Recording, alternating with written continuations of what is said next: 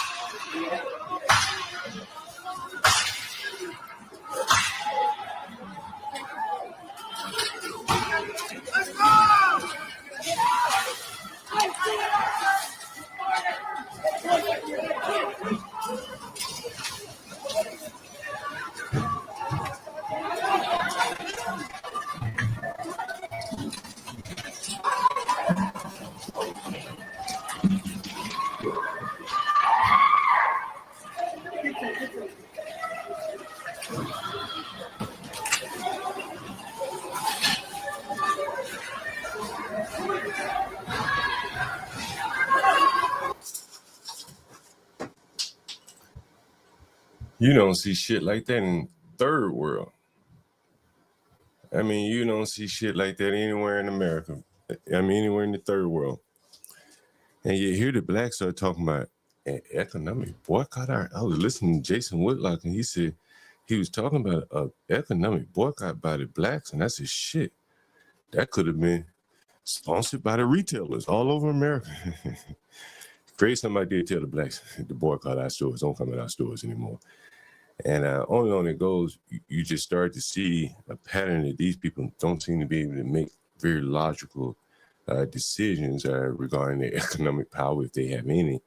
When you square that with their behavior, you know, a lot of people say, hey, blacks stay at home, order online. Because your behavior inside the stores, as I just showed you there, and many other stores, open up, close. I think blacks have caused many problems in stores. Stores have had to go to extreme lengths to stay in business, from from security to all these security apparatus that they put on products now to keep you from stealing them, to keep the blacks from going in, looting, stealing. And the blacks take over the governments in many cases. And then they pass laws, and we're going to talk about that a little later, to create more mayhem and violence there. And so it just wondered that how effective will a black boycott be? And I guess you also have to ask yourself, why would blacks think that an economic boycott would be effective, considering A, that they're very poor in this country, and B, their behavior doesn't necessarily make them very inviting into stores and businesses all over the country. I remember when I first moved here to Washington, D.C., they had dress codes and shit. I'm from a small town. We didn't really have many restaurants, so in dress code, they take any customer they can get. And so they would have to pass dress codes and shit like that up here. And primarily it was to keep the blacks out, or try to keep the bad blacks out, to just differentiate between the ones that dress with it. At the time, it was like biggie shirts, big shirts, and oversized pants and things like that.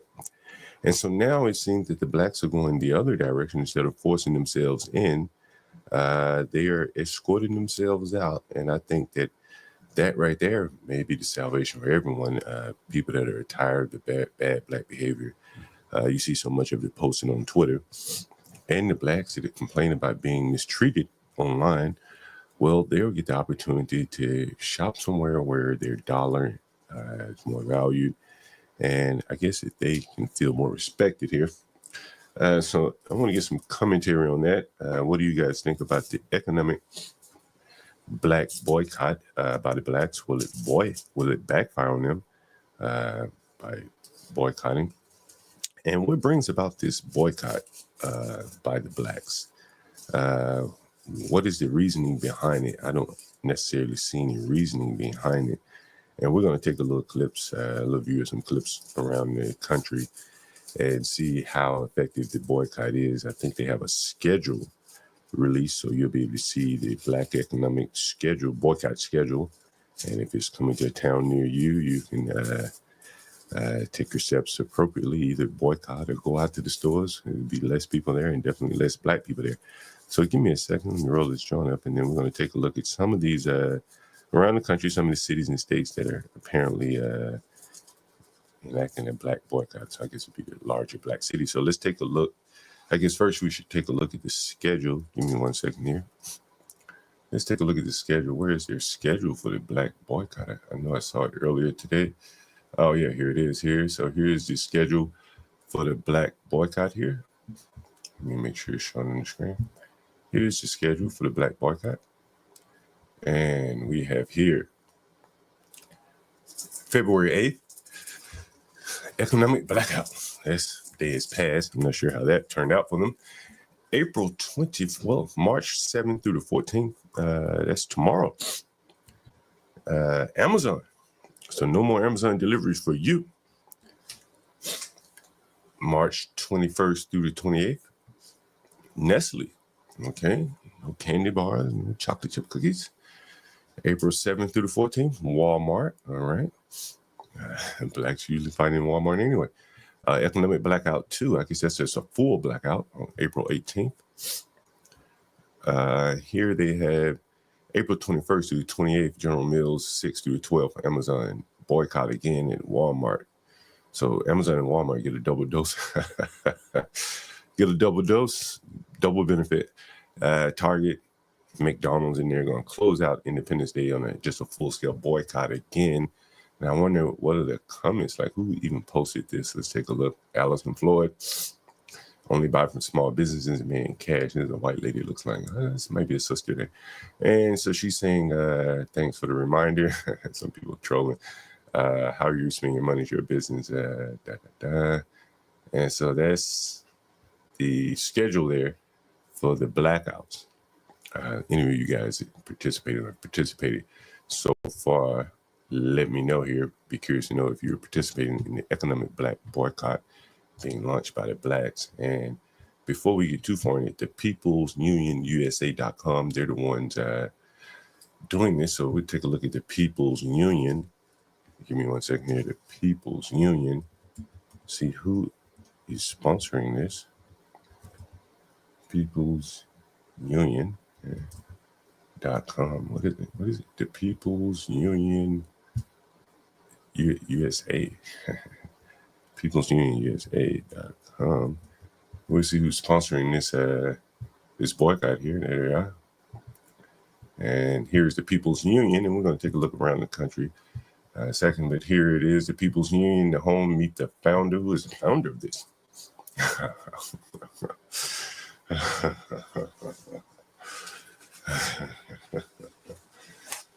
Oh, okay. All right. Fair enough.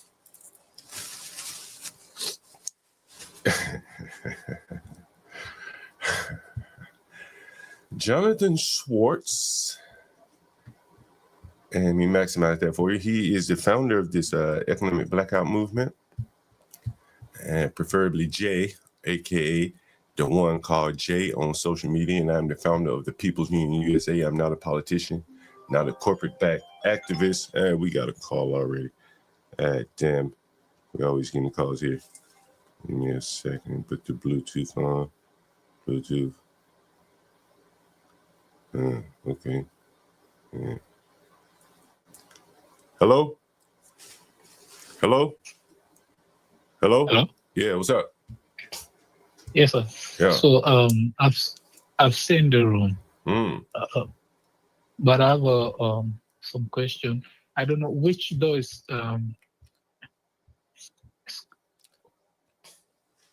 Say what? I saw a door. I saw a door that connected to the room.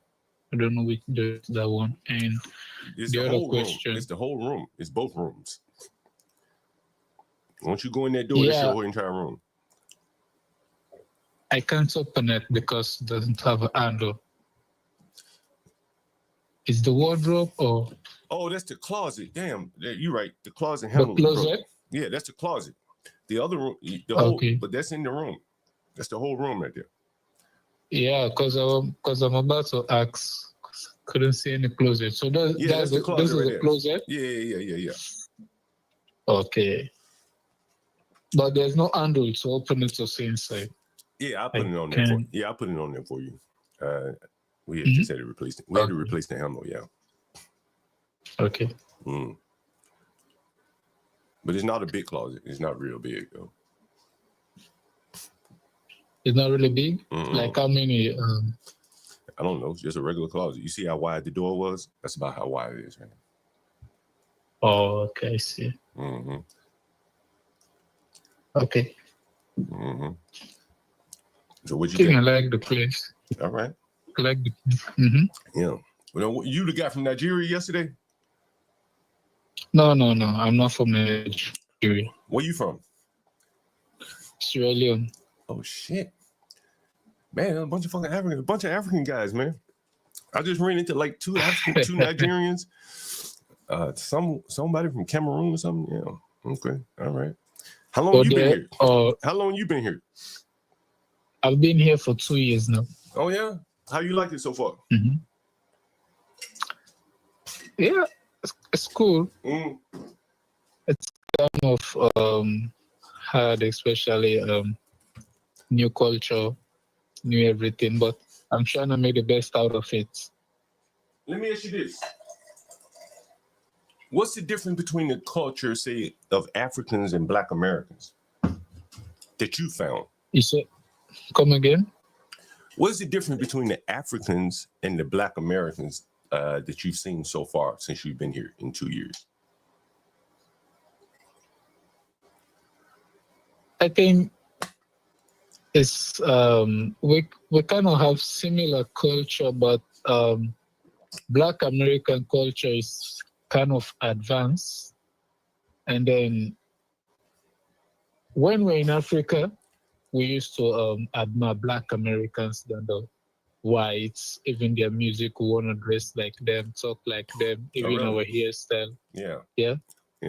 Even our hairstyle, we want to do us how the Black American do it. But when I move over here, I don't know, it seems like a misunderstanding between the Africans and the Black Americans. Yeah, it is. There's a misunderstanding going on. I don't know. The Black American thinks we don't like them, or we are looking low upon them or whatever, or we are close to the white people. But it's a big misunderstanding that is going on. You know, I've been to Ghana. I've been to Ghana several times, and so I have a pretty good relationship with the African people. But I have seen the conflict there between the two of you guys. Oh, you've been to Ghana? Yeah. Fufu and jollof rice. Yeah. So how do you see it? I think the Africans are doing much better here than the Black Americans, and they are a lot tighter, cohesive unit. They don't have the same outlook on white people that Black Americans do. Black Americans more or less compare everything they do to white people, in my opinion. To me, it doesn't seem like the Africans are, constantly comparing themselves to whites. So that's kind of how I see it. I'm not sure about you. What do you think? Yeah, I think the reason why I don't normally, in my own opinion, I don't normally blame the Black Americans, that I can say that they are not hardworking or whatever. Because if I can take a look back in my country, like the rich people, their kids, they don't work that much. They are not working. They just. But here in the US, I think because of the privilege that the Black Americans have, a lot of privilege, So you think they're privileged? They don't know how. Do you think the African Americans are privileged? Yeah, to be born here. Really? Yeah. And you think do you think they kind of don't take advantage of it? That's a more advantage, yeah. The only problem they don't take advantage of it. I don't know if they are not aware of it or whatever, but they have to take advantage of it because they're born here, they're citizen here, but it seems like they don't take advantage of it. There are a lot of opportunities here. There are lots of opportunities here that can make someone rich. But the only thing is kind of hard though to be rich in the US. It's kind of hard, but to be rich and be what? In the US. Oh, really? In the you US think so? here. You think so? No, I can be rich in Africa, but in the US, because of things are too expensive here. Really? So. You think things are cheaper in Sierra Leone? Yeah. Things are cheaper in Sierra Leone. Like is it cheap? Housing is cheaper in Sierra Leone? Or what does it cost? What does it cost to live in Sierra Leone? Like a similar place? Like $100 can pay me a whole rent for the whole year, for 1 year. $100. Not wait a minute. $100. $100 for the whole year. Yeah. Will it be $100? Will it be a nice place to live or what? A nice place, with a cement, not even a wood. With a cement, a nice room. And with a cement. It'll be a room. A room, like would it be in the city or what? Where would it be? If you in the city for $100 for a whole year in a room. Yeah, because in my currency in Sierra Leone, that is like 2,100,000. Oh, yeah, your currency's all fucked up. Yeah. So how hard is it to make $100 in Sierra Leone? $100. I don't. Is it hard to make money over there? The minimum. Yeah, it's hard to make money over there. The minimum payments in Sierra Leone is $800, which is in the US is something like $40 to $50 for month. That's how they pay the average worker for month, $40 to $50. Oh, so damn, you had to work like 3 months to get all your rent. Yeah. But that's for the whole year though. Damn. Then like 40 to like here in the US, I can see there some of the ministers, they pay them like the government people. Let me say the ministers, some of them they pay them like 30 million, which is equivalent to like something like $1,800 for a month, and which I can make here like, so I feel like I'm getting the same pay with the ministers in my country here in the US. Really? Yeah. So that means you're doing pretty well for yourself. Exactly. There are a lot of opportunities here. Yeah. So when you let me ask you this question: when you hear the black people, the black Americans saying it's so hard here and stuff, how do you take that? Well, because I'm not in their shoe and I'm not raised here, I don't know how they grew up here, but I just say like you just have to work, and then I don't feel like it's hard everywhere, but trust me, the US is better than most places. Now, what are you doing? What are you doing for a living here? I work in Whole Food. You work at Whole Food? Yes. Do any Black Americans work there? Yeah. A lot of Black Americans here. Oh, really? Okay. All right. Which one do you work at? 14th Street? Black American. Do you find it? No, Georgetown. How is it working with, you work in Georgetown, how is it working with the African Americans in Whole Foods? Do you see a difference in working with them versus other people? I think most of them like to work in the customer service instead of being inside doing like the actual, like, I don't know how to put it. Instead of working inside, like for example, the prepare food, the bakery, the meat department. But most of them, I think most of them they don't like to work inside it. They don't like to work. They don't like to do hard work. They just want something that they can just like sit down or just stand in the rest of the day. So you're saying you don't think, from your experience, the Blacks don't like to do hard work? Yeah. I can say not only the Blacks, even the white people, in my own opinion, even the white people. Wow. The Blacks are kind of better, but the white people, it's so hard to see them working. I don't know how they get their money. Are there white people that work in Whole Foods in DC? That seems like DC has so many, affluent white people. You probably don't see that many whites working at Whole Foods, I would imagine, right? In my department, I asked, since they opened the store, how many white people have worked there. They said only 6. Only 6 white people. Since they opened it. And you work at the one. Only 6. Where is that one? Where is the Whole Foods that you work? Georgetown. It's like Glover Park. Oh, that's right, Glover Park. That's where. Yeah, I was like Georgetown. It's a little up from Georgetown. That's right. Yeah. That store's been open for a long time though, and they've only hired 6 white people. Wow. Solid. How many? Only 6 white people. How many Black people work there? Because that's a long way to get there, right? I don't get it. Sorry. How many Black people work there? Because not many Black people live anywhere near there. Oh, there are a lot of Black people work there.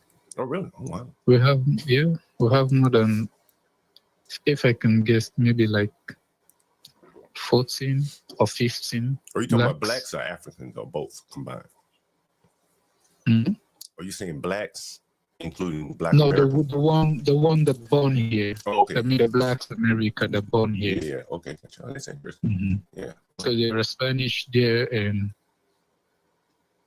Yeah. Really? And Spanish. Do y'all all get along? Do y'all all get along? Yeah, I get along with the Blacks. Really? I get along with the Blacks because they too, they like to, most of them, they like I have 2 of them, they like to know about Africa and how things are going there. Oh, and sometimes I ask them how they think of Africa. Most of them give the same story. What like they think we are living in the wood, no electricity, no good road. I said, well, you guys have to visit and see. Yeah. And then I told the other one that if you go there, you will feel like a king. They will treat you like a king. Yeah. Yeah. If I were a Black American, I would have visited Africa to see. Do you think just to feel the love, true love? You think more Black Americans should go over there? Yes, let them go and feel true love. Let them go and feel that they are human and there are people outside who see them as a king or even a god to them. Some people in Africa see Black American like a king or a god to them. Hey, but you said something about true love, a real love. Is that Yeah. what do you mean by that? True love for Black Americans. It's only when it's only when some people come here from Africa and then they kind of have some misunderstanding. That's how they start to get. But people that have never been here, trust me, they like Black America. In fact, sometimes when I was in Africa, me and my friend would sometimes discuss that it's hard to see Black Americans in our country, but we see most of the white Americans. Why? We sometimes ask ourselves why. Do you think blacks should go back to Africa? Like just to go and visit and see how things go there, and if for me, I can say that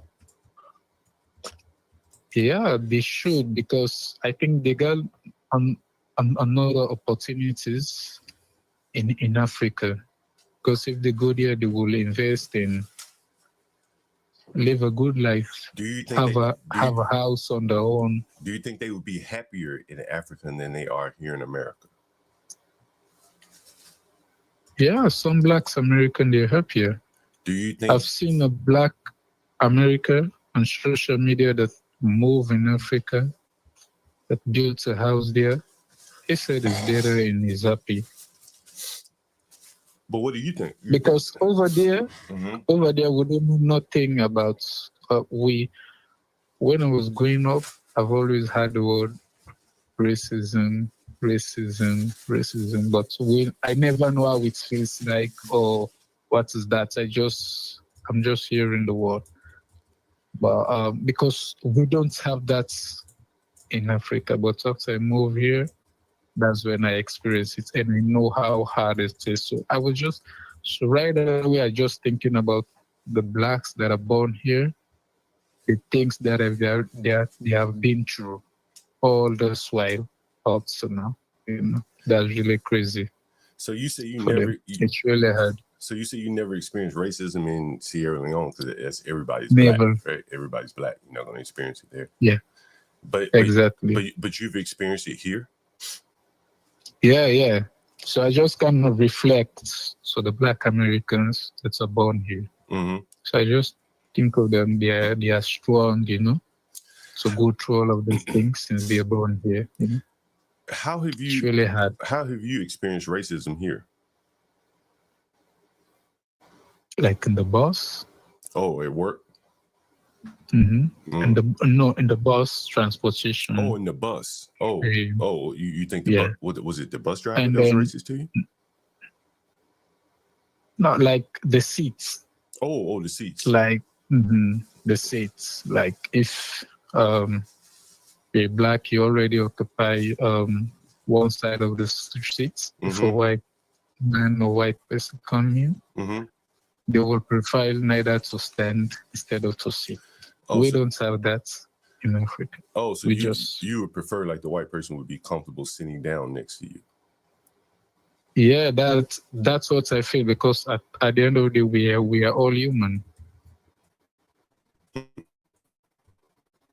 And even the streets or the stores, there are a lot, but in the stores? Yeah, sometimes some stores. How so? They follow you way around? You see. Yeah.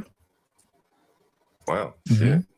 Yeah. You will see like as soon as you enter, it's a Black person.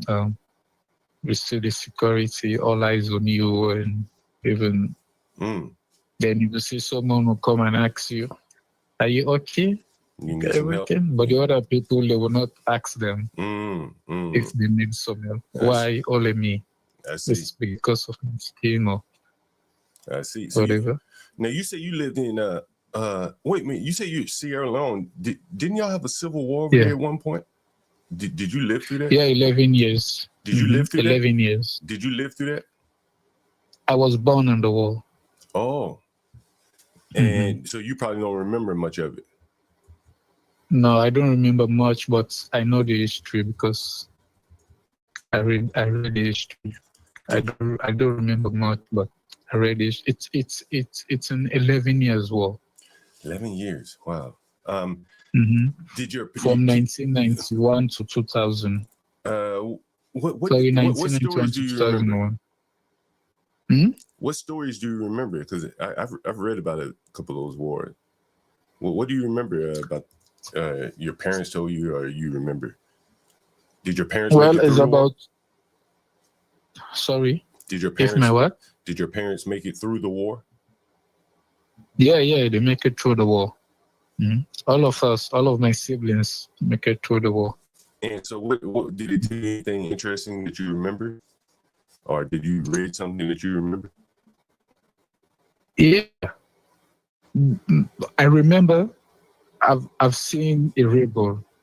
That one, I remember that one right in front of me, with a gun. Really? Inside our room. Well, he was in your house? Yes. Damn. Inside the house. I remember that one. And then my elder sister was trying to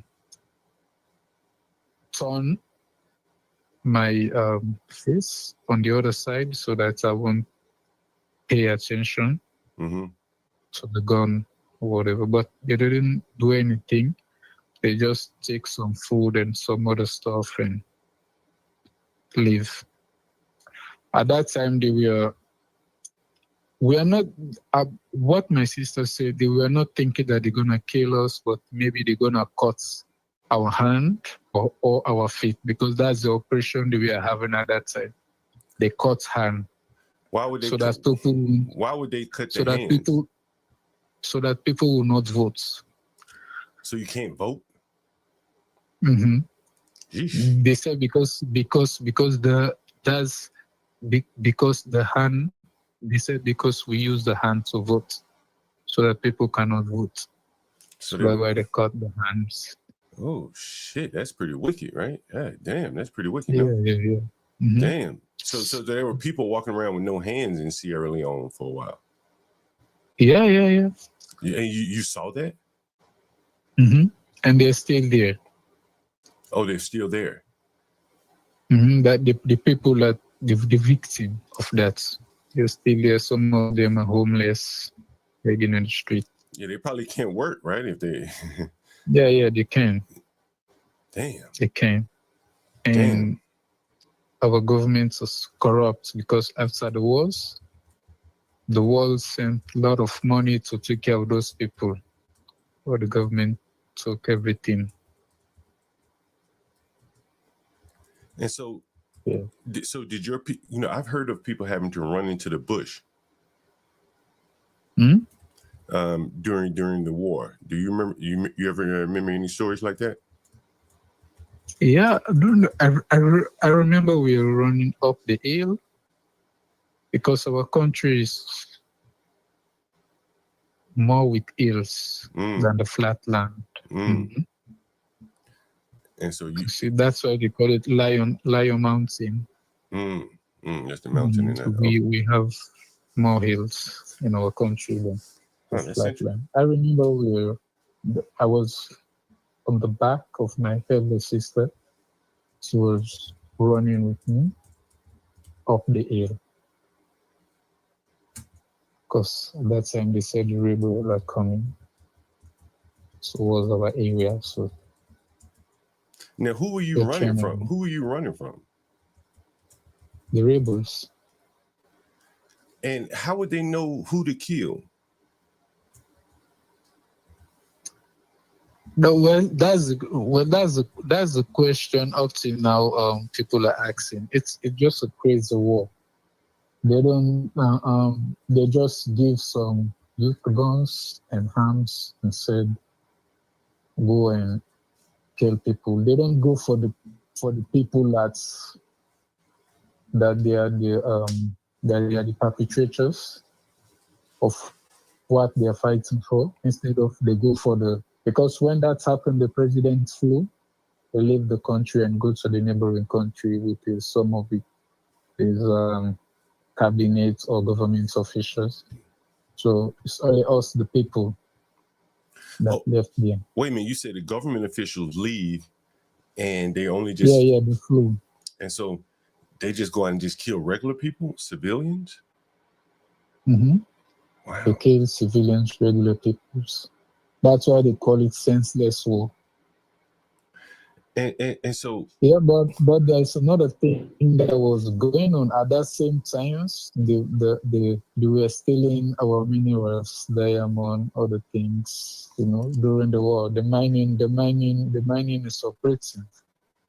So wait a minute. So you're saying that the government sent the rebels to the people to kill the people? No. No. The government didn't send the rebels to the people. Well, where did the rebels get the guns? Flew. The rebels get the guns from their leader. They call him Fode Sanko. And where did he get the guns? Do you know Liberia? A little bit. Liberia? A little bit. Tell me more. Well, this all starts from Liberia, our neighboring country. Okay. Have you ever heard about Charles Taylor? Yeah, Charles Taylor. Yeah, the American guy. Yeah. Yeah. According to what I read, they sent him. He was here in America, and then the American government sent him to Liberia to go and assist someone to get into power. But after he succeeded, he didn't hand over the power, and he decided to rule the country. And then they asked him to hand over. He said no, and then he creates a war in Liberia.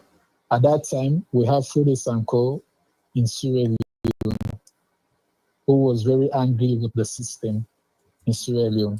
So he joined Charles Taylor. They fought the war in Liberia, and then he asked Charles Taylor that after I don't help you for this war, I want you to help me too in Sierra Leone. Because me too, I want to be president in Sierra Leone. Oh, so the Fode, so you're saying that guy, what's his name, Fode? He wanted to be the president. Fode Sanko. He wanted to be president. Yes. He wanted to be president. Yes.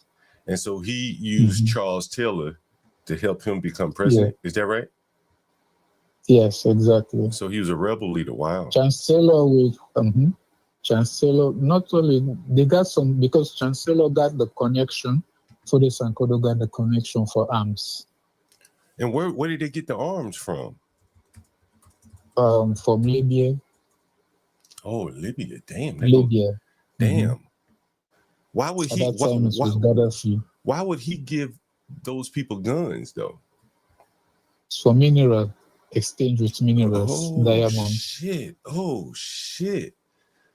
So they had an agreement with him for the minerals, more or less. And, exactly. But why did he have to go kill the people? But that's why they call it senseless war. Oh shit, that's interesting, bro.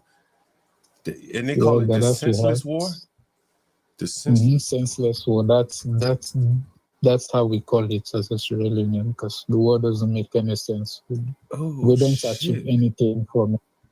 And since then, the country broke down. Since then, Sierra Leone is still struggling, going back to worst after the war. We never picked up again. Then the struggle starts. Before, my parents told me that before, Sierra Leone was better. Even my aunt, who helped me to come here, said at that time, before the war, there's no one wants to come here in the US because we got everything in our country. There's no one, even if they meet someone that come and go to the US, they will say, no, I don't want to go and be a slave or whatever. I will not go there. So but after the war. So why did you come here? What was your reasoning? Was it that bad in Sierra Leone that you wanted? Was it still? Is it still bad? Economical. Is it still bad there now? Yeah, it's still bad. Since after the war, things are just going back to us. And you can't see any future there. You can only, if I continue to stay there, I can live, I can have food to eat, but what about my own family? I'm gonna create? What do I'm gonna pay for them? And I don't wanna just be that type of average guy, just to have day-to-day living. So you say basically, so it's basically a subsistence lifestyle. You just eating to survive and just to pay your bills and a little food and stuff like that. Exactly. Wow. Exactly. Wow. And no dreams. No you dreams. Can't even dream there. Wow. You can't. You only pray for survival. People only pray for survival. Yes, sir. So that's why when I'm in the US right now, people see me like I'm a rich man already in my country. So I'm in the US. So what is keeping all of the Africans from just leaving? Like, why don't everyone that's able just leave, like Sierra Leone? Sorry, I didn't get you clear. Why don't all of the able-bodied Sierra Leone people just leave, like you did? So leave the country? Yeah, like you did. Why don't more of them leave? It's difficult. What's difficult? You have to have someone here who can fight for you. Oh. You have to have family. You can't just walk to the embassy and say, I wanna go to if that was easy, I guess even the minister or some of the honorable will not be in that country. They will not be here. But it's really hard to get here. To leave Africa to get here, to get the visa, takes a lot of time, a lot of money, and people don't have that money. But what about all the people that come here illegally? Couldn't you just come here illegally? Just come here on a visa and then just stay? Like a visitation visa? A guest visa, whatever? No. If you come here, like me, I come here with residence. But if you come here with a visa, I think they're gonna give time for that person to return. But just don't go back, right? Like, what would happen if you just didn't go back? I think that means they break the law. Yeah, I mean, they're gonna get in trouble with the government. Oh, and you're afraid of get in trouble. But don't you hear about all these people breaking the law? They're not getting any trouble. They are not? Not that I can see. I think they're in trouble because. Oh, you think so? Okay. Yeah, because from what I'm seeing on the news, so they should get them all out, and some of them don't even have good job, or they are paying them on the table. They don't have like to pay them through the system. Yeah, it's just under the table, Yeah. And when they pay you under the table, they won't pay you the same as the one who is working illegal. Have you met up with any Sierra Leoneans here in DC area? Yeah. Okay. Some Sierra Leoneans. Yeah, I got a pretty cool community here. Mm-hmm. But most of them live in Maryland. Yeah. Well, like this. Yeah, they all live in Maryland. Yeah. Most of them live in Maryland. It's just few of us. Yeah. Okay, damn. They said this is so expensive. Yeah, no food for you, huh? No food for you. Exactly. All right, man. When do you want to move into this room, man? You want to move now? Were you the guy that wanted to move in immediately? Was that you? No, not me. Well, you live in a hotel, right? Or you stay in a hotel? No. Okay, I don't stay in a hotel. Okay, damn, it's another guy. This is I get you guys confused. Has someone already took a look at this room? Man, I got people looking at all the rooms, man. Shit. They first come, first serve. Plus, they're on Airbnb too, so they could get booked on Airbnb, for a couple of days. Then it's not available until it comes back. We renting on a lot of different platforms: Airbnb, Facebook, Craigslist, direct bookings. The people just call us up, didn't know us. But we have plenty of rooms. We got rooms across the street too, Okay. I'd like to move at the 28th of this month. All right. You want to put a deposit down, or you want to just wait till that time? Yeah, the 22nd. Okay, yeah, call me back on the 22nd. Let me know. Okay. Don't lose your number there. Yeah. Yeah. All right. Thank you. Yeah. And that's an interesting conversation. It kind of derailed a bit, but it was an interesting conversation nonetheless, I thought. What'd you guys think about that? African guy, Sierra Leone, born during the Sierra Leonean War there. Very interesting indeed. There's Charles Taylor on the screen here from the Sierra Leone War. Anyway, I posted some video clips in case you guys want to catch some snippets of that as he was talking about the the Civil War. He also discussed the difference between blacks and Africans from his experience. I think you'll find that kind of interesting there. So we're going to continue on. We'll take a little bit. That's the thing about these calls. They can be pretty good. They kind of derail you a bit, but we're going to take a look at more of this economic boycott that I don't think makes a lot of sense for the blacks. And so we'll start up here, coming out of Philadelphia here. Here's a sister girl, and she's talking about she's going to take part in the boycott. So let's see what she has to say here. Happening right now, some Americans are participating in an economic blackout promoted on social media. Let's give you a view of parking lots at shopping centers in Delaware County and Northeast Philly from our chopper, which look rather busy for a Friday afternoon. The blackout urges customers not to spend any money today as a form of resistance. CBS Philadelphia's Madeline Wright is speaking to people taking part in the boycott as well as a counter boycott. Raven Taylor from Wilmington is working from home with a purpose and skipping her morning trip to the coffee shop. I refuse to spend my money today. My black dollars are going to stay in my pocket. And I think that makes a statement. Across the Delaware Valley, many committed to not buy anything Friday to show their frustration with the economy, corporations, and politics. Taylor is protesting big companies that dumped their diversity, equity, and inclusion initiatives. Cutting back on their DEI policies where it's more so almost like a slap in the face. An organization called People's Union USA organized the 24-hour boycott fueled by social media. Marshall Mitchell, a pastor at Salem Baptist Church in Abington, says he's on board. What kind of impact do you think this is going to have? I think for the African-American community, there is a particularly keen interest now to take things into our own hands. We've tried the democratic system, we've tried voting, but I don't think it works when you just do voting alone. Justin Cohen from Upper Darby says he's doing a counter boycott. I'm filling up my gas tank. I'm going to Target. I bought stuff on Amazon, and I'm going to participate in stimulating the economy rather than protest. More protests are planned targeting specific retailers. Taylor says she's keeping her wallet closed in hopes it'll influence the positions corporations take. One day, a lot of people are saying one day isn't going to do anything, but one day can do a lot if we stand together as a community and show that our black dollars do matter. All right, come on. She's putting her money where her principles are. You think she lives in a black neighborhood? Got a black landlord like John Galt?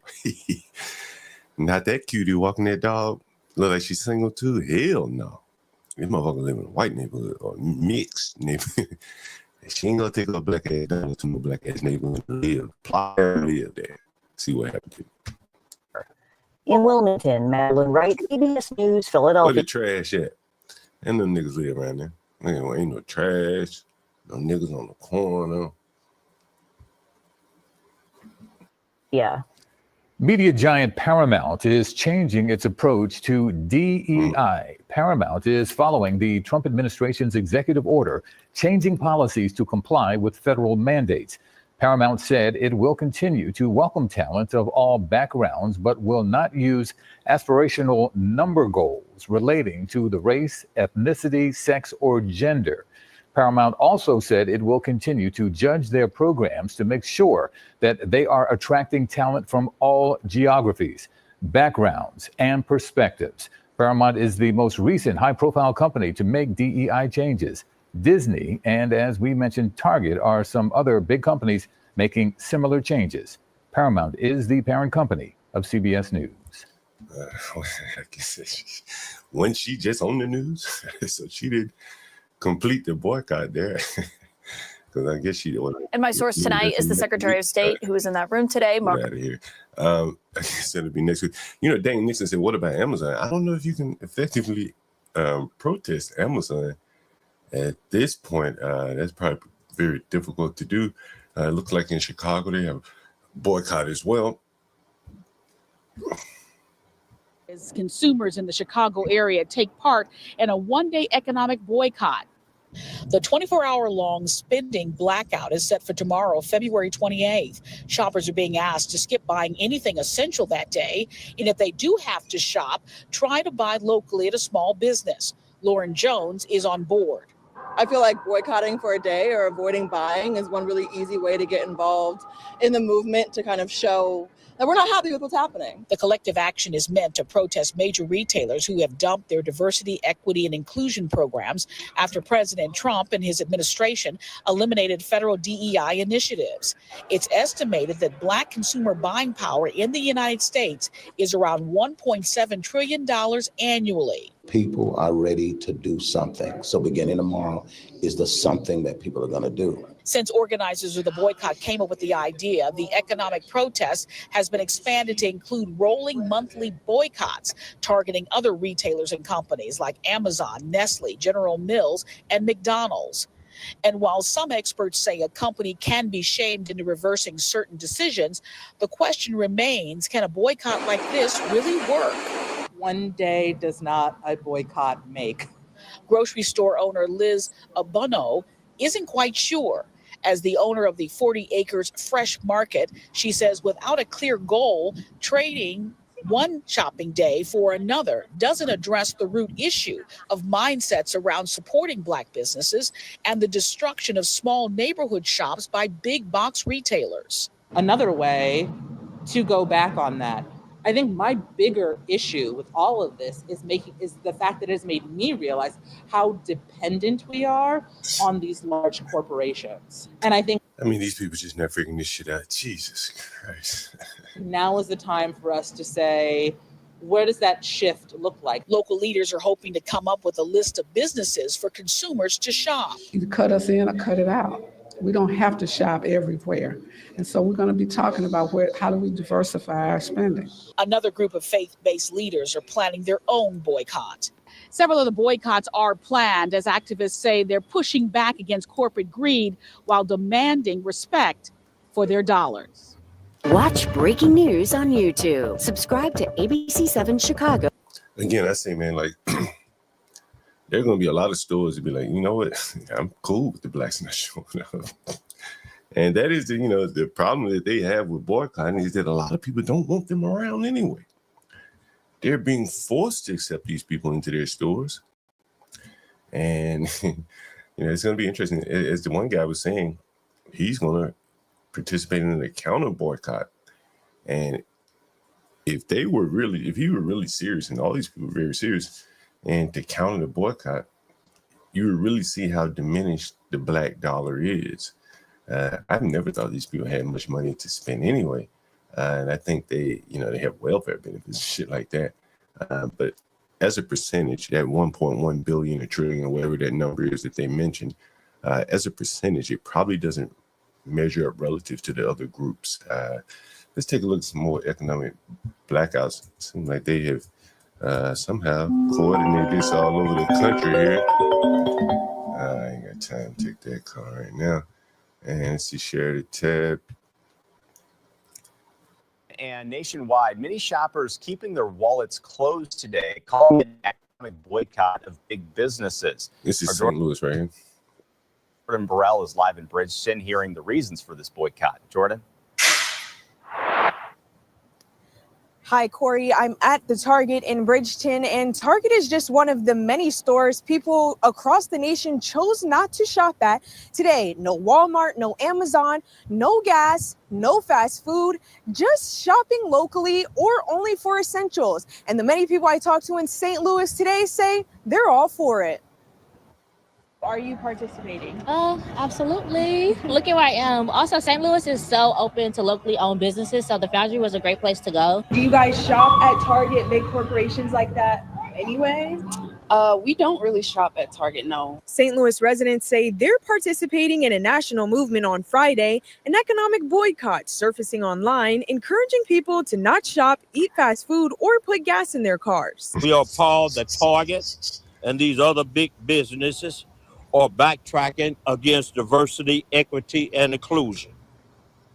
This economic blackout is to defend diversity, equity, and inclusion. Target and Walmart both announced they were getting rid of its DEI programs earlier this year after President Trump's executive order to crack down on diversity, equity, and inclusion initiatives. Instead of spending money at places like Target, Walmart, Best Buy, or Amazon, people are encouraged to shop local. We did have customers come in a lot who were coming in to shop local for the Blackout Day, buying gifts at a local shop, buying candles at a local shop versus a big box store. And that's what they were saying, that, you know, they were pulling out cash so that they would not need to use a credit card. Chris DePalma, the owner of Urban Candle Company on Hampton Avenue, says it's nice to see the community show up for small businesses. Our business, especially our retail business, is very based in this St. Louis area. We're Urban Candle for a reason. It's important to us when people shop local and they choose to buy an Urban candle versus a Bath and Body candle, or going to Target and buying a candle, because they're buying from a local company who is investing back into the community. It's a horrible time I feel like the Black community feels so alone right now, so I think supporting businesses like this will help. We make a lot of our own products at home, but if we do shop bigger brands, then yeah, it will be like black. You think this nigga make what? Soap. She making soap. She making oils. Maybe some candles. She definitely making some fried chicken. Don't be fooled by the bees, John. Don't be. Is she making the chicken though? Yeah. Well, she got time. And her show's on. Man, watch baddies. These blacks really are amazing, bro. I think they really have lost the plot, bro. Really, you know, like they don't have the heft to boycott anything. I don't think it would make a damn bit of difference. No, and honestly, they're using a 70-year strategy in modern times. I mean, if they wanted to boycott, they could. If it was more strategic, aim at a specific industry, target a specific network. Like what? You just can't have this catch-all. This is not fucking Selma. This shit's not gonna work. What could they boycott that would be effective? Yeah, I'm just curious to know what you think. That's a good question. I think something that would be effective, they would have to target a specific industry that's going to complain. Like, honestly, I think they would have to localize boycotting. Like if it was a specific like gas station or store that's more localized, but a big network where many different ethnicities shop, you can't take a race-based approach. So it would like you know, all around the country we have these chicken spots or these consignment stores, bodegas, sometimes gas stations. If they just targeted like, we're not going to shop at this specific shop for 30 days, we're gonna take our money and go somewhere else. That might make a difference. Like they could put Popeyes out of business. Yeah, like Popeyes. Yeah, like you know what? We're done with Popeyes. I think they could legitimately hurt Popeyes. Right. The problem is once they destroy Popeyes, then what? Then Middle Eastern or Indians gonna open another chicken spot. They're not going to open up a chicken place. Right. The part that they can't. I don't think they understand that part. Once if you are effective at shutting a business down, then what? Can you replace it? Right. That if then, right, that statement they never can. This is why I think they really are not software developers within the Black community. Yeah. Because that's an if then statement. Okay, if we do succeed in getting it shut down, then what? Yeah. Right. And they never think about the then. They say like, if we can just get it done. Yeah, you know, John, it's funny because a lot of times in these online conversations with Blacks, They like to talk about, you know, we don't play checkers, we play chess. But everything we do is emotional, one step at a time, like a checkers game. You're responding to someone else's response. And they get so caught in history and pain that they think they're playing chess, but they're really not even in the game at all. In the game. Yeah. Yeah. That's a good way of putting it. They're really not in the game.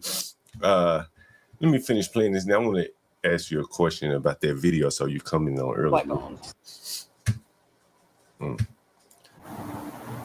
Now, obviously, it'll take some time to see how much this boycott really made an impact on the economy. But when talking to people in St. Louis today, almost everyone said they were participating. Live in Bridgeton, Jordan Burrell, First Alert 4. All right. Bro, you know, they can be so easily counter-protested. You know what I'm saying? Like, seriously. Like, yeah, cut the food stamps off. We've seen that happen in Atlanta. No, I'm saying it a different way. The opposite group of them, let's just say white nationalist moms, right? Yeah. They say, on every day these people boycott, we're going to go out and do our shopping that day. Counterbalance it, right? That's all they have to do. Oh, man, yeah. We won't have them niggas in the store, which means we'll be more comfortable shopping for more, right? Right? Yeah, Target would never release that day's sales. Hell no. But if they did it for like a quarter or even a month sales would be reflecting in a quarter. Hell yeah.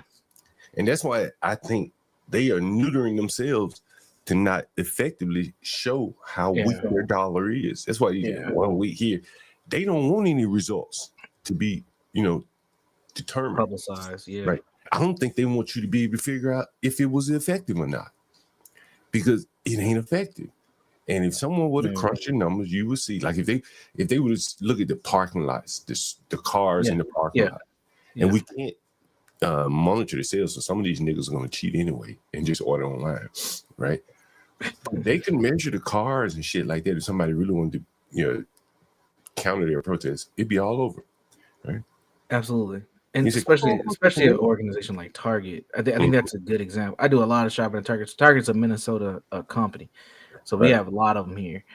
And most Targets, whether they're in the urban city or not, they are heavily shopped by white folks. Heavily. I think I don't think the black dollar moves a needle at Target. Walmart may be a little different, but Target no. I don't think the black dollar moves much at Walmart because there's so many poor whites that shop there. And other ethnicities. I see a lot of Latinos at Walmart. A whole lot. Africans, they love Walmart. Latino, damn, I gotta get back into this, but I'll lose my thought book because I gotta ask you this question about that Pop the Balloon video. Let me play it. I was about to call you Latino, but Universal. Yeah. These niggas talk about, oh, I love all types of music. That's what they'll say to you, won't they? Yeah, yeah. You talking about the clip that I commented on earlier today? Yeah. They'll tell you, I like all kinds of music. I do. And we're gonna watch this little Pop the Balloon clip here at Universal. Yeah. For the audience here. Oh, this was telling, man. This was telling. Now most of let's tee it up for the audience. Most of these sisters have good jobs and some education. Listen to the answers. Listen to the answers. This is the group. This is the race that created all the music that come through your ear. That's right. Anything you listen to. I showed you.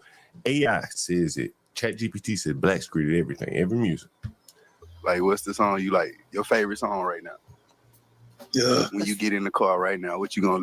Stanley didn't want to hear that answer. You see that? You heard? Oh yeah. That visceral reaction. You like your favorite song right now? Yeah. When you get in the car right now, what you knew what would come? He knew what would come.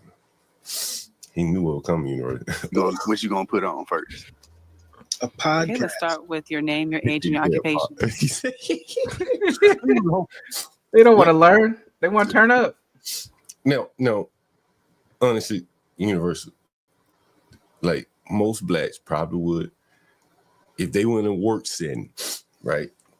If this was like some work event, you know how they might have a work event where it'd be like, it's just some of these games. They're like, name your favorite song, guess her favorite song, or guess her favorite artist. Icebreakers. Yeah. Right. All of these, well, these motherfuckers might not be smart, but most corporate women and men, they not gonna have a little baby. Even though that nigga's playing in their ear right there when they're writing down their answer. Nope. They're not gonna say little baby, young dirt, little dirt, King Von. Like they would even feel embarrassed to say those names. Absolutely. Yeah. White people. You understand? Yeah. And that is something, again, it's so central to your culture that you have to disavow in public company. Yes. Right. Correct. Say that shit because it reflects negatively on you. Right. In the wider audience, right? Like, look, who? Lil what? And then if you went down the line, I like Lil Baby, I like Lil Boosie, I like and the wider audience would be looking at them, damn, these ghetto ass names these niggas are listening to. And listen. My name is Courtney. I'm 32 years old and I'm a mental health counselor. And my favorite turn up song is, what is it? What's that? My Mama's Song. Now it's time to say good. This bitch knows this. Yeah. And she picked a Post Malone song that's radio friendly. You'll see that a lot too. They'll go for an urban artist that has enough mainstream clout. Like I was expecting to hear Beyonce, I'll be honest, but I didn't. I was surprised. But I also realized this is the low budget Pop the Balloon. These bitches are rough, rugged, and raw. This is most black low budget. Yeah. Like this is more of a cross section of Black America. Oh hell yeah! Ain't nobody said podcast like Stanley said. Nobody said classical music, right? Congratulations, work so hard, got to vacation. See if they send some rap songs, Stanley. Your name and age, my name is Ashley. I'm 35 and I'm in tech support. My turn up song is always something Boosie. Boosie and tech support. Boosie badass. Your name, your age, and your Boosie, that's Boosie badass, right? Yep, Boosie badass, yeah. Did it used to be a little Boosie too? Did it used to be a little Boosie? It's the same person, My name is Ashley as well. I'm 31 and I'm an esthetician. I'm from Cali, so my turn up song is always Nipsey.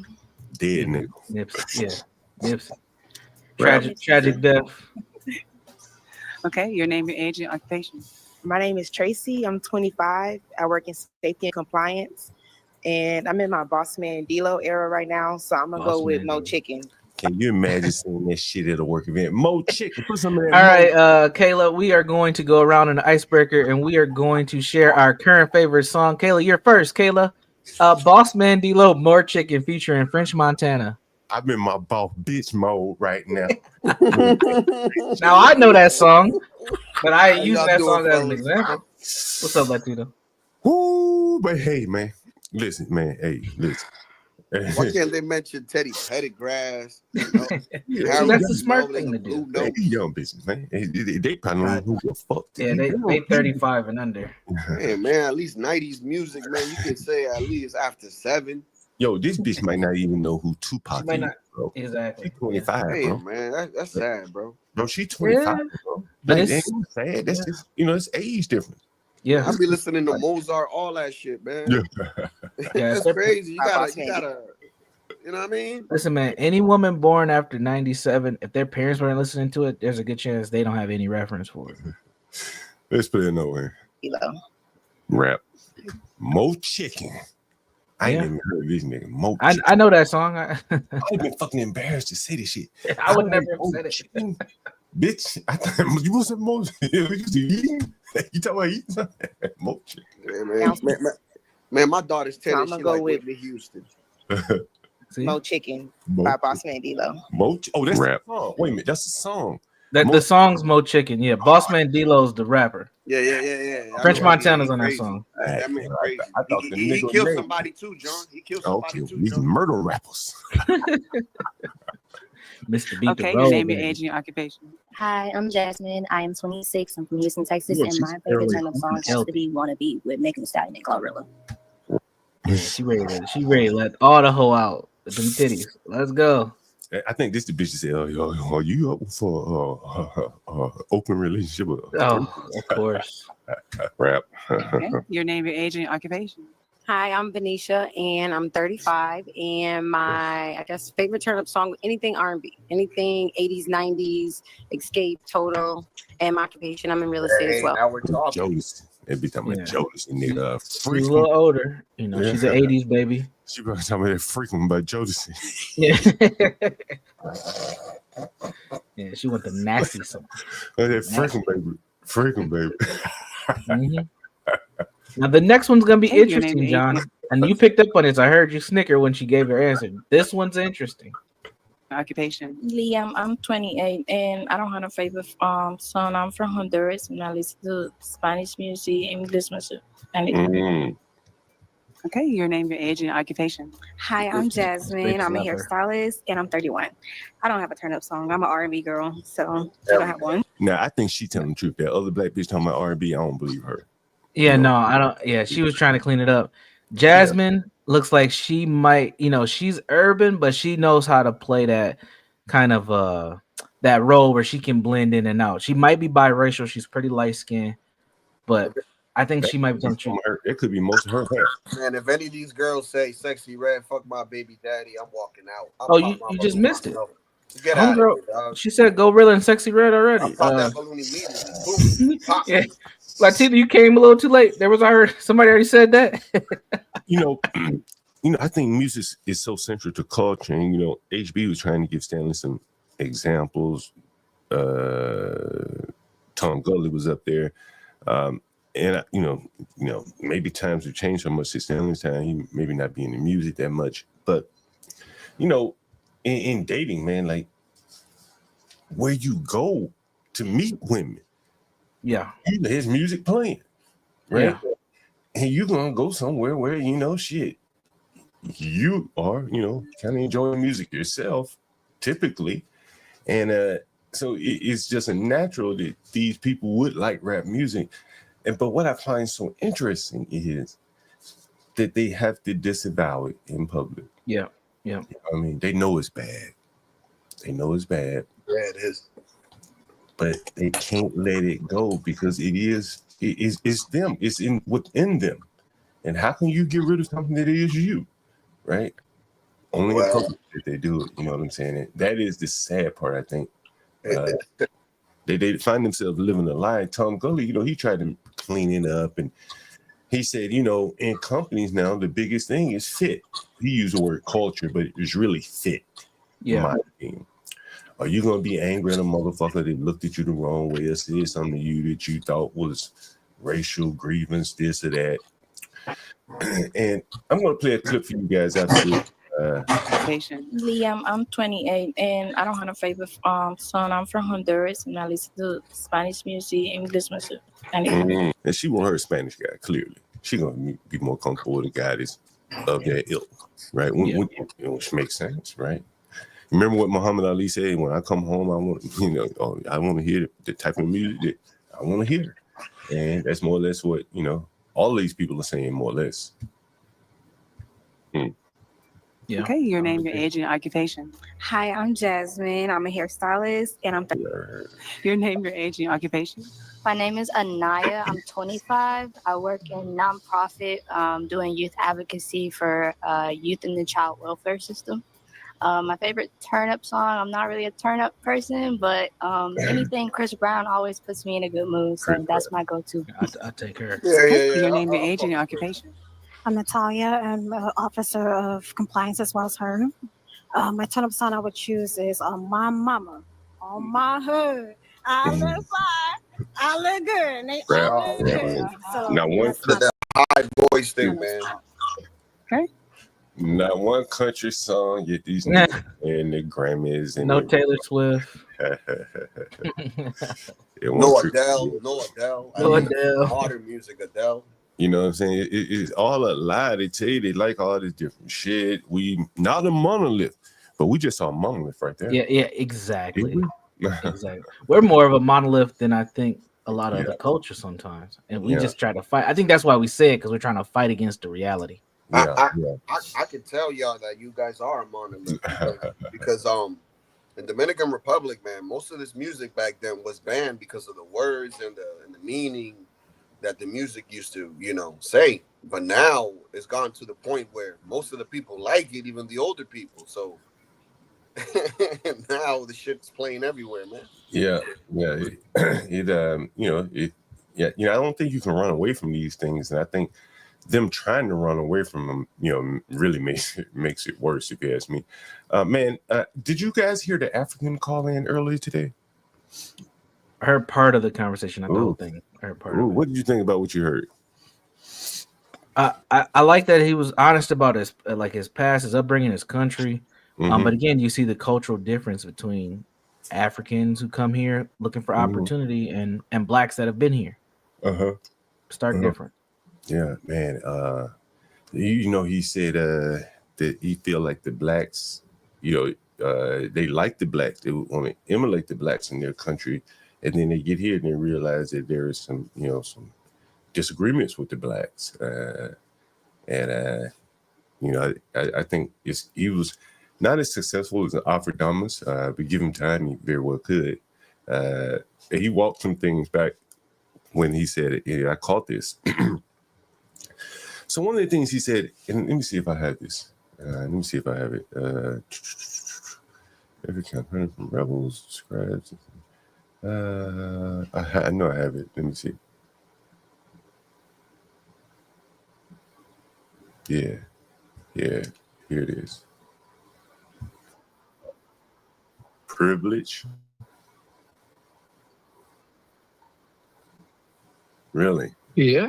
And you think do you think they kind of don't take advantage of it? Privilege. Yeah. I think the African Americans are privileged. Yeah, to be born here. Really? Yeah.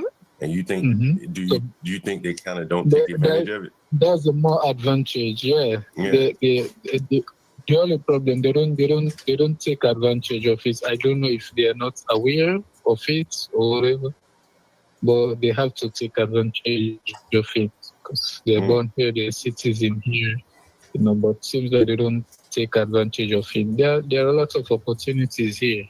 You know, there are lots of opportunities here that could make someone rich. But the only thing is kind of hard though to be rich in the US. It's kind of hard, but to be rich and be what? In the US. Oh, really? In the You US, think so? yeah. You think so?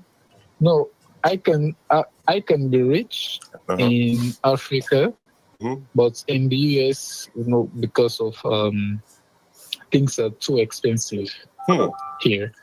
Really? So, you think things are cheaper in Sierra Leone? Yeah. Things are cheaper in Sierra Leone. Like is it cheap? Housing is cheaper in Sierra Leone? Or what does it cost? Yeah. What does it cost to live in Sierra Leone?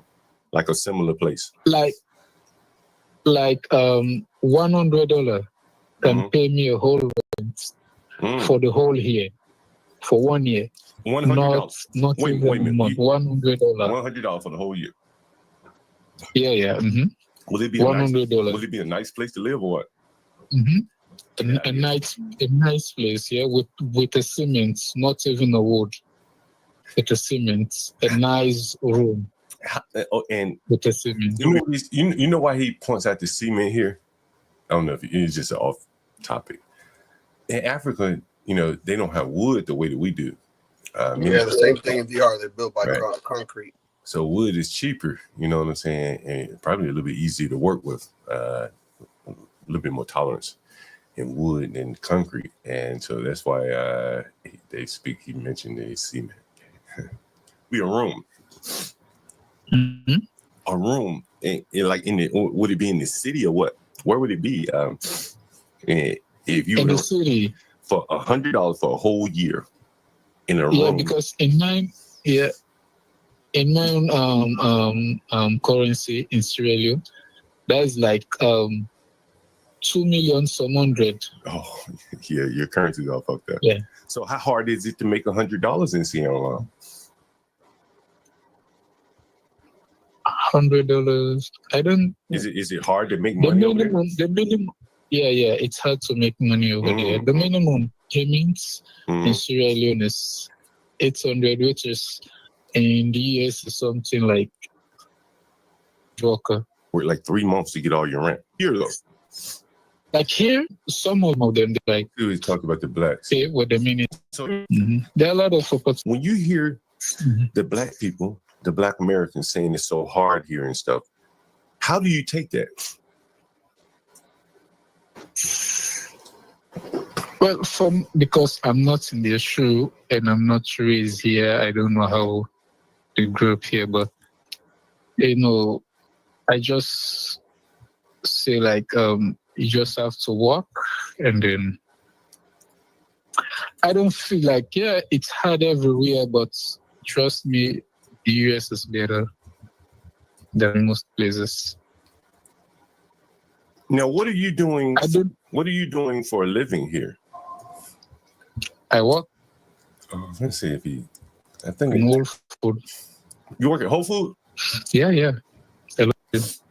Do you find it now? Georgetown. How is it working with you? Work in Georgetown. How is it working with the African Americans in Whole Foods? Do you see a difference in working with them versus other people? I think most of them like to work in the customer service instead of being inside doing like the actual, like, I don't know how to put it. Instead of working inside, like for example, the prepare food, the bakery, the meat department. But most of them, I think most of them they don't like to work inside. They don't like to work. They don't like to do hard work. Right there, what he's saying is the blacks be want to work customer service, cashier, shit like that. And for leopards, a good place to ambush prey. What he's saying, they don't want to work, in the meat department where you chopping shit up, doing work, moving around. They were standing there at the cashier where they can use their phone when there are no customers. They don't have to do shit. And that's kind of what he's saying. And it's just not a position where you're going to get any skill. Hell, the self-checkout machines will replace you. And that's what I took from him saying that about the blacks. And I see it so often that getting dirty, hardworking, like they see themselves more or less as, not all of them, but many of them, the ones that he probably is working with, see themselves as above that. Right. Right. Yeah, it's a tragedy because the industries that folks believe that they're entitled to have are disappearing because of technology. And I think about this often because I deal with a lot of young black people, and they expect that these jobs are going to be there. And I'm like, man, y'all don't have a clue what's here ahead of you. You might need to start working with your hands more. And even in those jobs, technology is going to have an impact. So, yeah, I don't think the long welfare is going to last too much longer, though. It probably will, but for the ones that don't want it and want to work, these self-checkout type machines will replace a lot of them that want to do these easy jobs that he's referring to. Those are, you want to be closest to the profit as possible, where the money is being made as opposed to where it's being, a cost center. The deli and shit like that, typically, if you're in a good grocery store, and he was in Georgetown, that's when the money is made. And as I think about it, I had a tenant, and I talked to you guys about him once. I mixed him with another nigga and got rid of both of the niggas at the same time. So anyway, he worked at a grocery store right around the corner from where I am. And when the grocery store in a neighborhood like this starts cutting back, if you're in the deli, the people start cutting back in the deli, right? They'll just buy packaged meat instead of telling the butcher, hey, cut that piece for me or whatever.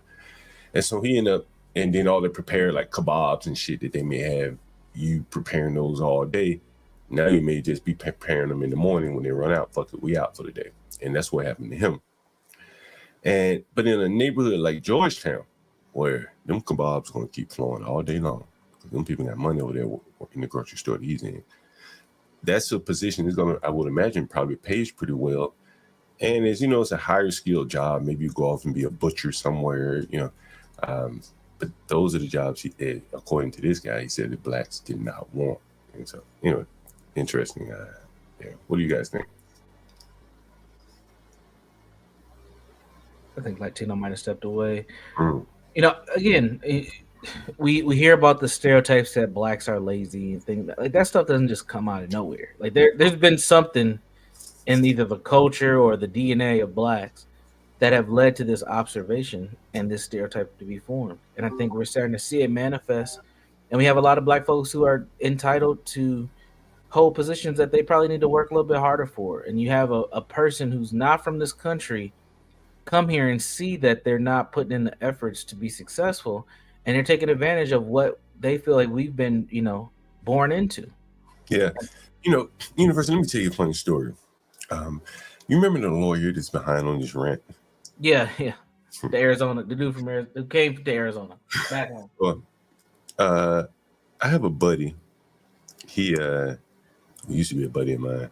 When he hit kind of Skid Row, he kind of cut off all contacts with everyone, which is stupid to me. But when you embarrass you about your position, that's typically the direction you go.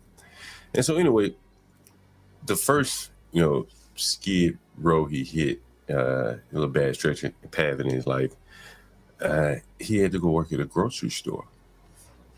Or that's where he ended up working. And at this point, he had a law degree, Morehouse grad, law degree, right? So he went to work at a grocery store, but he would not work during the day. Too fucking embarrassed. He wanted to be overnight, right? And, I've worked some pretty lowly jobs, and I've never been embarrassed to be on one. Maybe as a younger person, 21, but in adulthood, man, fuck it. If you got to work it, ain't no embarrassment to be had. You understand? Right. And he was so embarrassed that he'd rather work at night than work some of the better jobs during the day, like in the deli or something like that, the butcher, the meat department. So I always remember that, he's just probably too overeducated for his, for his intellect. Yeah, which may be true. And, to a certain extent, I understand that. But when your back's against the wall and you need to make some income, you got to do what you got to do. We say this in the community all the time. You got to do what you got to do to make ends meet. And that level of shame, like, you have to deal with your own personal ego to push through. And honestly, John, I think that level of shame shows up for blacks on all socioeconomic statuses. Here in Minnesota, we have a lot of social programs that help people advance. That's why a lot of people come here.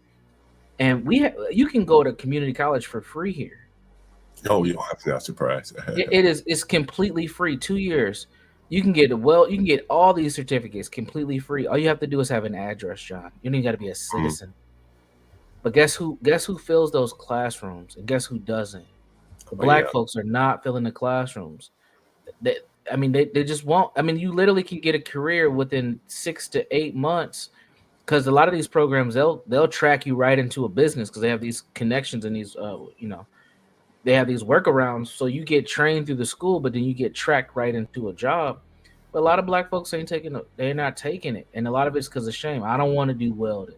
Well, you're 28 years old and you living at your mom's house. What do you want to do? Yeah, ain't much you can do. Yeah, you got to make some sacrifices and get some money. And these are folks in my own family. Let's not get it confused. I've tried to put on several black men in my family, almost pretty much guaranteed jobs, and it's been a struggle, man. It's a struggle. At what age did you move out of your mom's house? Well, I left home at 14, but when I really moved and I wasn't, depending on anybody in my family, I was 17. I played this. I played this clip many times. Not many times. I played this clip several times, and I've kind of adopted it to my way of life. Damn, I just had an American call me about a job. I never fucking get American. I mean, you respond back to the guy, hey, are you a real American? Here's a quote from Jim Brown. So let me see your citizenship.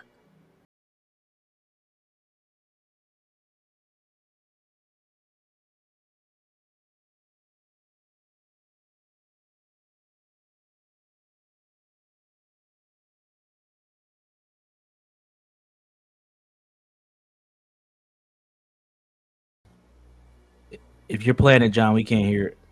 Oh shit! You know what? Something's up with StreamYard these days. Yeah, StreamYard has been updating over the past, I think, 2 maybe 3 days. So there's some tech issues happening for sure. Yeah, what in the fuck is going on? This man is 7 feet in the ground, right? Yeah. Yeah, he died during the pandemic. I heard it, you just couldn't see it. So you could hear it, but you couldn't see it. Is that what it was? No, we couldn't see or hear it. Okay, all right, here we go. After a play, when you'd been tackled, you were always very slow to get up. Consistent though. Why? Well, you get up the same time each time so that your enemy don't know when you're hurt or when you have to get up slow. And it gives you an advantage. That's simple. You know, if one time you get up real slow and look like you're hurt, they're going to come at you the next play and try to kill you. But if you get up slow every time, you conserve energy and you camouflage everything. Prior to a game, you've said you would always visualize plays. How? And, you know, I think, you know, I've always thought about that. You know, a lot of these times, these people fly so high so fast. And then when they hit they hit bumps in the road, they fall real fast. And I think it's probably because they got up fast every time. Instead of slowly getting up, getting your feet steady, getting up under you, you just jumping up right back at it. And I always remember that Jim Brown, long live Jim Brown there. Rest in peace there. But yeah, I think, and in the case of back to this boycott here, I think it's just absolutely stupid, you know, to be initiating the boycott. And when you figure in that much of the DEI doesn't even affect them, you'd have to say, why you niggas even care? Yeah, ain't they like number 5th in the list? You ain't even fucking benefited on this shit. It's crumbs you're crying over. And again, Universal and I, we were talking about it, like, if they were able to effectively shut one of these stores down, because all this is performative at this point. There's no effect. They're not, you know, it's more or less they're just shifting their purchases to another week, right? If they buy up all their toilet tissue on Friday in advance of the boycott on Saturday, it does nothing. It's absolutely nothing. It's just like low IQ people just you know, it's you know. It's not even about low IQ. It's just all about optics. That's all it is. But a smarter group of people. You saw that woman who had the HBC. Did you see that woman? I'll play it again if you didn't see it. Did you see it? Did you see her? No. I'll play it again for the new people joining here. We'll roll it back from the top. I think this is Chicago. And we'll let you just listen to some of the sisters participating in the economic boycott here.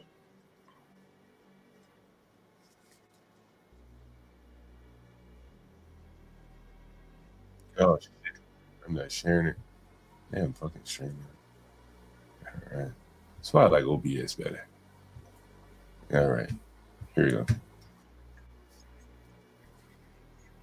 Day or avoiding buying is one really easy way to get involved in the movement to kind of show skip buying anything business. Lauren Jones is on board.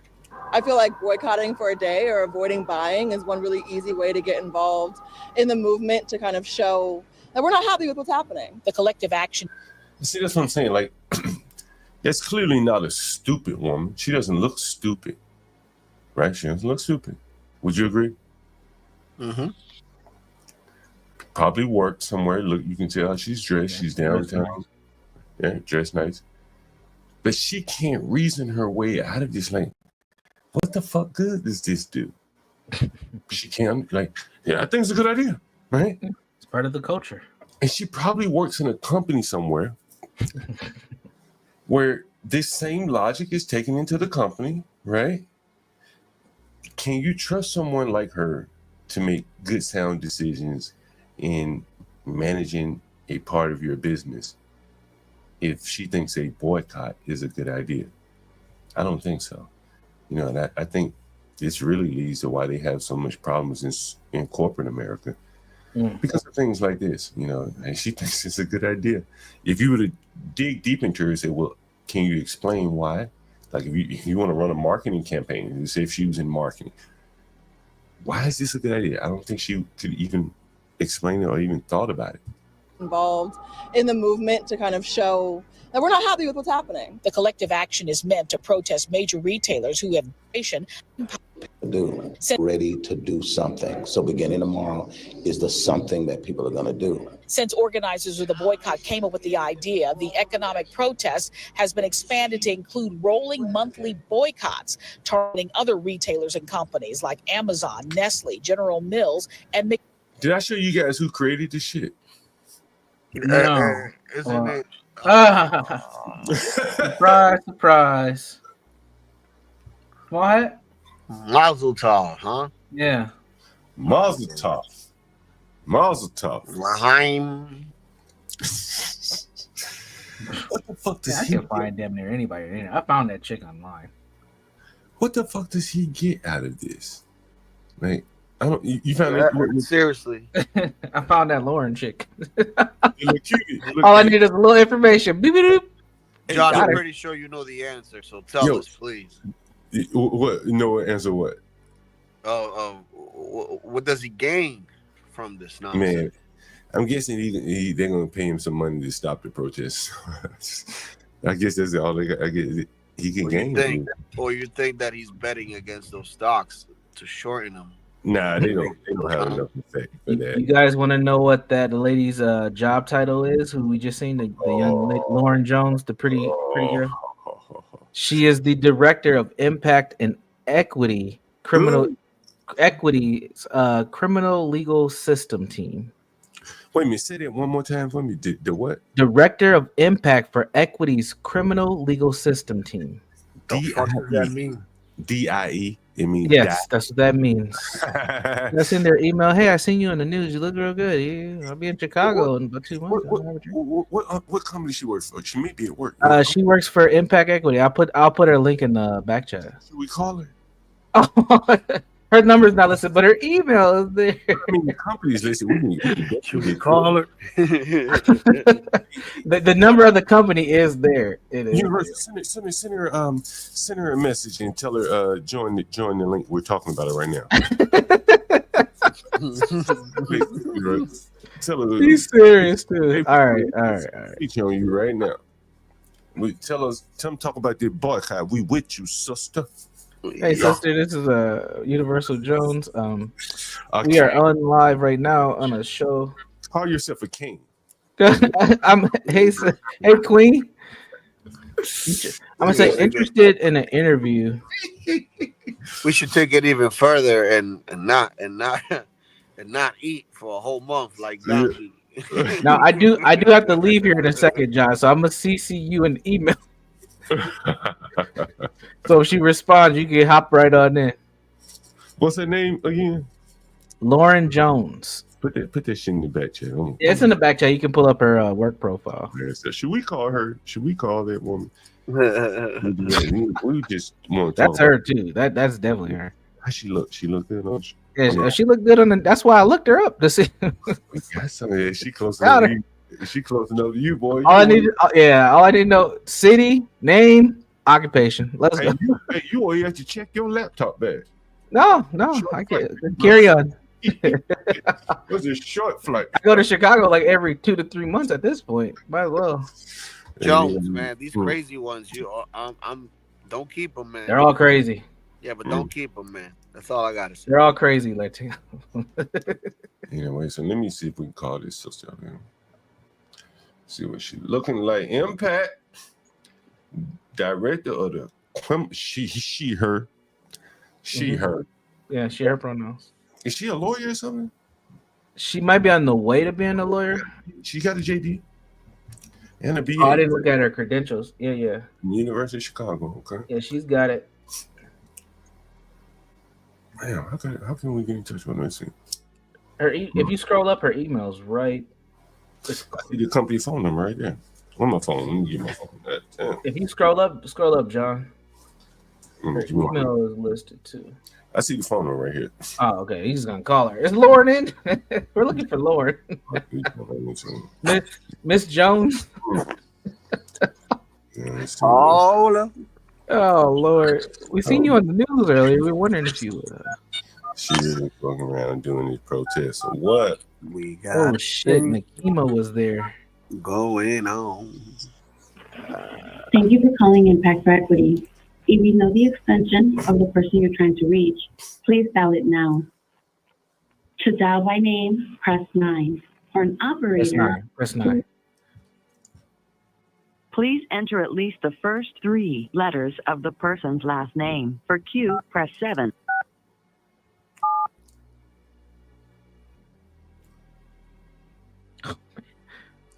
I got to roll, but I'll be listening in the car. I'm sorry, I could not find any names that match your entry. Please try again. Please enter at least the first 3 letters of the person's last name. For Q, press 7. For Z, press 9.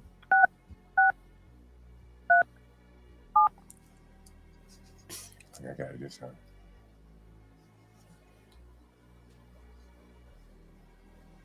Lauren Jones, extension 11. 1-1. She might be in lunch. 0. To select or to start your search over, press 4. What did he say? Per 0 or 1? I'm sorry, your entry is incorrect. Shit. Your call has been forwarded to the voicemail for. Thank you for calling Criminal Legal Systems. Please hold for the next available agent. This shit could be copyrighted for all I know.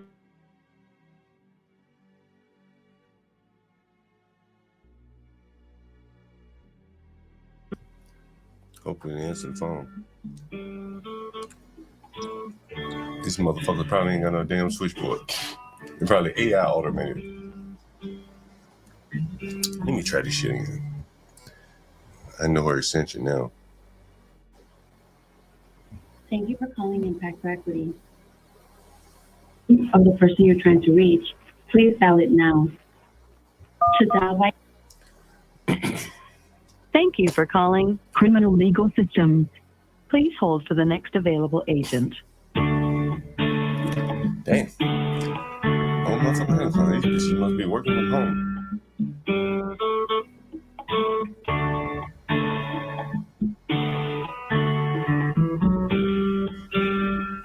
I want to hear motherfucking music. What's up, Latino? Latino stepped off. Anyway, so Nah, I'm here. I don't know how you're gonna get through, man.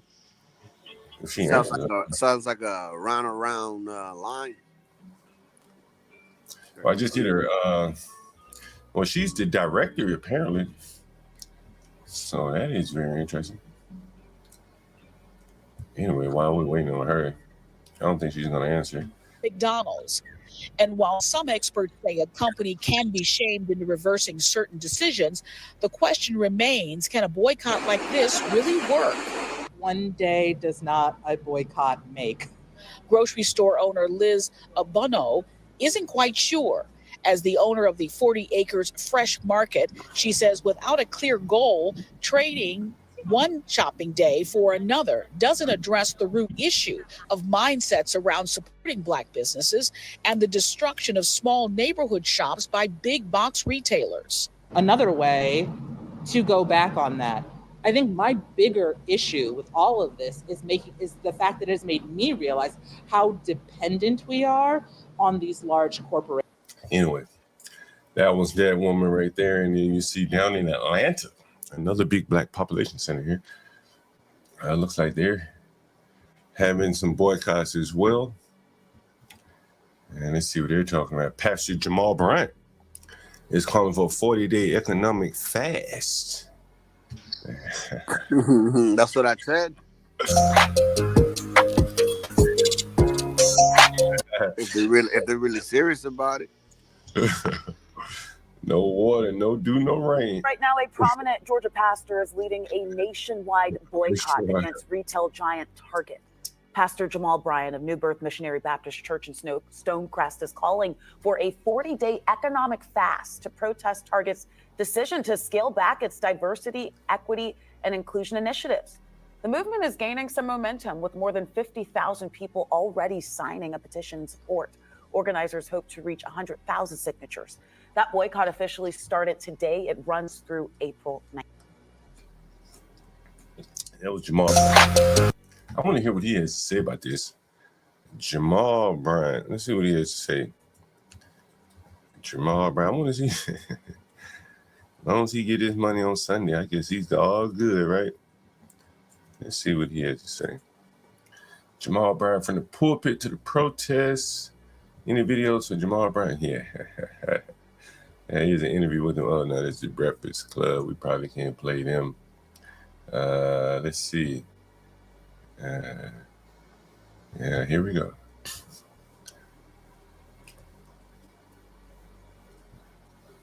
Pastor Jamal Bryant, thank you so much for being here with us. We truly appreciate it. For those who do not know, Pastor Bryant, of course, is the head pastor at New Birth Missionary Baptist Church. You look like an R&B singer. Pastor Bryant, I know that you have called on a 40. He look like kind of like Joe. Do he kind of look like Joe? Yeah, I'm telling you, you look like an R&B singer. He look like Blade. Is that Joe? Wesley Snipes over here. Yeah, nigga slick. Day boycott from Target of 40 days of prayer. We know that Target is among other companies deciding to roll back DEI initiatives per the request of President Donald Trump. Our question tonight is, why Target specifically? We know that there have been several companies to call for these rollbacks. Why are you focusing on Target? Well, Target is the first. It will not be the only.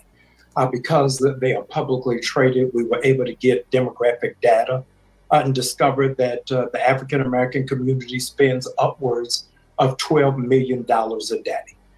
Secondly, Target made a commitment to George Floyd's family and the Minneapolis community, where their headquarters, to invest $2 billion into Black business by December 2025. They took occasion upon President Trump's executive order to not just dismantle their commitment to DEI, but to also disavow their commitment to the $2 billion investment into minority businesses. We've asked for 4 things. They're all listed on our website, targetfast.org, that they would invest $250 million into Black banks of their choosing, that they would walk alongside 10 HBCUs and their business programs, that they would stand by the commitment they made to the George Floyd family and community, and that they would reinstate their DEI commitment. How do you respond to critics who say that these boycotts also... Did that nigga mention George Floyd? Man, this shit is amazing, bro. Man, these niggas still dragging that motherfucker forward. Like, damn. Like, man, god damn. George Floyd, nigga? What about Emmett Till? What about the nigga Tyree Nichols or somebody? Like, god damn, George. Man. So impact the employees, the workers of these places. I mean, I think that this is I tell you what, god damn. The history of blacks is catching up with them so fast. Like, god damn. Like, George motherfucker. Man. If you got ministers, honestly, arguing in favor of George Floyd, man, this shit is fucked up real bad. St. George Floyd. Right, it fucked up real bad. This nigga robbed a woman. That was pregnant. Armed robbery. With 5 other dudes. Drug addict. How many drug addict niggas I show y'all every day? Huh? How many drug addict niggas do I show y'all? How many fucking drug addict niggas do I show y'all every day? And you show one with a hoof. And this nigga here is just screaming. I mean, I can, man, black people, man, yo, they may be lower than we think, bro. Like, you know what I'm saying? Like, I'm just calling what it is. I'm just calling what it is. Like, bro, what? Like, what? Look at this. Man, what is this? This was back in what? This was 6 months ago, nigga.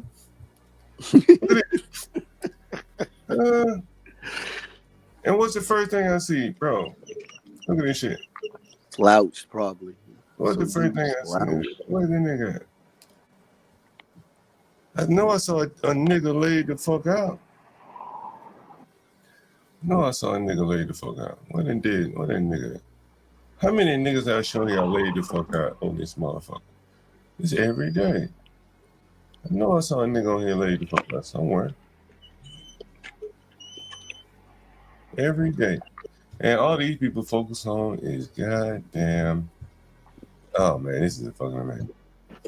To really thrive in minority businesses, the overwhelming majority of Black businesses only have one employee, and that's the founder.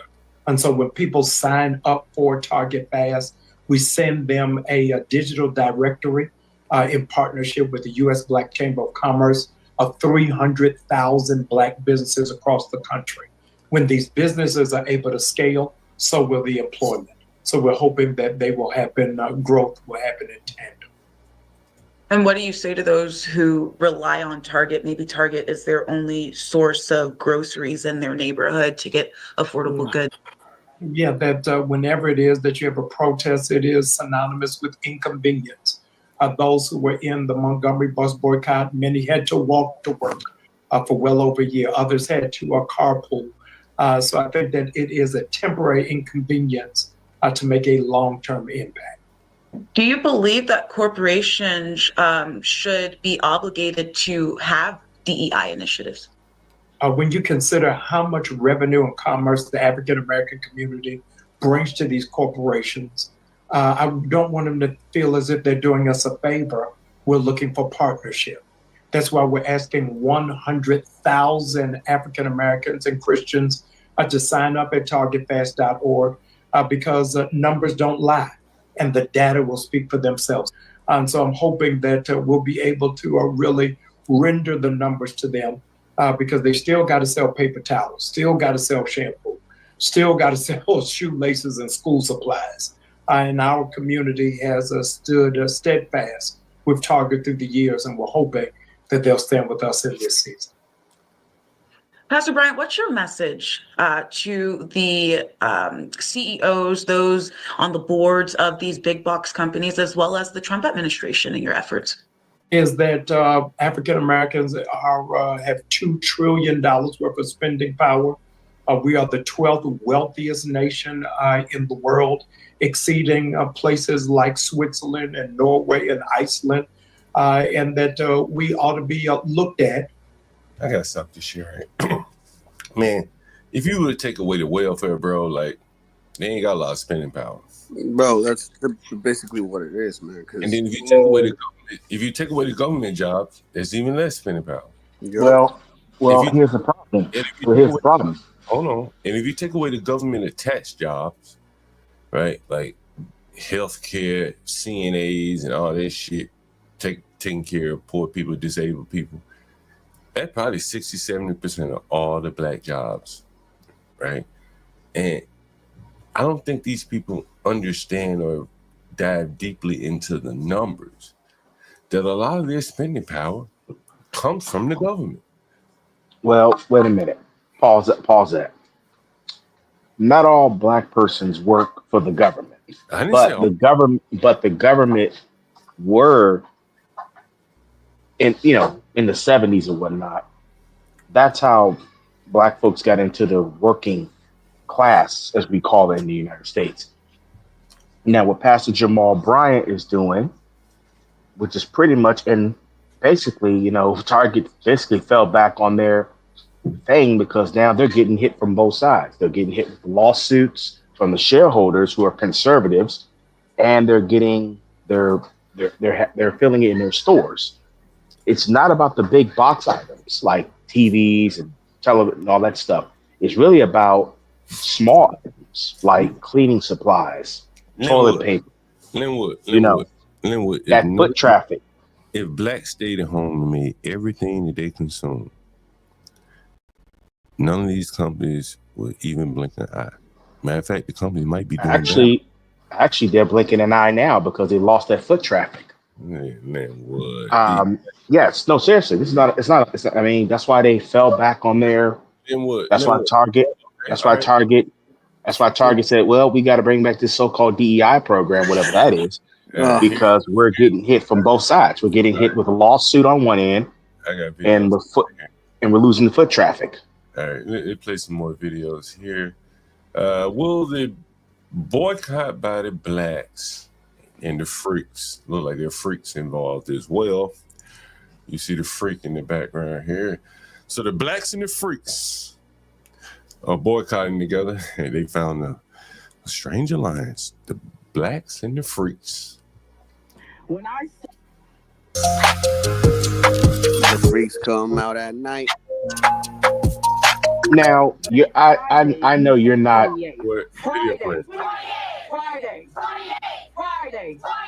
Friday.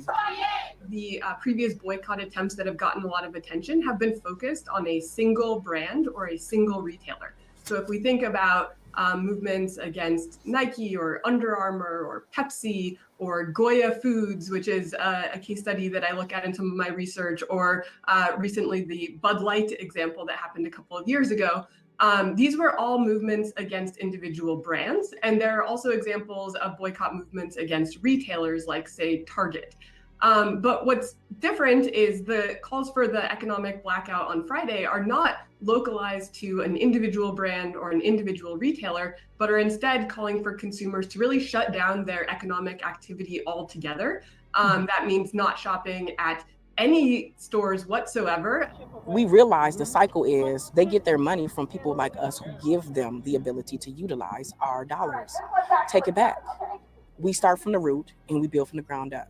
I am. Is that a girl? My thoughts on it, I really wish it could last longer. Like, I just feel like one day ain't enough to really show it, like, the importance of what we can do. But I will feel like it will make a big difference. I've blocked my cards up already. I'm not. Now, this is a student at Clark Atlanta University. Right now, she should be able to reason her way through this and see that this is bullshit. Well, John, with all due respect, your commentary about this is bullshit. All right. With all due respect, I'll explain why. I'll explain why I'm saying that. Well, yeah, we'll get to it later, but we just want to get through a little content here. Then we'll give you your time. Promise you. Let me finish this video. We got about 30 seconds left. I am participating, and my thoughts on it, I really wish it could last longer. Like, She wishes it could last longer. Okay. Now, think about this. Aren't there black people that work at Target? Mm-hmm. Right? There are black people that work there. Yes, sir. And if they think their dollar is so powerful, then presumably at some point, those blacks would get laid off. Correct? Mm-hmm. And if I had a company that was being targeted by blacks, the first people I would lay off would be the blacks. That sounds mighty interesting from a black man who wants to function as a white person. That has nothing to do with race. That has to do with common sense. But you just said it. The first thing you would do is get rid of black money people. Talks, man. Shit, nigga. Like, I don't want no motherfucking agitators within my organization. Yeah. And if I feel like that you may align with this group, and you be the Trojan horse within my organization, I want to purge myself with people like you. I can't trust you. Right? to show it, like, the importance of what we can do. But I will feel like it will make a big difference. I've blocked my cards up already. I'm not spending any money. What's that in that bitch's hand? Can y'all see that? I can't see it. Look like that bitch got a Jamba Juice straw in her mouth, in her fat ass mouth. How much that Jamba Juice cost, bitch? No, you ain't make it. Jamba Juice is pretty expensive. It's like probably like $7-8. Maybe it's a smoothie from somewhere, but she didn't buy that shit. She said, I locked my closet. I guess that's from Dunkin' Donuts. Oh, okay. Dunkin' Donuts, another big company. Are they going to protest these motherfuckers too? At all. It's businesses that I usually go to daily and strongly support. Even they still continue their DEI programs, but I'm still not spending anything at all. I feel like our voices aren't being heard, but they're still receiving our money. They won't stop. They won't actually listen to us until we stop giving them our money. Sweetheart, I hope it works. Not in the way she thinks, but like I don't believe blacks have the buying power to even really make a difference. The only company I think that blacks could legitimately shut down that comes off the top of my head right now is Popeye's chicken. I think damn, you stole the word right out of my mouth. I think they could shut that fucker down. No. Right? No. Yep, No. Popeyes. Black people don't always shop at this is the most ignorant shit I've ever heard from a Tom Negro. Okay, let me explain this to people. I wonder what the customer profile of a Popeye. Let me explain. Let me explain. Let me actually explain what the consumer base is. Nigga, do you eat Popeye? Okay. No, I don't. I don't. When last time you had? When last time? Yes. We just have. Matter of fact, can you think of a business? Just how we're gonna leave Charlotte Linwood. I'm gonna have to ask you a couple questions. Can you think of a business other than Popeyes that blacks could shut down by boycotting? Walmart. You think Walmart? Okay.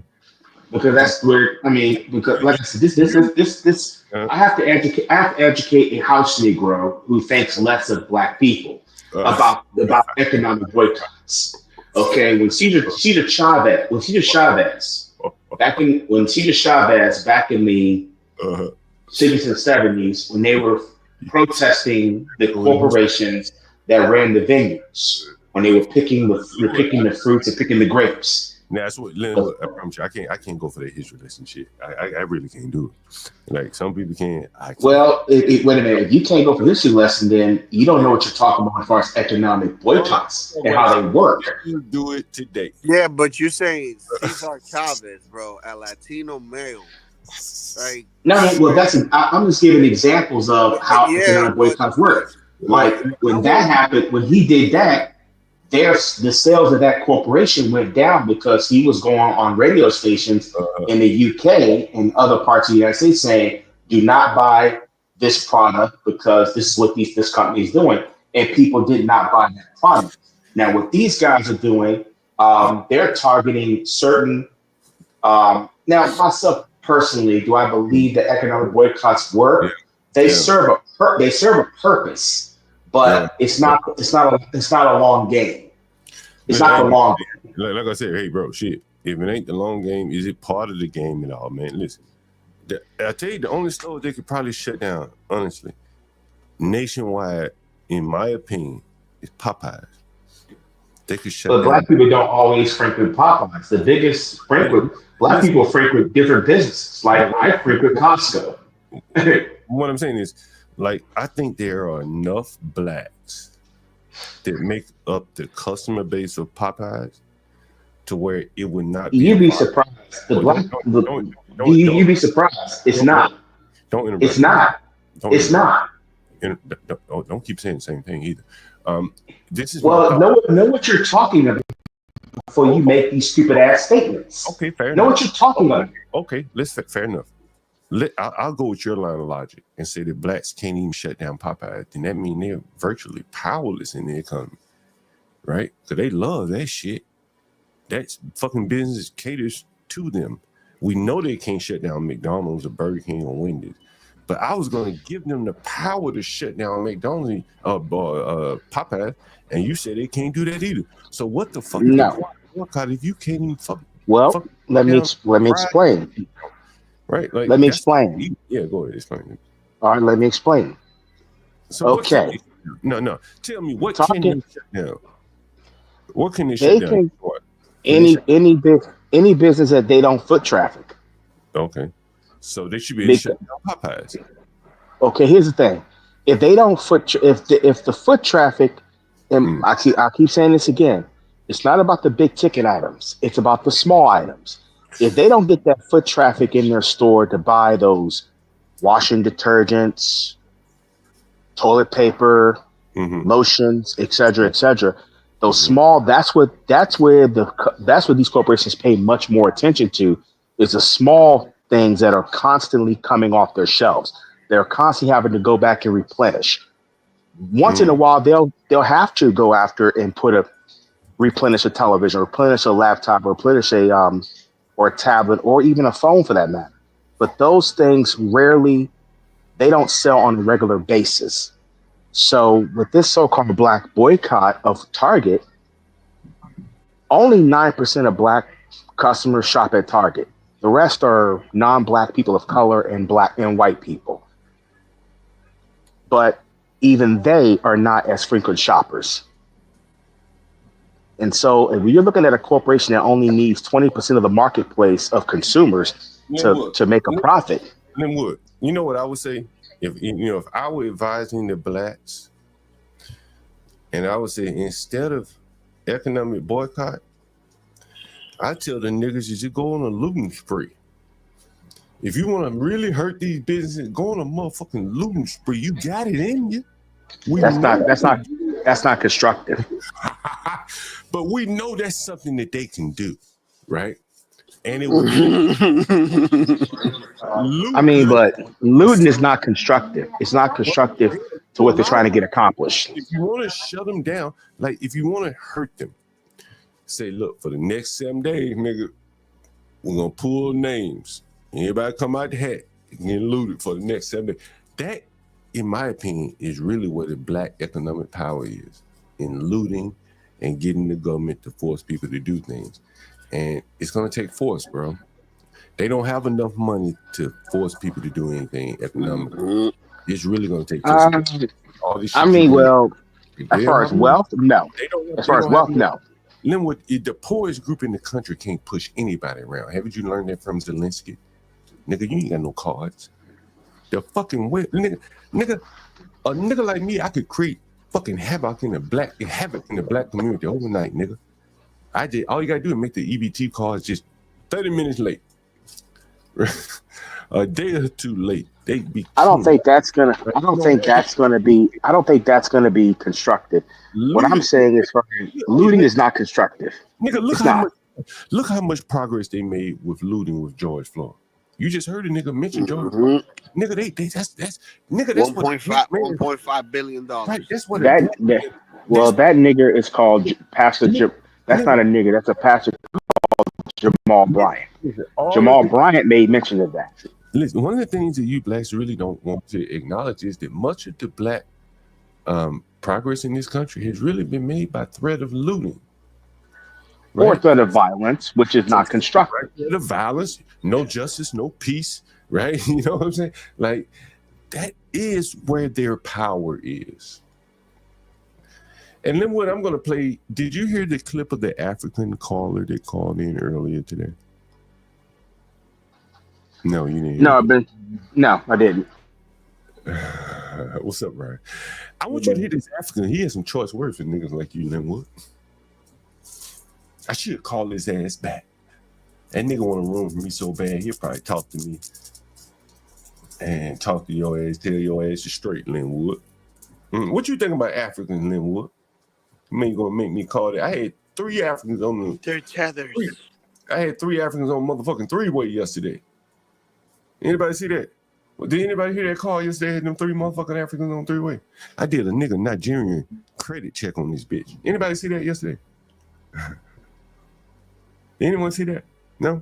No, I saw you pit 2 Nigerians against each other last night, though. Yeah, that was my Nigerian credit check. I had 3 of them motherfuckers on the phone. One wanted rent. Buddy. All right, look, I just want to comment on Target. Can I do that, John? Yeah, what's up? The thing about this is it's so misplaced. I don't understand it because... You're a little low, Ryan. You gotta speak up. Okay, hold on. Yeah. How about now? Better? Yeah, it's better. All right, so here's the deal with this, with Target. Right? I don't understand why it's Target, because Target, if you remember, this is about LGBTQ, that DEI initiative, right? So the thing is, with black businesses, they've done a pretty good job. In fact, they've spent like $2.5 billion on black-owned businesses with products alone, bringing in products, right? Yeah. In their construction contracts, they changed them to have black contractors in many cases, okay? There's set-asides for that specifically. So why it's Target, I don't get it.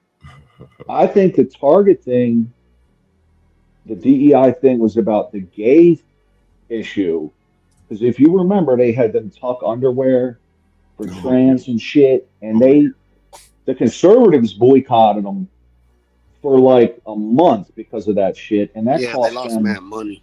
dude. It was $10 billion or something. They lost a ton of money. Yeah, I So, stopped shopping there for that reason. well, dude, there you go. Right, it was a lot of money they lost.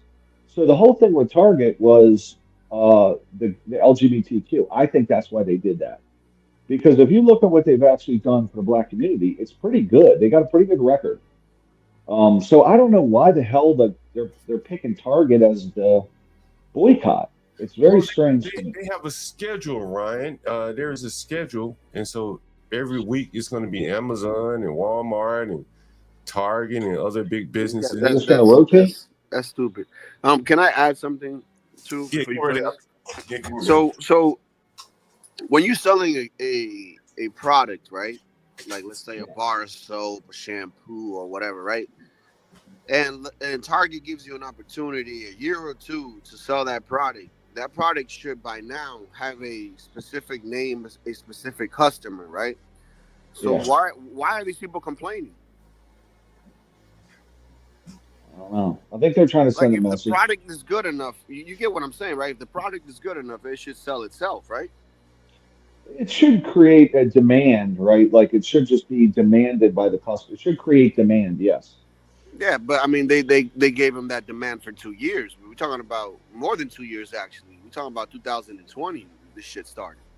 Yeah, that's right. So, I mean, they're still carrying a lot of those products, right? So, but I know that it's been like $2.5 billion, which is a good chunk where they've committed and said, hey, we're going to bring in these products and we're going to sell them, whether they sell or not. We're going to buy them and put them in our stores. So, yeah, that's what I'm saying. So, by now, those products should have picked up. They should be being pulled through, yeah. You get what I'm saying? They No, I should know, have a definitely. brand, a name by now. Yeah, I agree. But beyond that, it should, like, what they did with the construction contracts, like, you don't even hear about that. I know about that because I'm in that business, but, you know, they've set aside stuff for the contractor, for black contractor community. I mean, I think they've done a good job. I don't know why they're picking on Target, I guess is my thing. But John said they're rotating. So, It's that Target. It all comes down to the money. Target is cutting the funding for that shit. So, well, that's the question for Target is, okay, we can withstand boycott for a week or 2 weeks or whatever it is. How much are we saving in the DEI? Like that takes a whole department of people and it's training. The fucking DEI training ain't cheap, man. It's by the hour and it's a lot of money. Like they have to institute it at every store, every that's association. where the scam is. Well, I'm gonna tell you right now, that white woman, Robin DiAngelo, that wrote that book about she's a white lady. She gets like $30,000 an hour to speak, and I'm like, oh my god, I should have done that shit. I'd be like, yup. She's raking it in. All these speakers are raking it in. They're making a lot of money on this shit. But I know these corporations, it's a lot of money. You got to hire HR people. Michigan State hired like 200 people in the DEI department. It ain't cheap. You know, that's just a college. You're talking about a corporation. They probably got a whole wing of a fucking building devoted to it. So the question is, what's the cost versus the return on the money? You know, how much are you losing with the boycott versus the cost of the department? Well, I think these people are arguing for something that really doesn't even benefit them, nor does it make sense. And I think that's the bigger deal, Ryan. If you ask me, like, what the hell would a black person be arguing for DEI for? I don't know, right? It doesn't seem to benefit them. So I don't even know why they argue for it. Give me 1 second. Yeah, I don't even know why they argue for it. Yeah, it's they feel like they're going to get excluded, I think. So, but a lot of these. But haven't they already been excluded? I mean, there's in corporations, it's pretty. I mean, I don't necessarily think so. In a lot of corporations, it's pretty diverse, man. I mean, if you look around, these companies with 3, 4, 5,000 people. I mean, they showed that where diversity can be beneficial to companies. Right? I guess yeah. That was before it was a law. It was like they're more profitable if you have more diversity. That was before it was even a fucking law. So let's take a look at this. Another economic boycott plan in another city. This executive order is forcing institutions that receive federal funding to end their DEI initiatives, and some groups here in the Valley are responding. Las Vegas Clark County Library District sending us this statement regarding their DEI initiatives. They say they are the recipient of significant federal funding, and non-compliance with these orders would place potentially millions of dollars at risk, creating a huge negative impact on our operations. Adding, I want to emphasize that no library district public programming, no library materials or in-branch displays, and no staff jobs will be impacted by these steps, as they say they will end their DEI policies by the orders of Donald Trump. Yeah, DEI, of course, standing for diversity, equity, and inclusion, and it involves women, people who are veterans, also the disabled, and of course, ethnic minorities. And the removal of those policies sparking several protests here in the Valley since Trump took over. And however, the latest protest doesn't really have people taking to the streets. It's causing some of them to do the opposite. A grassroots organization is calling for a nationwide economic blackout today. Now, we have seen those protests in the streets, so we don't want to not say that. But again, there is a group out there that is urging consumers to boycott major retailers for 24 hours and to shop locally instead. Now, this movement comes as several retailers and companies have rolled back diversity, equity, and inclusion initiatives. The organization's website calls the move regressive and unacceptable, adding every American deserves equal chances to succeed. We took a trip to stores around the Valley, and some of the shoppers said that they were shocked by how empty the stores were. Coming in here, actually, I was just wondering in this parking lot, like, what's happening here? Like, there's no cars parking outside here. Is there something wrong going on? I think that sounds pretty good because it will save us a lot of money, everything. So, and then not shopping a day or getting any gas a day, but only on emergencies. It's important to note that we saw folks at Target and Walmart. There has been a push to boycott those stores for a while now. And while there's no estimate with how hard the lack of business will impact major corporations, organizers say the economic... A 24-hour boycott ain't gonna do shit. As I said, looting is their better strategy at this point because they don't have a lot of money. They can boycott Popeyes. I tell you, I think Popeyes is the only company they could probably successfully boycott. I really believe that. I think, in many of these inner cities where Popeyes is, they could shut them up down.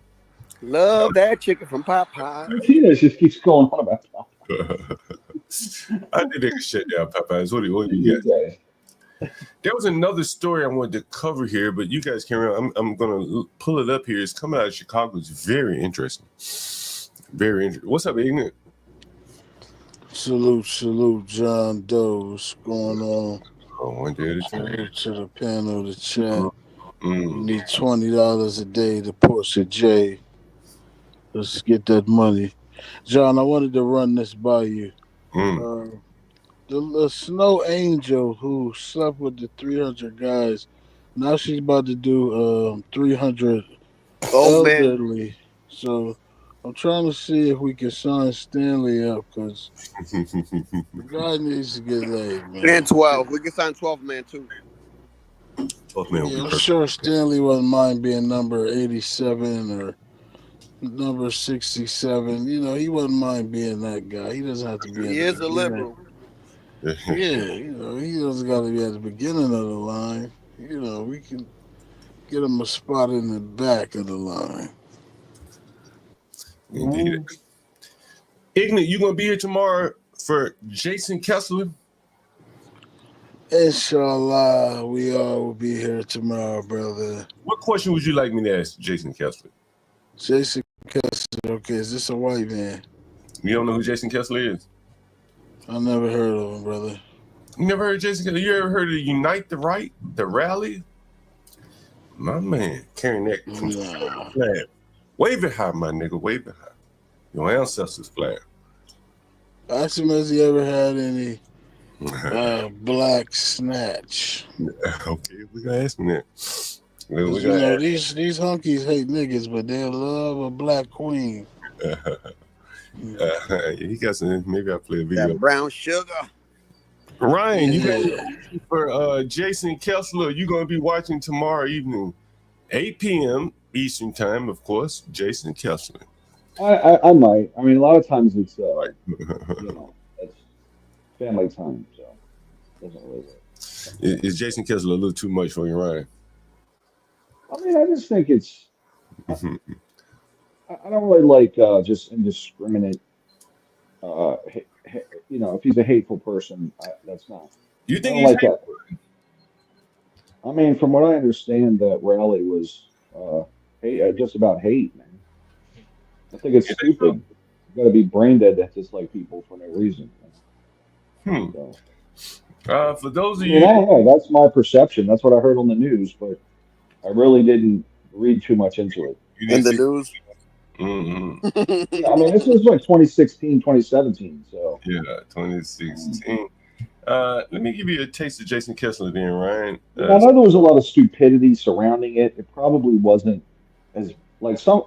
I'd imagine there were people there that were conservatives. There were people there that were straight Klansmen, and then there was probably all walks of people there, right? So there was probably anti-abortion people.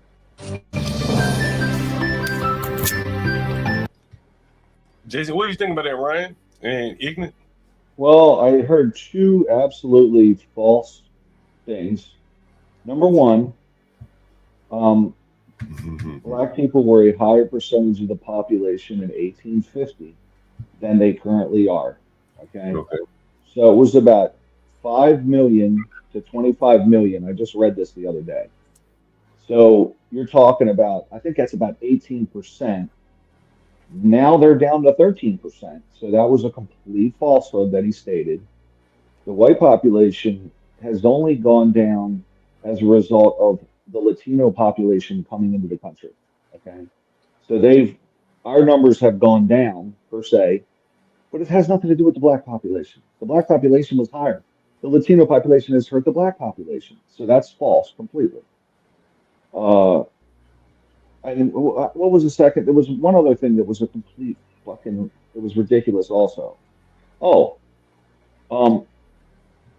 did he say?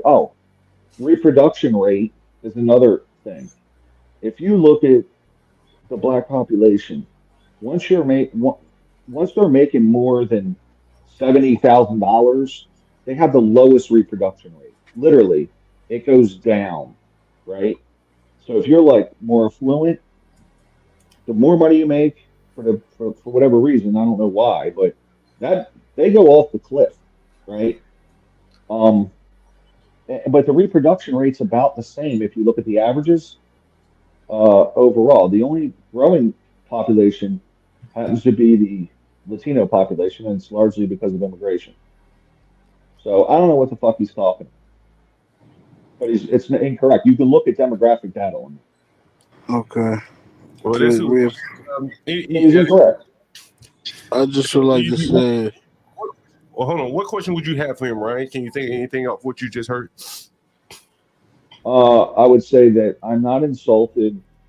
I'm only insulted as a person that can analyze data, and that is a professional business person, which I can analyze data. All right. So please learn how to analyze data if you're going to make statements. And as far as statues go, I don't give a what. Who did? I think they put a lot of energy into that. Everyone did, and who the fuck looks at statues? I don't. I mean, who cares? Fucking statue. I don't give a shit. You can have a statue to whoever you want. What do you think? What do you think, IGNIT? I believe that man. My question for him would be: does he believe that the deletion and the depletion of his people is a direct result of his own people? Because as we see in that video, they are beating each other up and harassing and fighting each other. It's just a cancer that is imploding within itself and is destroying everything. Yeah. So he needs to really put I'm agree with him. White power. Yeah, do your thing, buddy. Get all your people together and get them right. So that means you got to get them queers out of there, all the freaks that want to touch y'all children. Yeah. Y'all got to handle y'all business because honestly, it's at them. They are the problem. And if he just really does he not believe that this issue is not within his own home? No, That's basically what I would like for you to ask him. You make it concise so I can ask him one or two questions there. But I think that was the question. It was pretty kind of long-winded. Make it a little bit more concise. Okay. Let's make it short and sweet. Do you believe that the issue that you're having, is it because of your own people? Mm-hmm. That's a good question. I think he'll have an interesting answer to that. I'm showing your sister on the screen. I'm not sure if you can see her. I am honored to have the opportunity to speak up for you, your family, and our community. Shit is probably. I am new to Springfield, but speaking up for our families is nothing new for me. As a Cook County public defender, I've worked to make sure everyone has access to justice while keeping our community safe. As a proud union member, a mom, and the wife of a Chicago firefighter, I am invested in smart policies that uplift our Southwest Side families. That means strengthening our schools, safeguarding our rights, improving access to health care, and helping people who work hard to make ends meet. I'm ready to get to work to bring down costs, control property taxes, and make our health care better and more affordable. To do that, I want to hear from you. Whenever you have thoughts you'd like to share, or if I can ever be of assistance for you. And that was her. You're probably wondering, why the hell is he showing me some black woman out of Chicago? And sister girl there, she's looking to pass a new law in Chicago. I think she's proposed a law. And I'll see if I can share it with you. Let's see. What's her name? Where is it here? Let me see if I can find it here. I know I have it. Let me pull it up again. But she has some novel ideas on the mental health of people and how the police should interact with them. And I'm going to pull it up here. See if I can find it. Here it is. All right. And here it is. And I'm not sure if you can read this. I'll zoom in. And the lady there, she wants to amend the Criminal Code of 2012, provided that it is a defense to aggravated battery when the individual battered is a police officer, peace officer, and the officer responded to an incident in which the officer interacted with a person whom a reasonable officer could believe was having a mental health episode, and the person with whom the officer interacted has a documented mental illness and acted abruptly. This is from Second City cop coming out of Chicago. Her name is Lisa Davis. And she's saying basically if the cops, well, let me zoom in. Let me read it one more time. Is she trying to repeal this? Because this is already a thing. No, what she's saying now is it is a defense to aggravated battery when a mentally health challenged individual battered, when a police officer is battered and the officer responded to an incident in which the officer interacted with a person whom a reasonable officer could believe was having a mental health episode. And the person with whom the officer interacted has a documented mental illness and acted abruptly. So she's saying it is a defense. Like in court, yeah. Like Right. this is a... Right, so Yeah. what she's saying is if you run up on a mentally ill black, you could He be can punch you in your face. Right, that's correct. Particularly if he is documented mentally ill. Right. And that was the woman who created the law, and you are seeing them creep more and more into allowing just out and out criminality. They have no other options here. That's my thought. What do you think about that? I don't know. It just seems like they're giving criminals like more ways, or because anybody can say you're crazy. You could be drunk and they can consider you crazy. You know what I mean? Yeah. So I just feel like it's just a way for a motherfucker to get away with whooping the police ass. They start acting crazy. Well, they want to send social. They already send social workers and psychiatrists if it's a mental issue. They already send them. So I don't know what else you can do. So when dealing with people, they'll send a shrink out. But most of them guys in jail, they take those medical psych meds just so they can get high. So they already getting labeled in there as a fucking nutcase. So when they come out here and the police interact with them, they already got a label on them that he's a fucking nutcase. Yeah, you are right about that. You are So correct. it's like they letting the criminals be able to put their hands on the police and say, "Hey, man, they know I take psych meds." And so that was from the you guys should check the site out. Yeah, I'll put it in the chat. It's Second City Cop, man. Some amazing shit comes out of there, bro. Like some of the shit behind the scenes, cop killing, shit like that. The guy that LaShawn, the guy that was shot 16 times. Some amazing shit coming out of there. This blog here. And here's some highlights of Brandon Johnson, black governance at play here, and we'll see if there's some clips. So I think he spent about $650 million, $650,000 in preparation for his testimony here. We may not be able to read this. Well, here we can. Are there any clips? Let's see if there are clips.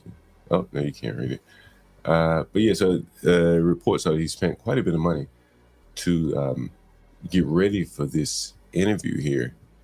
And apparently it didn't go as well as he would have liked for the amount of money that they spent. And here's some. Is this an update to the act? Looks like it may be moving through. So it has 3 sponsors there. Marcus Evans is another sponsor, co-sponsor of this bill here. Let's see if we can find his name. But yeah, so there it is. That criminal defense of aggregated battery against a police officer. So they're writing in a defense for aggravated battery of a police officer, if you can believe that. That's kind of amazing.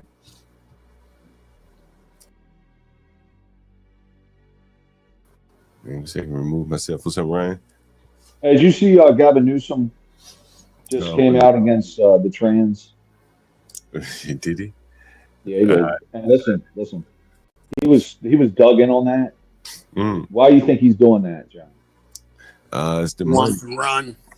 It's the money. Oh, baby, that's it. Listen. In my opinion, he's the only guy that can win in 28 so far, because the Democrats are the weakest I've ever seen them in terms of personnel. They got nobody, man. I mean, I think Shapiro would give him a better run for it. I would agree, but there's one thing that he is that they won't accept. And we know what that is. He worships on Saturday. Wait a minute. Oh, Shapiro. Yeah, that is correct. Yeah, he's not. That's so they won't even put him up there. I think he should have been VP for Harris, but he's Jewish. I'm like, it's crazy to me that like because of that, right? Like, man, that's nuts. I think Shapiro is way better than that idiot they put up there. Who's that idiot? Kamala. Well, no, the guy she put in there, the Minnesota guy. Tim Walz, but he wasn't going to run second fiddle to her, Ryan. He was ahead of her in terms of. He wasn't going to run second fiddle. Hey, let me show you your mayor, your big city mayor. You know your. No, man. Every single facet of life throughout Women's History Month in Baltimore. Peace. Man, we got to rewind it one more time. He's so full of bullshit. The Negro mayor is crazy as hell. How much women mean to us in our city and our personal lives and our families. For me, I start with my wife, my mom, my grandmothers, my aunts, my older cousins, all of these women who mean so much to me personally because of what they provide, whether it's helping me grow into the man I am, helping me grow into the husband and father I am. And we know that every single person in the world has that kind of relationship with women. However, in Baltimore, in this moment when women are under attack in so many ways and shapes and forms, we're uplifting and raising Women's History Month by debuting our war series, Women as Revolutionaries, highlighting women who has blazed past for all of us to follow and shoulders for all of us to stand on as we celebrate women in every single facet of life throughout Women's History Month in Baltimore. Peace. And like clockwork, Ryan. Administration unfreeze money in nonprofits and businesses for work they've already done. Those groups have cut services and laid off thousands of workers since they stopped getting that money. There's another hearing on this issue set for today. Meanwhile, the Department of Veteran Affairs says it's now working with the Department of Government Efficiency on. Let's see what the fuck happened. A woman and man were shot and killed Tuesday evening in a home in Baltimore, according to police. It's Women's History Month in Baltimore, and they started it off with a bang there. They started off with a bang. Around the same time, a 20-year-old arrived at the hospital with wounds to his lower extremities. Audrey Avenue in South Baltimore. You know what it is, Ryan? No. I'm sure it's. Is it like domestic violence? Of course. It's either in Cherry Hill. What else would it be? It's either in Cherry Hill or it's over in Locust Point. Not Locust Point. It's over by Grace Chemical. Oh shit! It's like a murder suicide. All kind of women being killed in Baltimore. What? Cherry Hill or what's the other? I can't think of the fucking name of it. Brooklyn. Brooklyn. I thought you said you love me. You got to at least keep the women alive. You love them, don't you, Ryan? Brooklyn, man. Truancy concerns rise after Baltimore County. Right? Well, the Baltimore County Police Chief and the county executive called that deadly shooting a tragic moment for the county, and tonight, the ongoing investigation. At Baltimore County Police Headquarters, looking through the windows, probing past the glass for the latest in the deadly shooting investigation of a 16-year-old high school student. Police Wednesday still not releasing the name of the victim. The focus for investigators now, they say, the search for the suspect. Good evening. I'm Chief Robert McCullough. Baltimore County Police Chief Robert McCullough telling reporters that they know what that suspect looks like, which could help lead to an arrest and what they're calling a targeted shooting. To protect the investigation, I don't want to reveal too much, but the individual appeared to be a younger individual. We do have plenty of video evidence and a good suspect description in this case. Police say the teen was standing outside the King Dollar store Tuesday when he was approached by the suspect, who opened fire, shot the victim, and chased him to the Lansdowne High School campus, where the teen collapsed. The suspect then shot him a few more times, then jumped in a car and sped away. Police say the young victim was a student at Lansdowne High, but did not attend school that day. It's very important for our young people to go to school. Investigators perhaps unwittingly highlighting the issue of chronic absenteeism and truancy. If they're not going to school, we know empirically that they find other things to get involved in, and most of those times, those things that they get involved with aren't necessarily very positive. According to recent data from the Maryland Department of Education on habitual truancy in public schools across the state, in the Baltimore County school system, nearly 6% of students are habitually truant. At Lansdowne High School, nearly 17% of students are habitually truant. Sergeant Clyde Boatwright. Ideally, you want young people to be in a school setting. President of the Maryland Fraternal Order of Police and the Baltimore City School Police Union president, agreeing with McCullough, saying the matter of chronic absenteeism and truancy is a matter that must continue to be addressed. When you miss school and you're out on the street, unfortunately, when people are not where they're supposed to be, bad things can happen. Well, Boatwright says while more can be done, school systems across the state are doing what he calls a good job in addressing the issue, including sending robocalls, alerts to parents when their students, when their children don't show up at school. They're trying everything, all right. Look, man, I'll tell you now. That's not a bad. Baltimore County is not Baltimore City, so there's a few rough spots, but it's not. Baltimore City is a different animal in and of itself. Yeah. So, but Baltimore County can get dicey, but and Lansdowne, that's not great. Dundalk, I mean, there's some junk, but not. It's not like Baltimore City's pretty bad, right? So it's bad. Yeah. Yeah. But look, these kids that are truant, it's likely they have to work and feed their families and stuff. That's very true, right? That's very true. I'm just joking. That's what Brandon Scott would say. He'd say some shit like that. Well, let's hear what Brandon Johnson, the other Brandon. That's right. On behalf of the city of Chicago. On June 12th, 2023, you received Hugo Boss cufflinks and a personalized Mont Blanc pin. Do you know who gave you those? So I did not receive those personally. The city of Chicago You received those on behalf and of that's the city right, of Chicago. on behalf of the city of Chicago, I understand the mayor difference. in the Do you know history of who- Chicago who has Do you know who provided gave those gifts to the city of Chicago? Do you know who gave those to the city of Chicago? So again, on behalf of the city of Chicago, there It's are a yes gifts or no that are question. received, Do but I you? do not Do you- accept. Those are not So you my don't- personal so you gifts. don't know. Those are the gifts of the city On of March Chicago, 18th, and that's why you are aware 2024, that they exist because they're reclaim within my the law. time here, sir. On March 18th, 2024, you received a Gucci tote bag. Do you know who gave you that? Gave the city of Chicago that? Again, I was here and I was invited. I'll also to take that as respond no. to the On March questions 19th, around 2024, welcoming the city, and I'm city happy to Chicago answer any of those received questions. A Givenchy bag, a Kate Spade purse, and Carucci shoes. Do you know who gave the city of Chicago those? Again, I was brought. I'll take I brought that as my a no. energy I'm here reclaiming my to time respond here, sir. I am on behalf of the reclaiming city my of Chicago of This what a welcoming raises city serious ordinance ethical is. concerns. You are providing an enormous amount of aid to illegal aliens, aiding and abetting criminals who have come into our country illegally. And you yourself are receiving an enormous amount of gifts, and you won't even tell us who they're coming from. That Chairman, raises time is up. serious ethical We have a concerns. 5-minute rule. Man, that is really amazing, bro. That's some funny shit.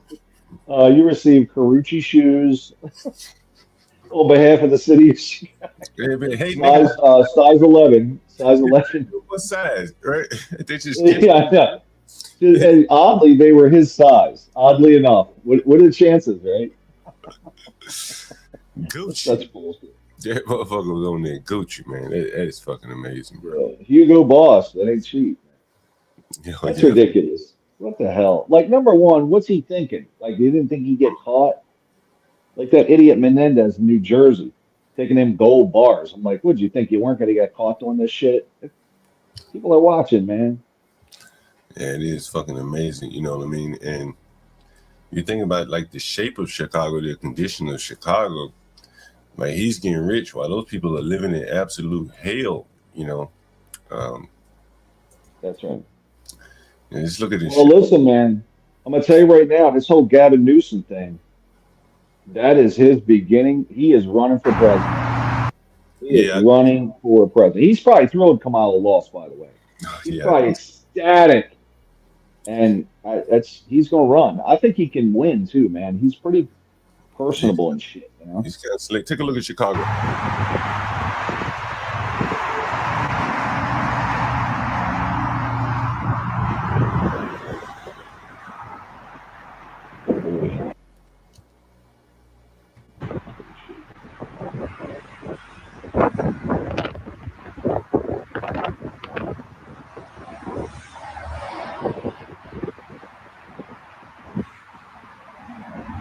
In better days. You know, all the trash, and while it looks like that, he's walking around in Gucci shoes and purse shit. You know, it's just really kind of amazing. Well, there was a purse in there too. That must have been for his old lady. Right. Sometimes these motherfuckers carry purses themselves. Nah. You'd be surprised.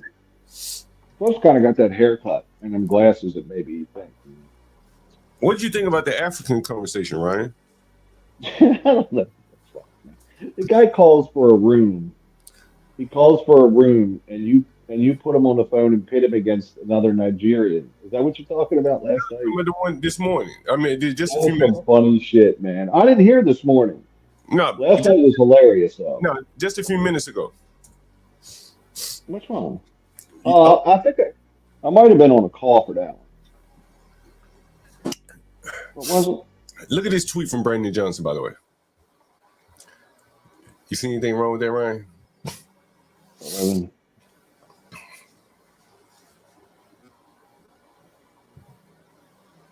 mean, it's a poorly written sentence for sure, but listen to the numbers. Just read it. Listen what he's saying. Listen what he's saying. Let's see, 11 billion in contract to build 10,000 more units. 11 billion divided by 10,000 is what? Yeah, I was going to say, dude, do the math. Each unit is worth $1.5 million. For affordable housing. That's fucking nice, boy. But it ain't that nice. What you're seeing here, Ryan, is the math? Is that the math? Hold on, let me do the math. Ryan, Ryan, the other day he released some houses that cost $800,000 as affordable housing. $800,000 to build, right? It costs the city $800,000 to build. So when you put it in that perspective, $800,000 per unit to build, how in the hell can that ever be affordable without large subsidies from the city or the state, right? There's no way you can make that affordable, right? because of all of the regulations and things like that to do business in these cities, it's going to be expensive to build. Like they've done. They got rent caps. They got just to build half this shit in DC. You might need on one building. You might need 3 or 4 permits because one side of the building is the city, one side of the building is DC Parks, one side of the building is the fucking Department of Navy or something. You might need to go get multiple permits for just to park there and shit. You want to back up a concrete truck, depending on what side of the building is on, you got to get it. It's fucking crazy, all these stupid ass permits. Yeah. And that environmental it's just, it is, it's like them fires in Los Angeles. They're never going to rebuild them homes. They're going to take 20 years each house with all the bullshit. Yeah, it's a lot of money to go into that shit. A lot of money. Here's these are just 1.1 million a piece. Yeah. These are 40. He thought he done something, right? Holy shit. Built some housing. Our facility housing being built.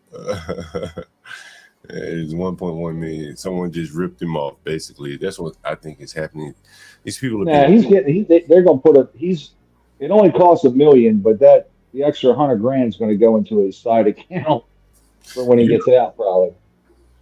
Listen to this, Ryan. Hispanic Chamber of Commerce. There are over 140,000 Hispanic businesses in the state of Illinois, quite a few owned by undocumented residents. Today, the Illinois Hispanic Chamber of Commerce launched a campaign to make sure that all Latino businesses are protected from ICE. From the kitchen to the bar, immigrant business owners make up nearly a quarter of self-employed individuals in Illinois, pumping almost $3 billion into the economy, according to the Illinois Hispanic Chamber of Commerce. But not all owners have plans to keep their businesses going if they're deported. Payroll, bills to pay, all that stuff. I'm the person who's dealing with that. So yeah, I am worried every single day. Angel Diaz is undocumented. However, he is in the final stages of getting his U.S. citizenship. Bringing his grandmother's recipes from Mexico City to Chicago, Diaz opened the Pilsen restaurant by himself 9 years ago. I mean, I've been working hard for so long, and I've been here for more than 25 years. I feel like this is where I should be, Despite Diaz's longevity here and economic contributions to the United States, the Illinois Hispanic Chamber of Commerce and others are urging businesses to prepare for a succession plan in case their owners are deported. Those businesses that are facing these challenges are going to continue because they are resilient like all immigrants are. The Hispanic Chamber and others are offering a free program providing owners with preparation tools in case they are deported. Tools are not just for undocumented owners, but also for owners with citizenship that employ undocumented immigrants. I tend to tell my employees not to be feared because fear is one of the worst feelings you can have. Legal resident Jose Munoz and his family owns La Para restaurant in Berwyn. They have a plan in place if ICE walks in the door. We have a private room that it's only for employees that should protect our employees. Because the state of Illinois does not require immigration status to get a business license, the Hispanic Chamber does not keep data on how many businesses are owned by undocumented residents. Damn, I didn't even think about that. These people can open up business. That's the craziest thing I think I've heard today. So just for clarity, you can get a license, driver's license, a business license. Yeah. Why would you need to be a citizen to do anything in the United States of America? The better question I think you should ask yourself is, why would you want to be a citizen? Good point. Why be a citizen? You can be a citizen of another country, come here, do anything you want. Mm-hmm. I mean, it is literally, it's crazy. I did not understand the thinking behind this. It makes no sense to me. And by the way, he's been here 25 years, and he's just finishing up his citizenship paperwork 25 years later. Really? Yeah, fucking crazy. The Democrats, the liberals are insane. It's fucking crazy.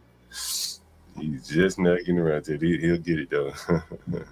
Well, that's a good question, Portia. I don't know how they're taxed.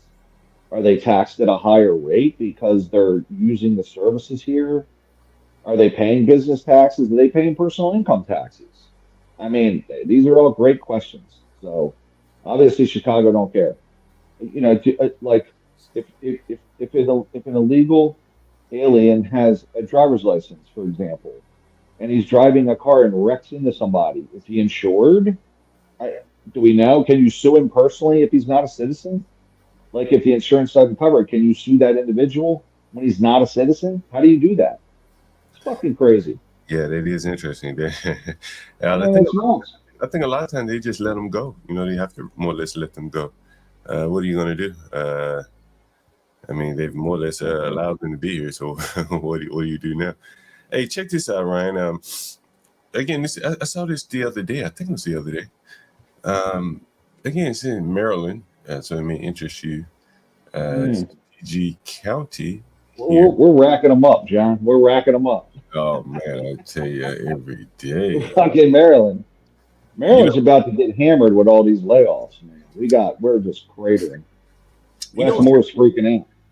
You know what's interesting about PG County, you know, as the more affluent blacks leave PG County and they go elsewhere, you know, there are a lot of immigrants that live in PG County. That's just moving in, yeah. In the phone call from the African guy earlier today, he talked about how a lot of his family members live in Maryland, primarily PG County. Mm-hmm. And there's going to be a lot of, and he talked about, you know, the friction and stuff like that between the blacks and the Guatemalans. The Africans. Oh, okay. Take a look at this coming out of PG County here. This is Hyattsville. We covered a shooting of a African restaurateur, former NFL player. I can't remember his name, Tobias. About 3 or 4 months ago, he was leaving his restaurant and he was shot, him and his girlfriend. And here is another, this is very interesting. Developing out of Prince George's County tonight, murder or a case of self-defense. A security guard in jail right now after a shooting inside a McDonald's. Police saying that he shot and killed a man inside a Langley Park location over the weekend. Fox 5's Bob Barnard is outside the courthouse tonight with the latest details. Also reaction from the state's attorney, right, Bob? Yeah, that's right, guys. In denying bond for the armed security guard, a district court judge here in Upper Marlboro late today said she was concerned he posed a danger to the community and was a... This is very amazing right here. No bond, right?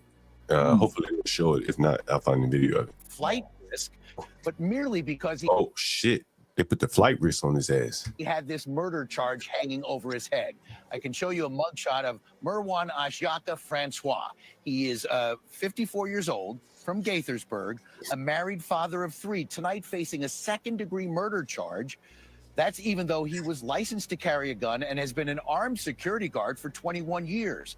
The shooting happened Saturday night around 8:30 inside the McDonald's on University Boulevard in Langley Park. According to charging documents and video. You know what that is, right, Ryan? You know exactly what that is. Yeah, roughly, yeah. Now, this is primarily, for those in the audience, this is a heavily Hispanic area. Would you say that's right, Ryan? Yeah, it is. It is probably the Langley Park, Hyattsville is probably the most Hispanic areas in the whole DC metro area. 85-90% Hispanic, directly outside of DC to the northeast. Yep. And I hope they show the video here, otherwise I'll find it. You go there, you go up Langley Park, man. It's like walking through a fucking Mexican bazaar. It's just all kinds of markets and shit. They're selling fucking chihuahuas. Crazy. Crazy. Apparently Crazy. frequents that McDonald's and has been a nuisance in the past, would not leave, and even threatened to expose himself to an employee. That's when Mr. Francois confronted the man, allegedly using pepper spray and hitting him with his baton. And then when the man fought back, shot him once in the upper chest. He was 45-year-old Ricardo Clemens Jr. Prince George's County State's Attorney Aisha Braveboy explains why Mr. Francois is facing a murder charge.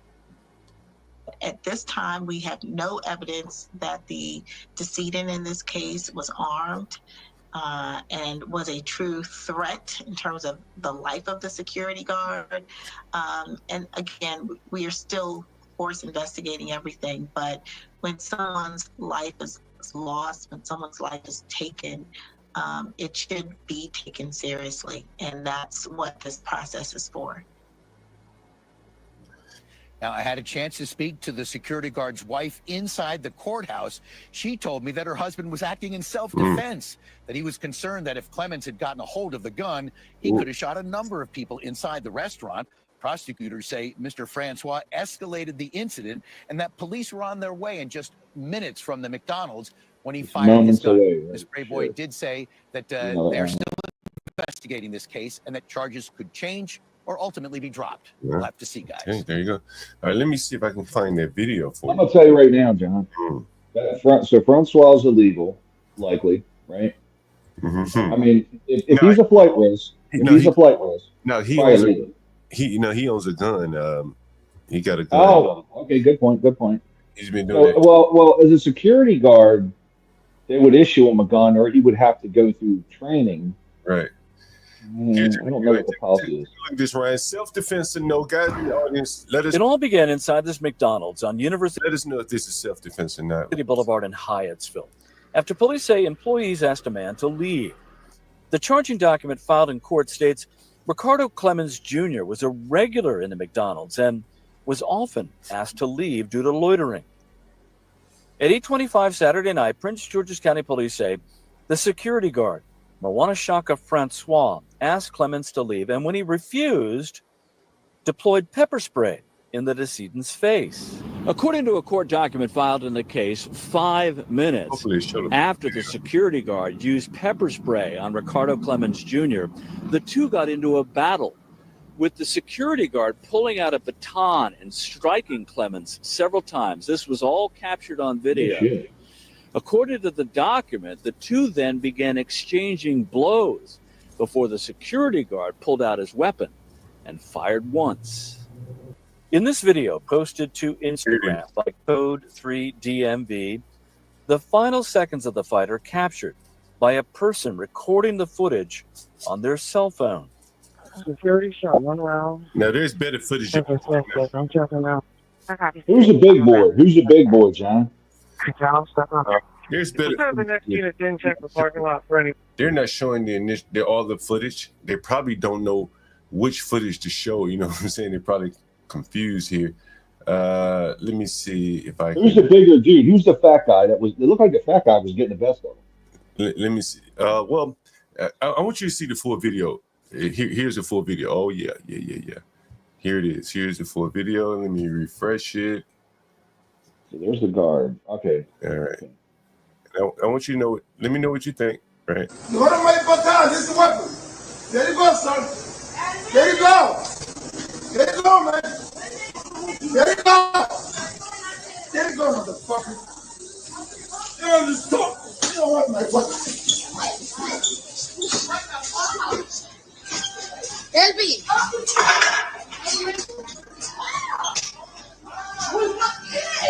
Hey, go ahead, pluck. Pluck. And that's when he shot him. There you go. You want to make for time. This is weapon. There you go, son. There you go. There you go, man. There you go. There you go, motherfucker. You just talk. You know what, my weapon. Elby.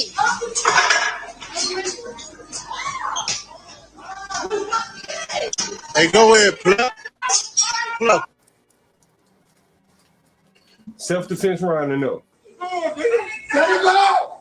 You want to make for time. This is weapon. Too much self-defense. He's backing up. He's backing up. It's going to be a hard call. The question is, was the bigger dude, I mean, the one guy's bigger than the Francois.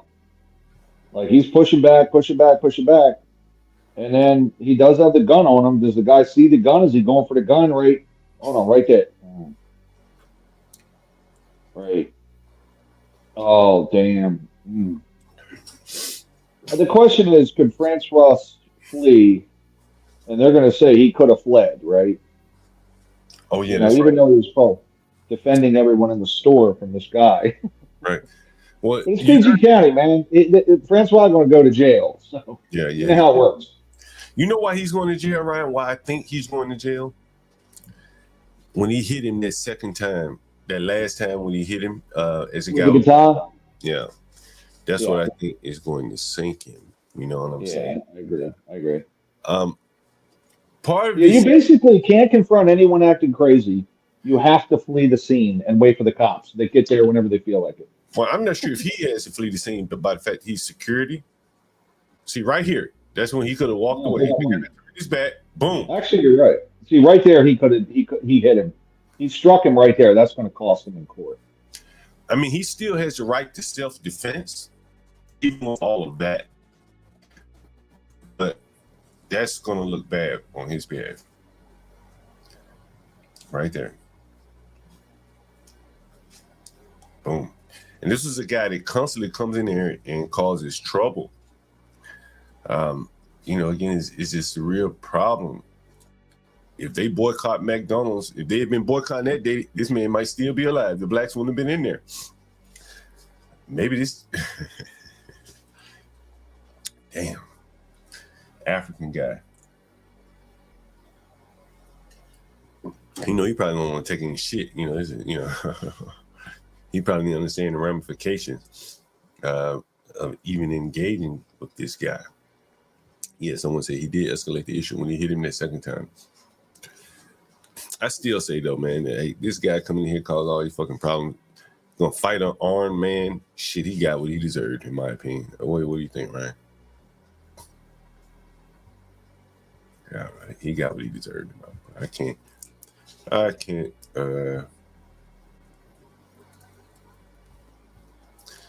have any sympathy for him.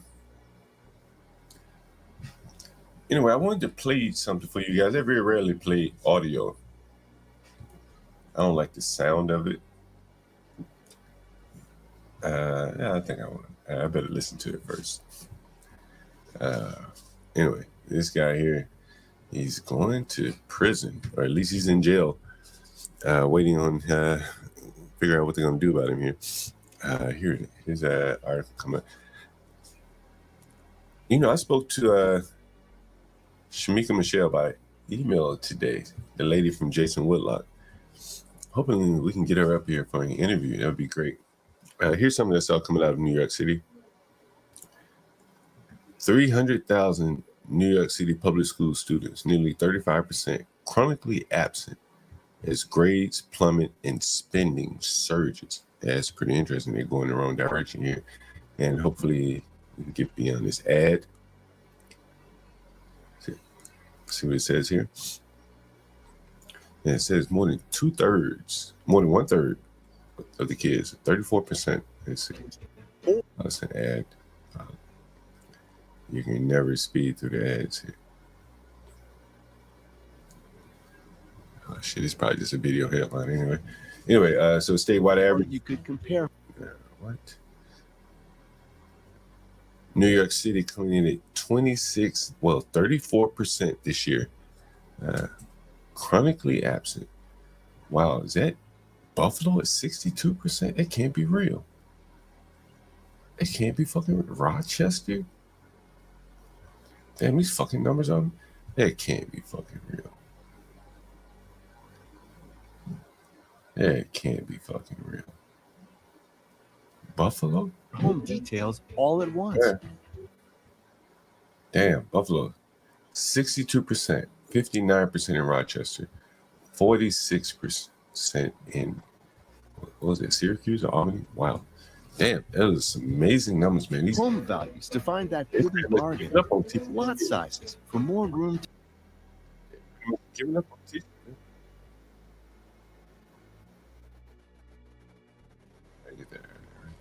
Anyway, they've pretty much given up on teaching the kids.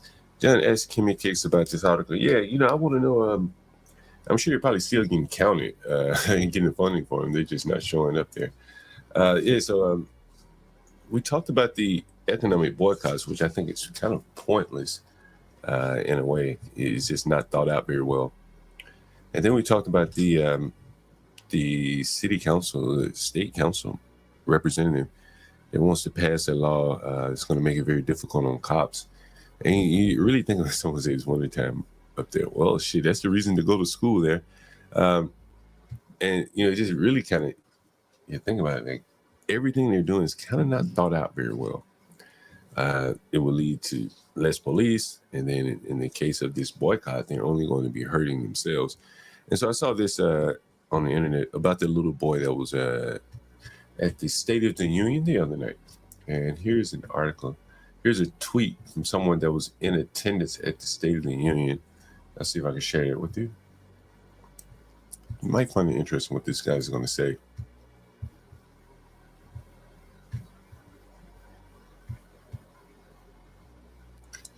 So here's a guy that was in attendance at the State of the Union, and here's what he says here. Not only did the Dems not applaud or stand for the stories honoring average Americans, but neither did their guests in the gallery. Now, that's very interesting. Even for the most heartwarming moments, most stayed seated. Very few even applauded. It was heartbreaking to see. He goes on to say, during these moments, I could see entire rows of Democrats staring down at their phones. I was close enough to see what they were looking at. Most were texting or scrolling through social media feeds. The only moment during the speech that generated enthusiastic collective applause was when Trump mentioned spending hundreds of billions of dollars on Ukraine. There were 5 or 6 Dems that immediately pulled out Ukrainian flags and started waving them. This was notable since their applause was not meant to celebrate any result of that spending, i.e. a tangible victory for Ukraine or benefit to America, but was in response to the mere mention of spending itself. The fact that this was so natural and immediate was unnerving. It was the only thing that pulled their faces away from their phones. Not the celebration of life in our homeland, but deaths of hundreds of thousands in a foreign one. And I've hammered home here, over and over that these people are making quite a bit of money off of this Ukraine war. And this was one man's testimony as to kind of where their heart lies in the spending of on this war in Ukraine. He goes on to say there were a few other notable observations after Al Green started yelling. The first person security approach was not Al Green, but Nancy Pelosi, almost like she was the pit boss for the Democratic side. And he went on to say, I could tell she was not pleased since I didn't even see her turn her head toward the security guard. This would have required Pelosi to look towards her right side, which was the direction where Green was embarrassing himself. Not really surprised by her reaction, since this would have compounded the collective sense of defeat on the Dem side of the chamber. What else does he say? Someone was asleep. Another guy there. And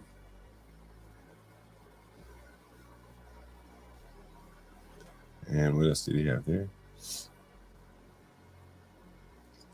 Anyway, I think the little boy moment really shone a light on how the Democrats really are, they're negotiating more or less for their own benefit there. And this guy's testimony in that they stood up when Trump mentioned the spending without even no tangible results really shows you where their heart lies there. What's up, Portia?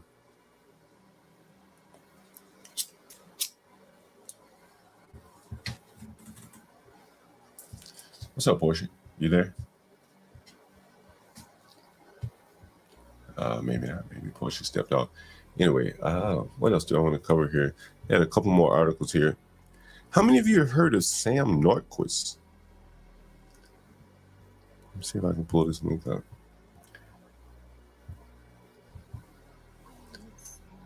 I got it. I got an article about this. Hey, what's up, Portia? You there?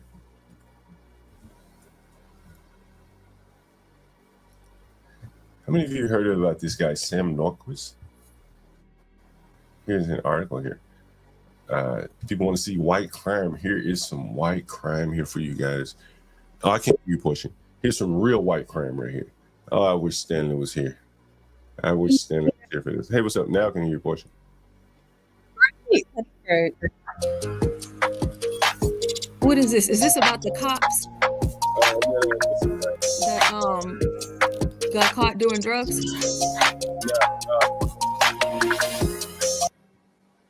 Can't get the damn skip ad off here. No, this is From your breaking news and weather authority, this is 13. So this is 7 people accused of killing. Looks like they lured this guy. Kim Warfield said he's heard of him. He doesn't look black to me, but it looks like they're labeling him as black. But apparently he's a transgender. And 7 white people apparently lured him, killed him. And I mean, they didn't just kill him, they tortured this motherfucker. Like some serious torture, like 30 days and 30 nights type shit. A trans woman? Whatever. Man, woman, whatever the fuck you know. Let me just put transgender. News and weather authority. This is 13 Wham News at 5. Horrific and unthinkable allegations involving the 7 people charged in the torture and murder of a transgender man in Ontario County. Disturbing details revealed today in the case of Sam Nordquist. Authorities say children were forced to take part. They used duct tape and they poured bleach on him. They forced him to obey their commands, treating him like a dog. Sam Nordquist, whom authorities say was beaten, starved, and tortured before he was murdered. 7 suspects charged in this case, and investigators say at some point, children were forced to participate. And I know many will ask the question, why? Well, as I stand here today as a human being, we'll never know the answer why. Because what human being could do what happened to Sam? We'll never make sense of this case. It is considered one of the most haunting murder cases in recent history, and now it has become even more disturbing. Good afternoon, I'm Matt Malloy. I'm Karen Edwards. Allegations of unthinkable crimes committed against a transgender man. 7 people now charged with first-degree murder, and police say 2 children were forced to take part in certain crimes. We warn you, some of the allegations are disturbing, including sexual assault, human waste, and starvation. Sam Nordquist was 24 years old. His funeral held in his home state of Minnesota yesterday. His family is demanding justice. 13 Wham's Natalie Calzatoni is back from today's unsealing of that criminal indictment in this case. Natalie, good evening. Good evening, Matt and Karen. The prosecutor's saying the first-degree murder charges carries the most significant penalty under state law. It also requires the prosecution to prove the defendants tortured Nordquist to death because they enjoyed it. Again, we do want to warn you, some of the allegations are disturbing. An indictment unsealed Wednesday, charging 7 suspects with first-degree murder in the horrifying death of a 24-year-old transgender man from Minnesota. The prosecutor on the case says Sam Nordquist was beaten and tortured to death. And I know many will ask the question, why? Well, as I stand here today as a human being, we'll never know the answer why. Because what human being could do what happened to Sam? Authorities say Nordquist arrived in Ontario County in September and was staying with 38-year-old Precious Arzwaga and others at Patty's Lodge on routes 5 and 20 in Hopewell. Wolford says he was tortured and assaulted by the suspects between January 1st and February 2nd. Sam was confined. He was forced to kneel and stand against a wall. He was physically assaulted. He was sexually assaulted. He was prevented from using his phone. He was denied proper nutrition and hydration. He was fed feces. He was forced to drink urine and chew spit. They physically restrained him. They forced him to obey their commands, treating him like a dog. They covered his face with towels and shirts and fabric. They used duct tape, and they poured bleach on him. The indictment says Arzwaga compelled or induced 2 children ages 7 and 12 to participate in beating Nordquist. Arzwaga faces coercion charges. They may have been forced to participate, but their lives are forever changed by what they saw and endured in there. Nordquist's body found in a field in Benton Yates County, February 13th. He was dumped out on the side of the road in a farmer's field, wrapped in plastic bags, where they hoped no one would find him. Wolford says to limit this to a hate crime would be an injustice. A hate crime would make this charge about Sam's gender or about Sam's race, and it's so much bigger. Sam was beaten, assaulted, sexually abused, starved, held captive, and Sam was laid to rest in Minnesota yesterday. Wolford adds the first-degree murder charge carries with it the possibility of a life sentence without parole. The suspects are expected to be arraigned in Ontario County Court within the next week. Matt. Natalie, thank you. Be sure to stay with What's up, Portia?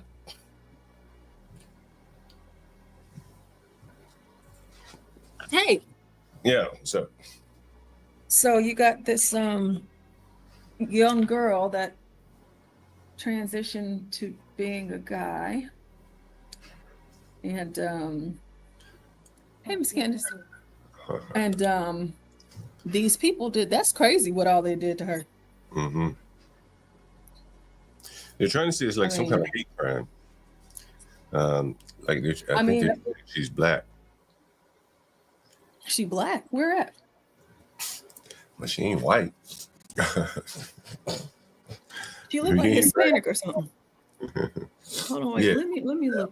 Let me look up like an article. You probably didn't mix or something. 7 people charged death of trans man. Let's see. 'Cause I need to see some more pictures. Hey y'all. Hey. Portia, by the way, did you hear that African this early in the stream? Sierra Leone, yes. Well, maybe she is mixed. It probably was a hate crime, John. Yeah, it looks like they lured her there. Now I wonder if they were friends or something, or if this was family. If they knew each other, how? I think there's some kind of love connection with one of them, as if they lured her there or him there under the guise of a love connection and just tortured him.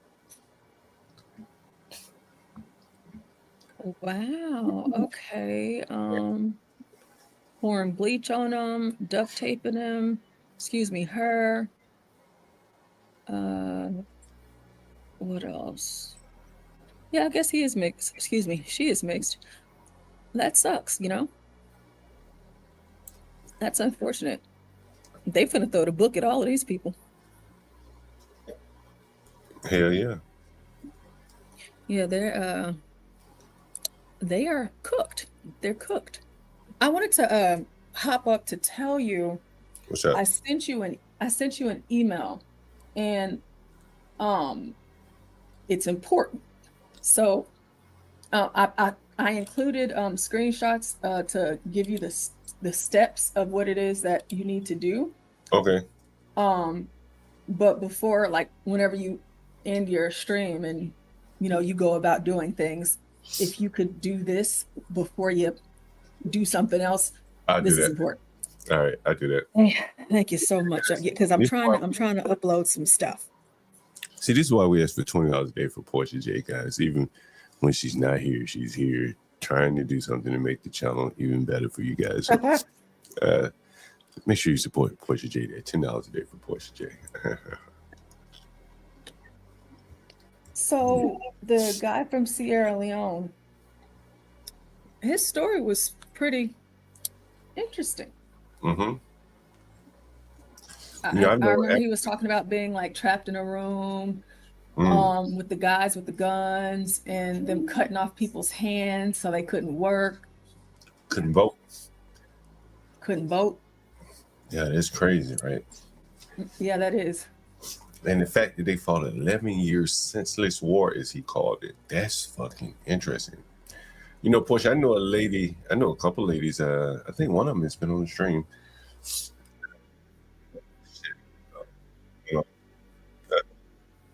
Get that shit off here. But he called it the senseless war. I'd never heard that before.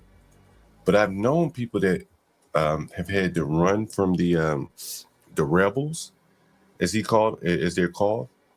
And, they have to make some real serious choices to kill their children if their children are crying or something like that. And yeah, that was very interesting. I'd never heard the term senseless war before. Kill their children if they're crying. Right. So they're running through the bush and stuff like that. If the child doesn't be quiet, it'll tip the rebels off where they are. So they have to make a choice. Do you want to stay alive, or do you want to kill your children? Someone else will kill them. So they had to make some tough choices. Mm-hmm. Making sense of a sense. Say what?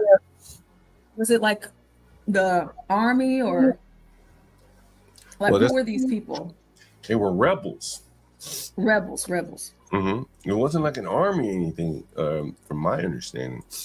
It was like just people with arms, as he said, from Charles Taylor from Liberia, and their president, armed these people and just left them to go kill regular people. And he was one of the regular people that they set out to kill.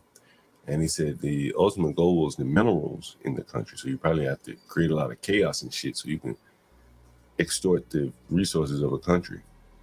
I tell you, what interested me in his story was this book I read years ago. Let me see if I can find it. I've told you about it before, but I just, you can always go back to it. It was this book right here. I knew you'd have some stories if you grew up in that environment. This book was written by a travel author. It's a very good book, man. You start reading it. Someone fucking stole the book from me. It was that good of a book. Dictatorland, the Men Who Stole Africa.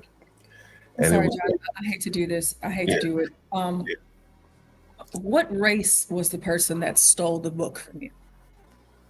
It was an African, by the way. Okay.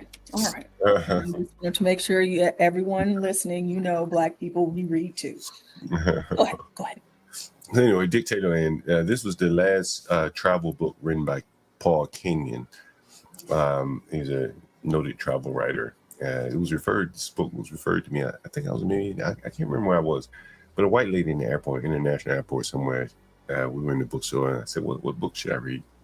And she had lived in Africa all her life, she said, and I guess her husband was like an explorer or some shit like that, or whatever. And so she recommended Dictatorland. It's one of the best books I've ever read in that genre, I should say. Yeah. Dictatorland, Paul Kenyon.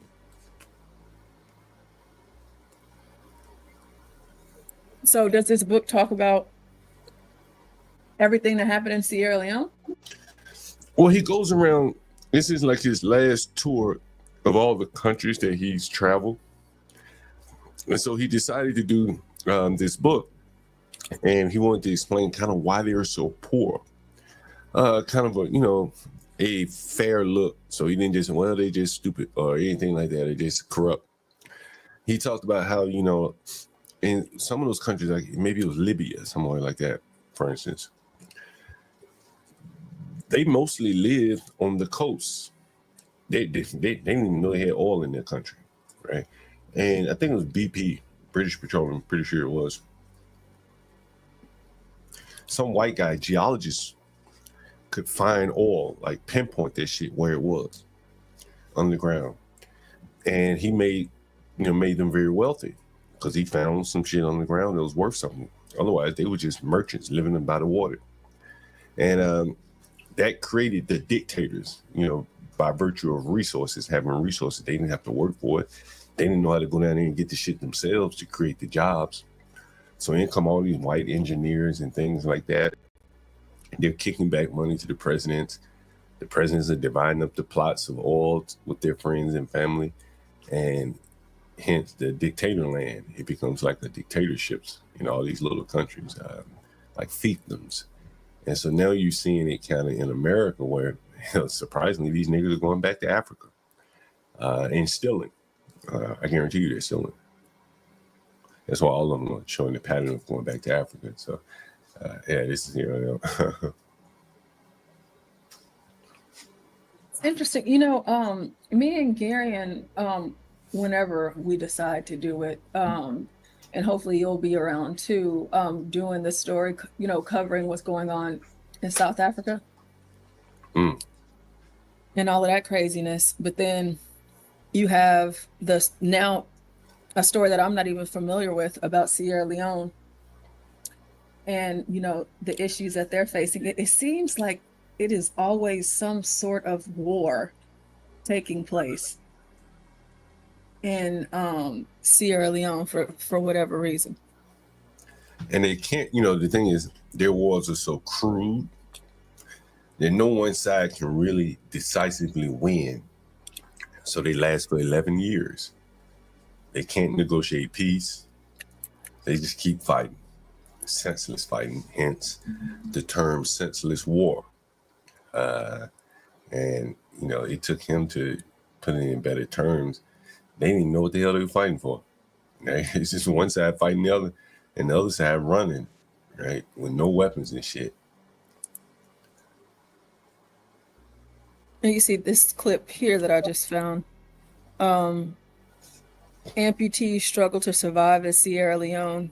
You want to watch it really quick? Yeah, that's what he was talking about. He was mentioning on the stream, Yeah. When Ishmael Darami was ambushed by the rebels, damn, life was over. They put the knife, yes. And they said you were going to kill you. To kill me, yes. They tie me all over. Other one mask in my foot. The one mask around here. They tie my hand. Lay me in the ground. Other one hold the knife. When I call God, so I'm going to die innocent. It was called Operation No Living Thing. Rebel Sierra Leone's capital, Freetown, during its civil war, which lasted 11 years. Armed with weapons and machetes, the Revolutionary United Front, or RUF, unleashed an orgy of violence that killed thousands of innocent civilians. Ishmael survived, but his way of living died. And take one big stick and kneel me down. I turn my hand, cut off this and cut off this. According to Handicap International, 20,000 people were eliminated during the conflict. Nobody care about amputee. Past government not care. This government not care. Nobody. At the end of a day on the streets, Ishmael goes home to this settlement, built in 2002 for victims of the war. Ishmael does whatever he can to provide for his wife and 6 children. Shit. I live on the street begging. So I wonder if he had the 6 kids before he got his hands cut off, or maybe some after. I don't know. I mean, I know that his hands were the only thing impacted here, but just a thought. But seeing all of those little nubs, I mean, gosh. Oh shit. I mean, I don't condone any of this violence, but I suppose at least it's better in America because they'll just shoot you, you know, and kill you. That seems a lot less painful than you cutting off my hands. Well, this is like real serious punishment. Like you wound your enemy as opposed to killing, because now somebody's, burdened with taking care of him, and he becomes basically a drag on everybody. It's really kind of the extreme of what you see in Black America, like a crab in the barrel type sense. In that wounding him in a very impoverished country basically leaves him at the whim of others to either die right there on the spot from starvation or lower him to begging, and begging is not taken too kindly in a third world country where everybody's poor. Who the hell are you gonna beg? Another poor person? So it's very humiliating over there to do that. I just... No. The answer is no for me. Let's we can finish this up really quick. War, not good. Thing can destroy a nation. Destroy a nation, but not its humanity. Years after the war ended, Ishmael saw the man who had given the order to cut off his hands. He recognizes you. Yeah, he recognized me. I take him to my house. My wife go. With the money I'm going to beg. After my late wife asked me, where are you coming from, this man? Where is this man coming from? This man, I've been amputated through this man. He said, what? Did he say he was sorry? He not say sorry. He says it's war. John. Yeah, it's crazy. I'm not, listen. The dude cut your hands off and you invited him into your home for dinner. I mean, they may have been in the same tribe for all he knew. Like you said, war is war. Shit. They were fighting, For what? He probably don't have any fucking idea, but they know they were fighting each other. So I call it senseless war. Uh-oh. He never said he was sorry. No. He said I don't care about this. Tell me sorry or not sorry. Because if you tell me sorry, I'm continuing to suffer. Tell me sorry, I'm continuing to suffer. I asked Ishmael about Charles Taylor, the former president of Liberia, convicted of aiding the militias that committed atrocities against civilians in Sierra Leone. It's good to try Charles Taylor because he committed crime against humanity. The guy that you were talking to earlier, y'all were talking about Charles Taylor. Right. He said Charles Taylor and his president teamed up and basically gave the weapons to the rebels by way of Gaddafi or Libya. I'm not sure if I'm sure Gaddafi was in charge then. And that's what he said, yeah. So basically America sent like Charles Taylor to Liberia, and this nigga went over there and started a revolution.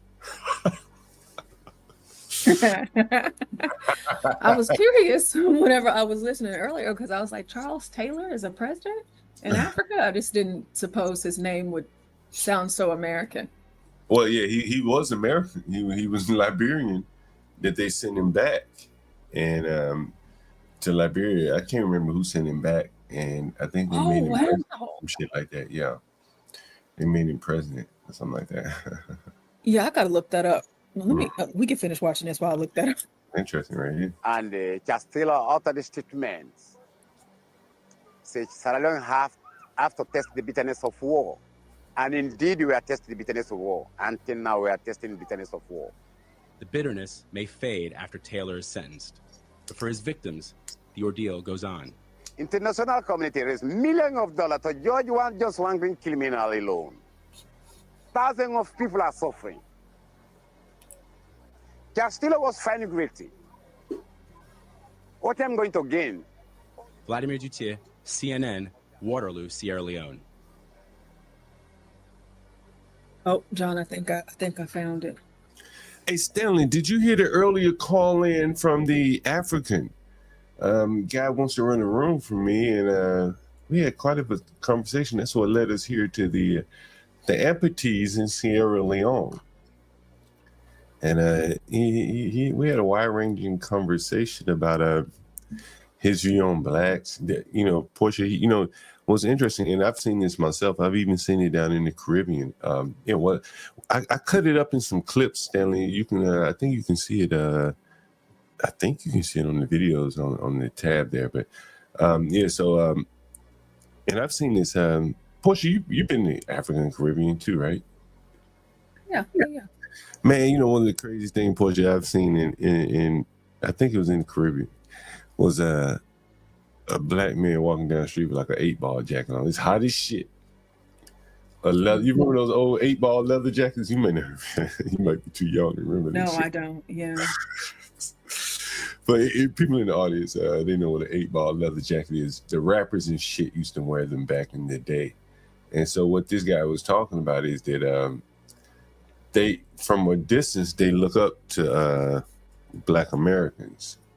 And he even said black Americans should come over there to feel the love, true love, he said. And anyway, so but he said once they get here, he realized he feel like blacks don't live up to their opportunity and shit like that. And he also said that he works with blacks at a Whole Foods. This was interesting. Did you hear the part where you say he works with blacks at a Whole Foods portion? No, I didn't hear that. Oh, I want to play that for you. Oh, I want to play this for you too. Oh shit! Listen to this portion.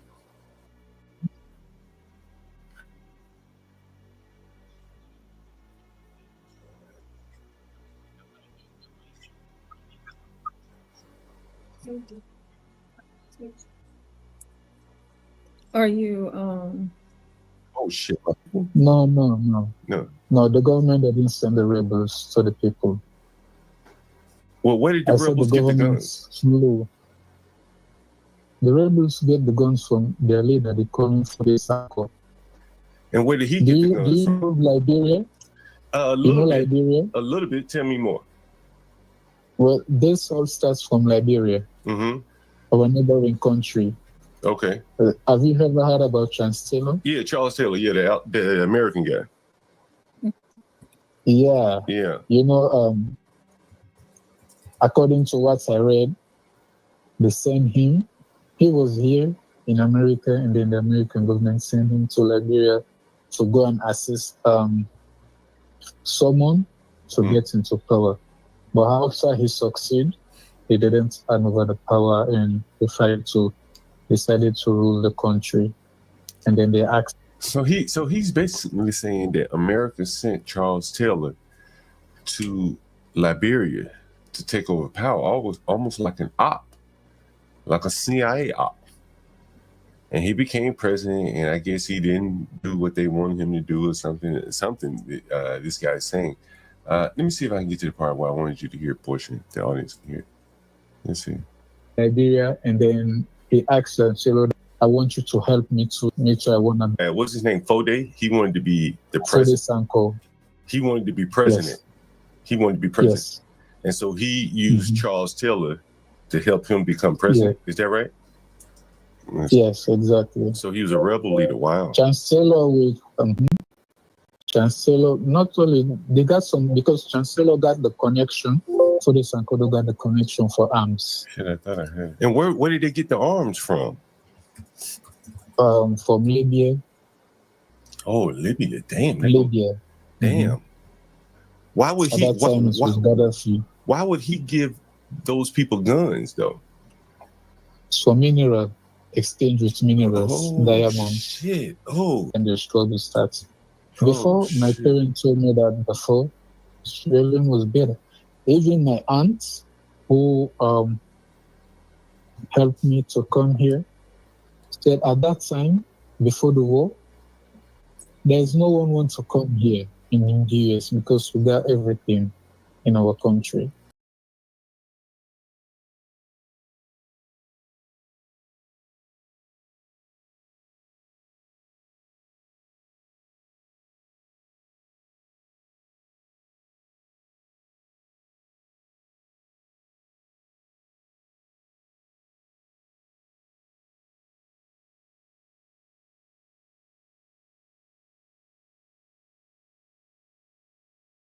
So just going back to us, You can't see any feature there. You can only... You hear that portion? He says, he says, it's kind of hard to hear, but if you have a hard time, I'll decipher it for you. Okay. You can't see any feature there. You can only... If I continue to stay there, I can leave, I can have food to eat, but what about my own family?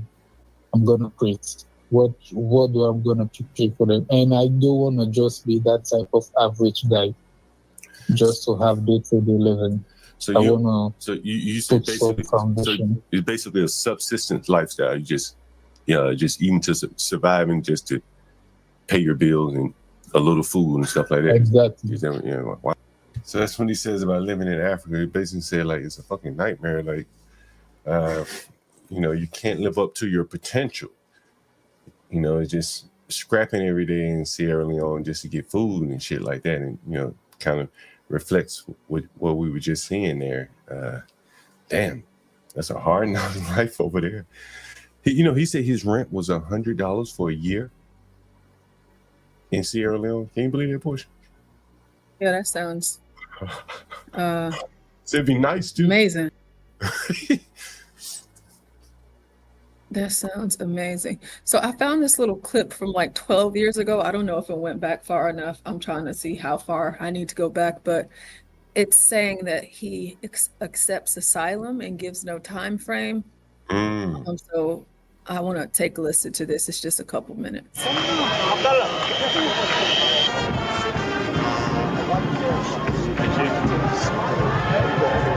Mr. President.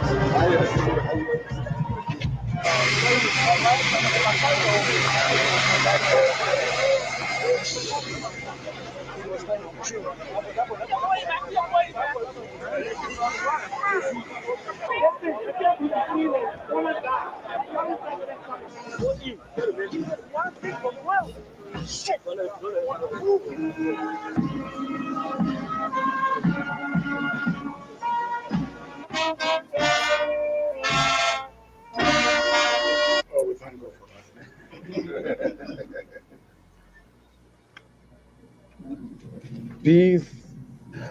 We believe that the participation of the United States right now is crucial in whatever way. We embrace it, we accept it, we invite the United States to come full force and assist in this process in bringing peace back to Liberia. Gentlemen, President Obasanjo, Jeff Quinnegas. He has extended an invitation. We have accepted the invitation. I think it's a matter now of making sure that it is done using our brains, that it is done properly, orderly. You know what, John, was kind of crazy to me? Because obviously, whenever I said this earlier, whenever I was listening to you guys, I said like Charles Taylor. I was like, that doesn't sound like an African president, but him coming from America. And this is my first time ever hearing him speak. Was he born here? I think so. I'm pretty sure he was. And they sent America sent him back there maybe to be the president, because Liberia is named after who is it named after? Who the fuck is it named after? Liberia? Is it Freetown? He was not from America. Oh, where was he from? Where was Charles Taylor from? Where was he from? Anyone know where Charles Taylor was from? Let me Google I'm looking it up right now. But one of the towns, I think in Sierra Leone, is named after a president. He is born and raised in Arthington, Liberia. Okay. But was he American or what?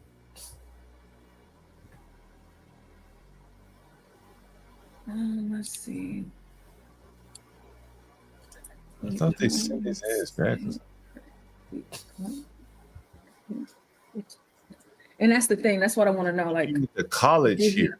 He earned a degree at Bentley College in the United States before returning to work in the government of Samuel Doe. After being removed for embezzlement and imprisoned by Doe, Taylor escaped prison. He eventually arrived in Libya where he was trained as a guerrilla fighter. Okay, there you go. He returned to Liberia. What is his connection to? Oh, other than going to college here. So he went to college here. That's what it was. Damn, that's interesting. How the hell did he get that name, Charles Taylor? Did he change his name? Monrovia, that's what it is. That was named after James Monroe, I think.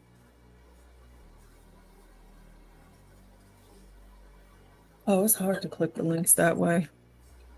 Give me 1 second. I wish they let you click the links like straight out of the chat, but it doesn't. Yeah, go to the video. Let's see here. Oh, wow. He fled to the United States, but was arrested in Massachusetts on a warrant for extradition to face charges of embezzling $1 million of government funds while he was a GSA boss. I think it was a GSA boss? Oh, General Service for the Liberian government.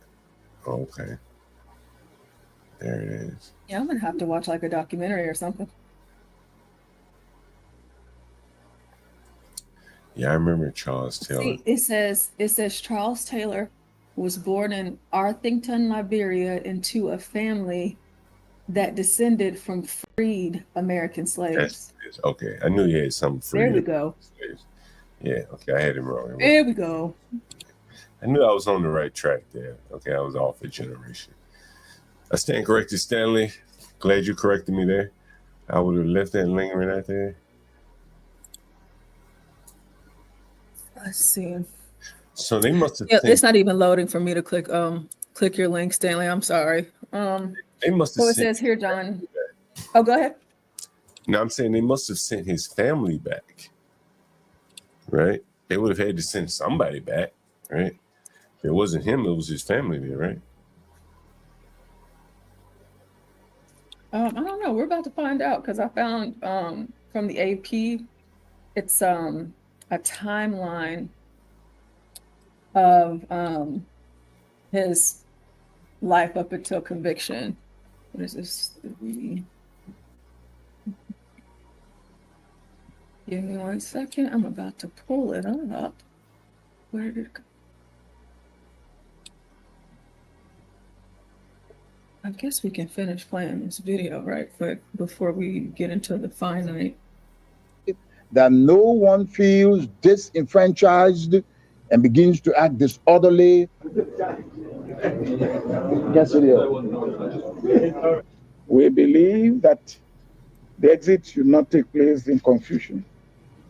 It should not take place in such a way that the exit will lead to more bloodshed. We believe that the transition should be orderly.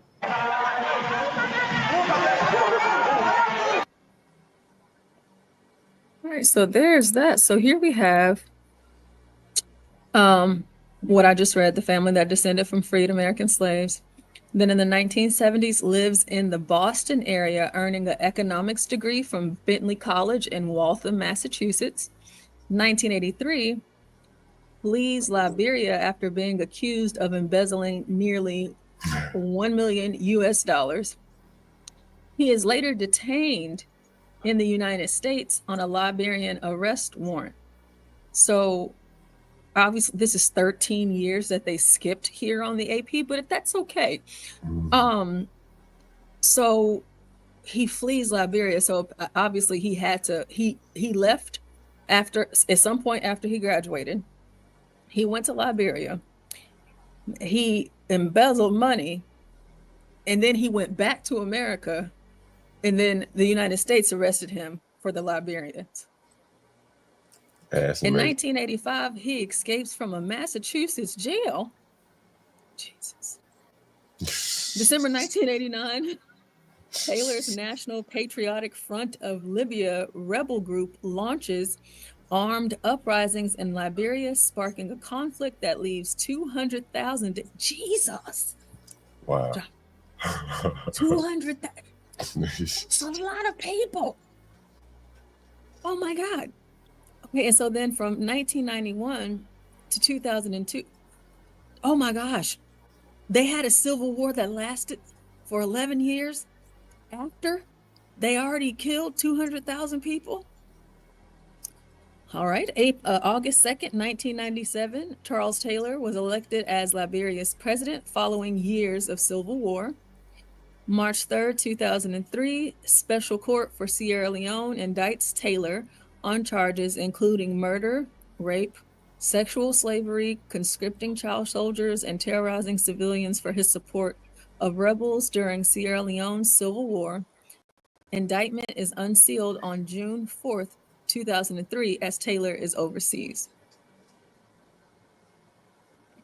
August 11, Taylor resigns and flies into exile in Nigeria. May 31st, 2004, appeals judge reject Taylor's claim that he was immune from prosecution because he was a serving head of state when indicted. Late March 2006, Taylor disappears after Nigeria agrees amid international pressure that he should stand trial. March 29, 2006, Taylor was taken into custody as he tries to cross border from Nigeria to Cameroon. He's then transferred to the special court in Sierra Leone. Then prosecutor Desmond De Silva says Taylor's arrest sends out the clear message that no matter how rich, powerful, or feared people may be, the law is above them. June 20th, 2006, Taylor is transferred to the United Nations detention block in The Hague to await trial. June 4th, 2007, trial starts with prosecution's opening statement. Taylor fires his lawyer and boycotts the proceedings. January 7, 2008, the trial resumes with new defense lawyer after a 6-month delay. June 13, 2009, Taylor begins his defense. November 12, 2010, Taylor wraps up the defense. April 26, 2012, judges convict Taylor of all 11 counts in indictment for planning, aiding, and abetting atrocities in Sierra Leone. May 30th, 2012, court sentences Taylor to 50 years in prison. September 26, 2013, appeal judges uphold his convictions and sentence. And that's it. There you have it. He seems like he caused a lot of trouble, huh? Yeah, he did. They should have kept him here. They've been better off keeping him here. Yeah, they would have been better off keeping him here, but it's probably better off that he's there. Because especially like thinking about like times like now, like since he has that, power type of personality, whatever, to make people follow him. So like if he cultivated a group of other people in America from Sierra Leone and they wanted to cause an uprising, he could have done that here. Maybe not. He wouldn't have got to know 200,000 nothing over here, but maybe he would have tried. Yeah, definitely not here. Portia, I was thinking about this. I wanted to ask you this. How much money do you think the Black Lives Matter raised? How much? Billions. Yeah, I'm sure it was. And look how easily these like Muriel Bowser. Remember they put that black woman in jail for painting over this shit. Remember her? Didn't they put her in jail for this shit? Something like that? Yeah, and Trump pardoned her. Uh-huh. Wait a minute, was she in jail for the Black Lives Matter mural? Because she did that in New York somewhere, I think, right? No, it wasn't because of that. It was because of her protesting outside of an abortion clinic. That's right. But they did arrest her, and they arrested other people for protesting by throwing paint on the Black Lives Matter mural. Right? Mm-hmm. And they basically made it like a holy site, and you hear the blacks responding to Muriel Bowser and saying, it created it was needed. It helped us get through George Floyd. And I'm like, why don't they put up the money to keep it there? You know, if Trump is threatening to take away some of the money from the budget, if it matters that much to them, couldn't they put up the money and say, we'll pay to keep it? So if Trump cuts $20 million out the budget, they could just compensate DC, or DC could raise taxes. But in reality, it was all just a symbol. I don't think that shit really ever mattered to those people painting letters on the street. What the fuck does that do for anyone? And these type of things, as fast as they come, they melt away just as easily, you know. And now what are they left with? Nothing.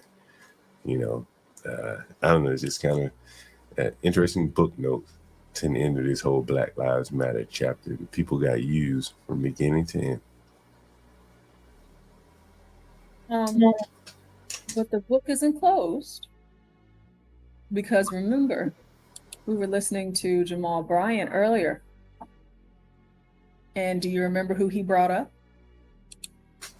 Who did he bring up? You don't remember what Jamal Bryant said whenever he was talking about this boycott for DEI and how they have to come together and march like they did for George Floyd? Oh, yeah, that's right. That's right. Yeah. But, you know, it seems that, to me, their most effective tactic at this point in America is threatening to loot versus threatening to boycott. That is when people really respond to them. I think of Black people, as I said, Tucker Carlson or one of these, Charlie Kirk or someone could come up with a counter response to the Black boycott. That when the Blacks boycott, we just gonna go to the store. No one will even miss the Blacks. That's not where their power is. Their power at this point is in threatening people with violence, mass mobs of violence, looting in the store. The old tactics of protesting, I think, you know, those are just not effective anymore. So the argument that you were making earlier, I think this is what you said. You said that they would be better off looting over protesting a store?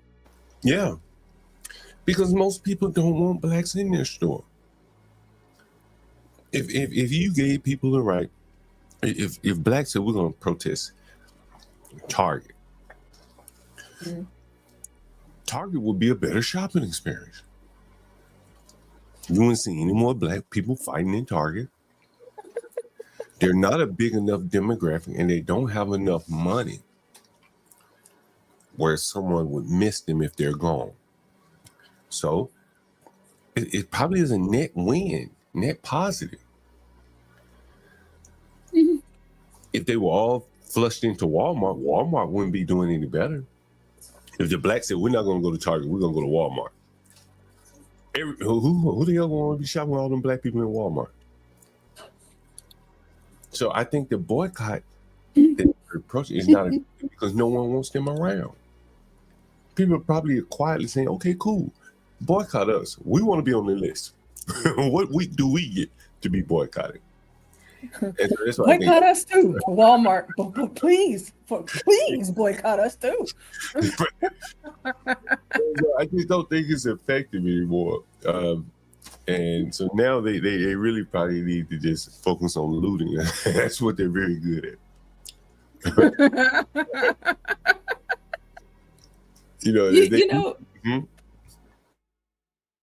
Go ahead, boy. It's not that I go to Target every day, because I don't. I'm broke. Okay, I can't even afford Target, and whenever I can, I try to avoid going to Target because it is so expensive. Like, I typically don't ever see a lot of Black people at Target, and I don't see a lot of Targets in Black neighborhoods. I don't believe I've ever seen. You know what? There is one that I know of. It's in Dallas. Oh gosh, it's off Wheatland somewhere, or I'm trying to think of the name of the street, but I know it's one right there, smack dab at Oak Cliff. But I've never gone inside of that Target. But it's still open, so I suppose it's working out well for them. They have them kind of in middle class neighborhoods around here. Yeah, typically, and that's how it is here. Like where in my area of Texas. And the reason why I mention that is because I guess I just don't understand the purpose of them protesting a place like Target. You know, like Target? Y'all balling like that? Yeah, I didn't even think about that. You know, like they always say Target is every husband's worst nightmare. Whenever their wife walks into Target to get one thing and spend less than $100, she ends up leaving with everything and spends over $300. And unfortunately, John, I am that woman. So I try with all my will and my might not to go into Target because I already know what time it is. The way that they have things set up in their store, their display, how clean and beautiful and perfect it is on the inside. And it's just like, it's always making you feel like they have something that you need to buy. Whatever this business model is, I don't understand it, how they created it and how they have perfected it, but it works, which is why I don't go. So I feel like most people, like middle, like I guess lower middle class Americans, I feel like they don't even shop at Target like that, no matter the race, just because it's so expensive. You know, I think a lot of lower class people shop there because of the food stamps. You know, they have a full grocery. Oh, well, yeah. Like whenever you introduce the food stamp aspect, I guess you're right. They could afford Target then. Yeah, they can definitely afford it. Hey, Yeah, what's his name? The boy. I hear they still haven't been caught. The guys down there in Texas. Oh, it's is it Adonis and oh gosh, I can't remember. Let me see. There wasn't did I save this story? Let me see.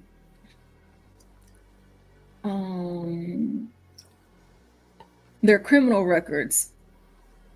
Oh wow. Let me see. Oh yeah, I did save it. How old are you? I don't remember. Let me pull this up. I did actually save it. It's not so good. Not so good. So let's see. We have oh gosh, it looks like you're using an ad blocker. It's because I am. Let me see. Matter of fact, let me just do this. So it says suspects in G Money Lil Ronnie's murder each broke plea agreements for previous crimes, court records show. Give me 1 second, John. What's his name? Oh, his name is right in my face.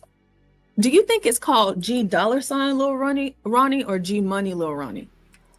Oh, that's a good one. G Money. Like, how do you G Money? Oh, well, you know what? Matter of fact, I guess I can do you one better. Let's see. All right, there we go. Forrestal police say 2 suspects are on the run tonight after shooting a well-known rapper and his little girl. Matt Houston just got. You see? Did you see his head? Is there something on his head? Which one? The one, this guy that's talking, the reporter. Oh, what is that on his head? He might be Muslim. Wait a minute. I mean, wait a minute. Isn't it like Lent or something? Don't they put the ashes on their forehead? Oh, Ash Wednesday? Right. Oh, okay. All right. Well, let's keep going. That just distracted me. I'm sorry. Suspects are on the run tonight after shooting a well-known rapper and his little girl. Matt Houston just got a look at new court documents that reveal the courts repeatedly gave both men second chances. Forest Hill police Wednesday identified the 2 men they suspect killed rapper G Money Lil Ronnie and his 5-year-old daughter. You heard that, John? It's G Money, G Money, I figured. not G dollar sign. New G York. Money, Lil Ronnie. You were right. Bye, y'all. Have a good spring break. As Jacoby Russell and Adonis Robinson. They're scared. They're cowards. They're hiding. Each has a criminal record and a history of taking advantage of the mercy judges have shown them. In 2023, Russell was arrested for hitting a pregnant woman. According to court documents, he took... John, it's going to be two things. I'm so sorry. You know how I get. Wow. I'm already irritated with the things that I've heard, but I'm even more irritated at the fact that it says pregnant person. As you hear the anchor say pregnant woman, and this says pregnant person. You know who else assaulted a pregnant woman? John. That's right. Do you remember who else? Do you remember who else assaulted a pregnant woman? Somebody put George Floyd Jr. up there. Yes, George Floyd too assaulted a pregnant Black woman. Wait a yes, minute. he did, but wasn't George from Texas? George was from Texas too. No, he's not from Texas, but he was in Texas. He was living in Houston, Texas at that time. Oh yeah. Yes. Mm-hmm. George Floyd. Yes. This is free zone. Absolutely not. Okay. No, I'm not doing it. I'm not doing it. Trump is back now. A plea deal, but broke his end of the agreement when he shot a man later that year. Again, he got a deal. Oh God, John.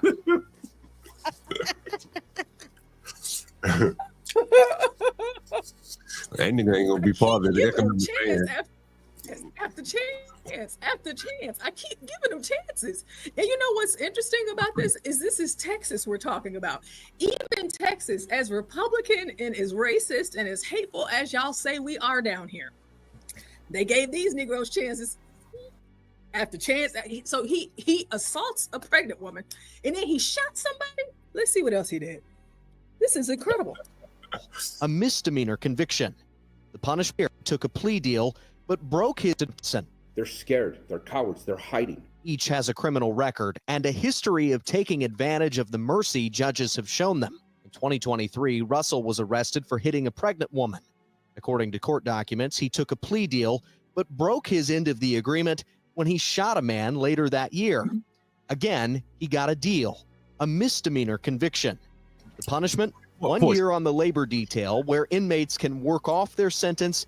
Of course, this nigga got a year for shooting somebody after robbing, assaulting a pregnant woman. God almighty.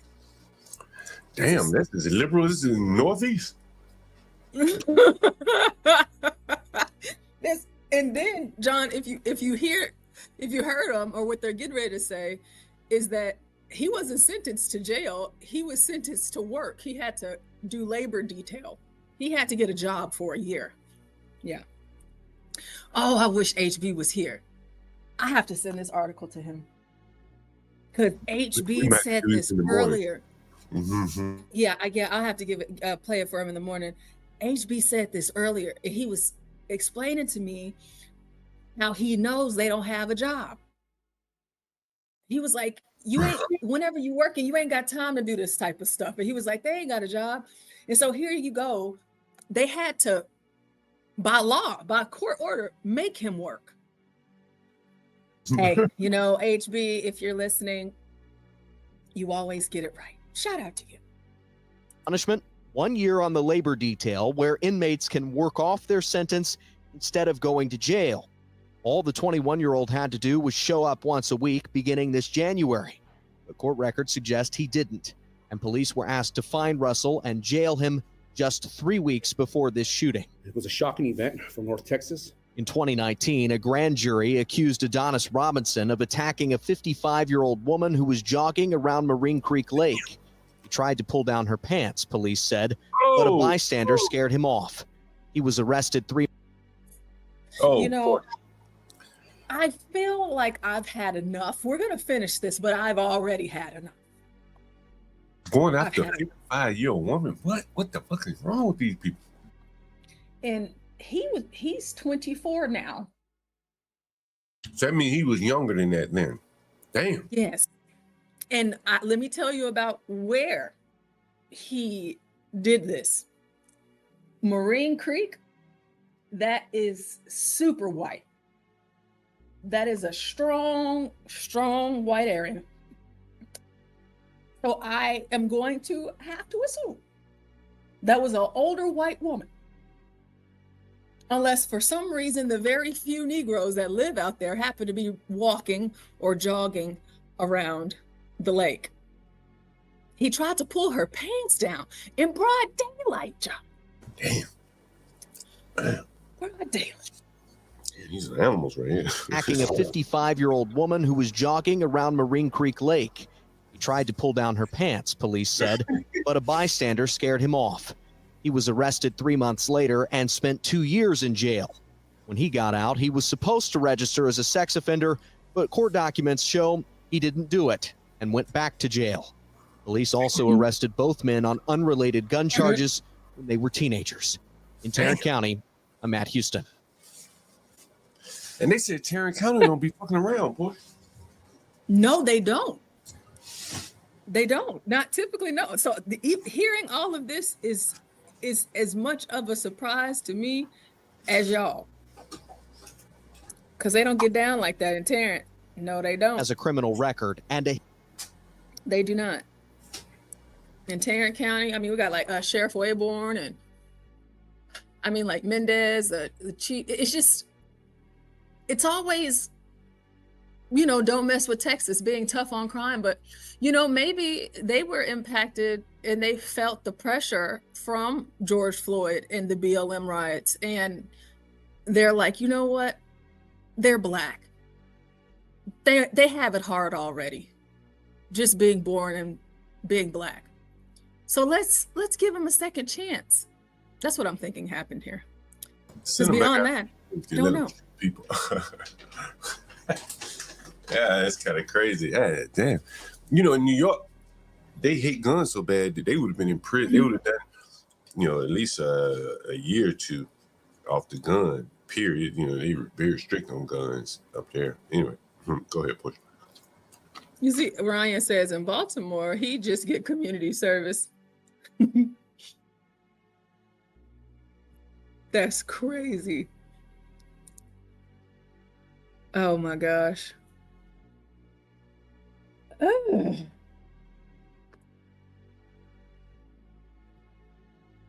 crazy. So you mean to tell, okay, one of them, the younger one, he was supposed to show up once a week in work to avoid going to jail. And he never went. He probably just had to show up to piss test. That's probably why he didn't go. Yeah. Or that. So, but he never showed up. And then they go trying to look for him. Can't find him. And here you go now, not even a month after he's set to go to jail, because they gave them chance after chance after chance. Now we've graduated. Now we're killing people. You see, sometimes that's why you gotta, kids like this, people like this, you gotta get rid of them. Prison is too sweet. Too sweet. After the third time, I would even go so far as to say the second time. They gotta die. That's it. They gotta die. They have to. Women and shit, like, that's so off base. Like, it may not be any reeling someone in that attacks a pregnant woman. His life will probably end up like George Floyd's if he lives long enough. Because, somebody got that woman pregnant. And if that woman was at work. Right. And, if you didn't get her pregnant and you beating on her, somebody's going to take exception to that. And, living that type of lifestyle, that reckless, risky lifestyle. Gross. You be alone for the world like that. Tropes, he ain't getting let go this time because the Texas Rangers are involved. So hey, he ain't getting, none of them getting let go, not this time. I tell you, it's just, whenever you notice these patterns and these behaviors, they have to go. They don't need to be a part of society. They don't need to be a part of living at all. Okay? They just don't. I've been watching this show called Evil on Netflix, and it's a show about essentially demons and Satan and Jesus. And so what they do is, what is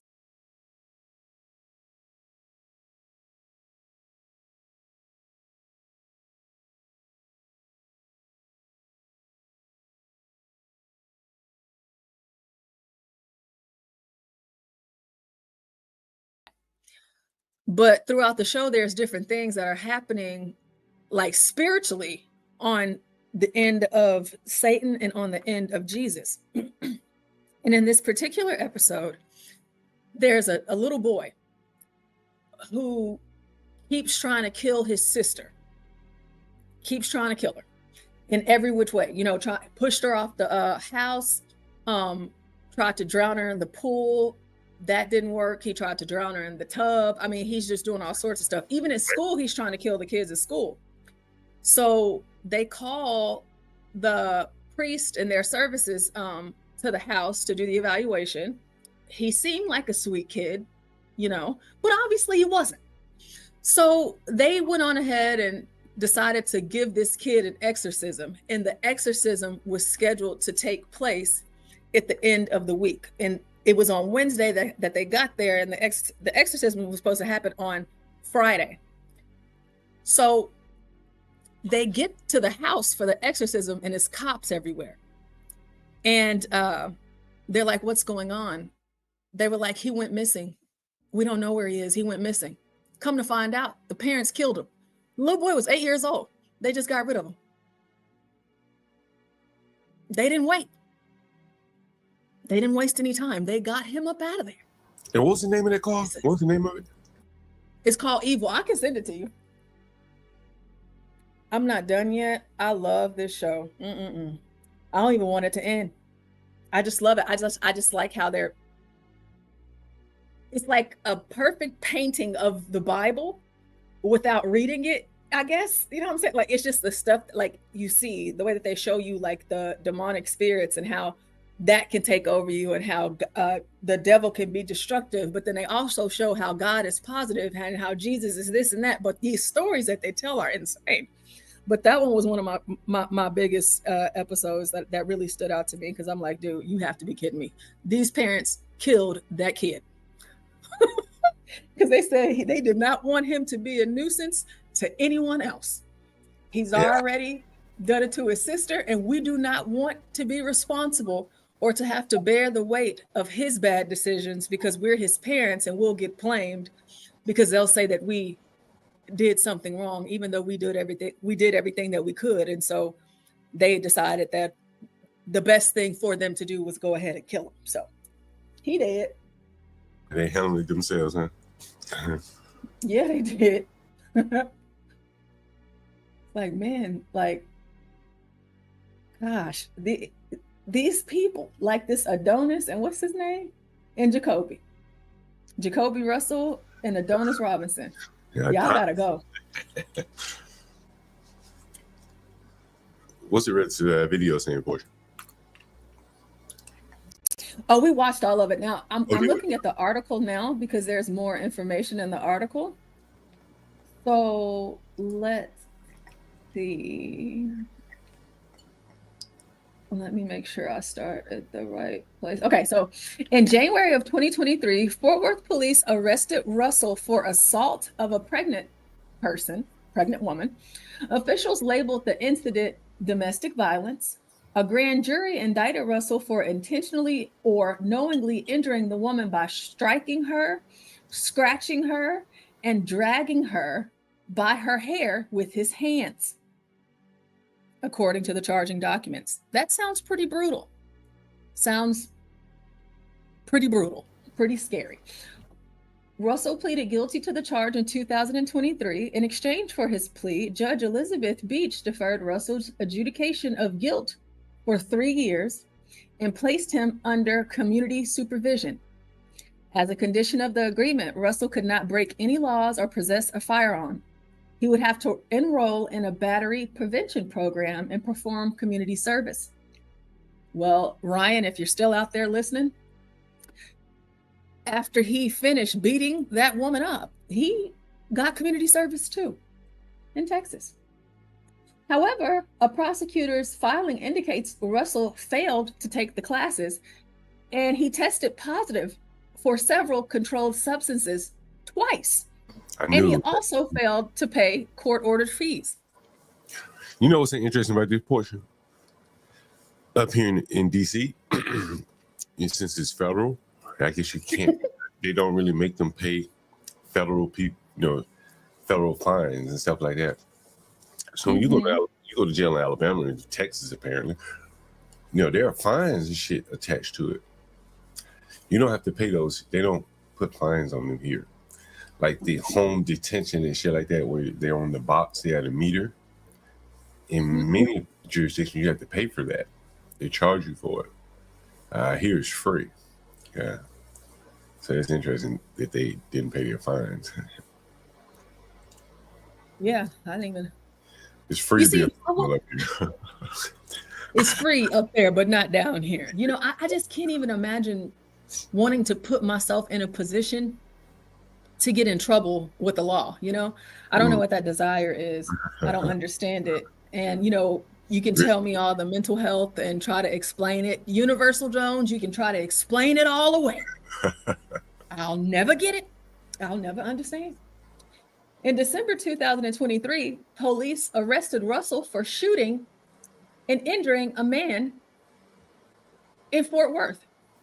Russell shot him multiple times, but the man survived. The authorities charged him with aggravated assault with a deadly weapon. Again, prosecutors struck a deal with Russell. He accepted responsibility for the shooting and pleaded guilty to a lesser misdemeanor assault charge on January 27, 2025. Hello, that wasn't that long ago. Judge Beach, who is Judge Beach? You know what? I'm gonna look up Judge Beach in just a second. Judge Beach extended Russell's community supervision term by 1 year and ordered him to serve a year-long labor detail sentence. Inmates enrolled in Tarrant County's labor detail program can work off their sentence in lieu of going to jail. He ordered Russell to report to the sheriff's office for work at least once each week, beginning January 31st, 2025. Court records indicate Russell did not complete his duties. On February 11th, Beach issued a warrant for his arrest and ordered his confinement in jail for the remainder of his sentence. On February 18th, Beach recalled that arrest warrant. It's not clear whether the police located him and took him into custody. So, hey, Juan, I know Juan's up here. So while I'm finding out who Judge Beach is, because Judge Beach, we need to see what's going on with her. Juan might know him.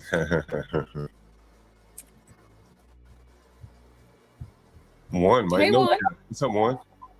Good afternoon, guys. How are you guys doing? All right. What's up, Juan? So what's going on here? To bring me up to speed, is this one of those where this kid should have caught a felony, but because the judge was a bleeding heart, this kid caught a misdemeanor instead, and he can't even comply to the misdemeanor conditions? Basically, yeah, he caught a real easy plea deal, and then seemingly couldn't even abide by the conditions there. What was he originally charged with? What was it, Portia? Assault on a woman, pregnant woman, trying to put another woman's pants down. The video is only a minute and some change long. I can, if you want to. Yeah, I'll play it again, like for the people that just got in here. Hey, Kimmy Cakes. Forrestal police say 2 suspects are on the run tonight after shooting a well-known rapper and his little girl. Matt Houston, just got to look at new court documents that reveal the courts repeatedly gave both men second chances. Forest Hill police Wednesday identified the two men they suspect killed rapper G-Money Lil Ronnie and his 5-year-old daughter as Jacoby Russell and Adonis Robinson. They're scared. They're cowards. They're hiding. Each has a criminal record and a history of taking advantage of the mercy judges have shown them. In 2023, Russell was arrested for hitting a pregnant woman. According to court documents, he took a plea deal but broke his end of the agreement when he shot a man later that year. Again, he got a deal, a misdemeanor conviction. The punishment, 1 year on the labor detail where inmates can work off their sentence instead of going to jail. Can you pause that real quick? 21-year-old had to do was show up once a week. So he shot somebody, and that charge was reduced to a misdemeanor assault charge here in Texas. That is weird, because usually you fire a shot at somebody and they get hit, or they don't get hit. Here in Texas, you're catching all of that smoke. Second-degree felony aggravated assault with a deadly weapon.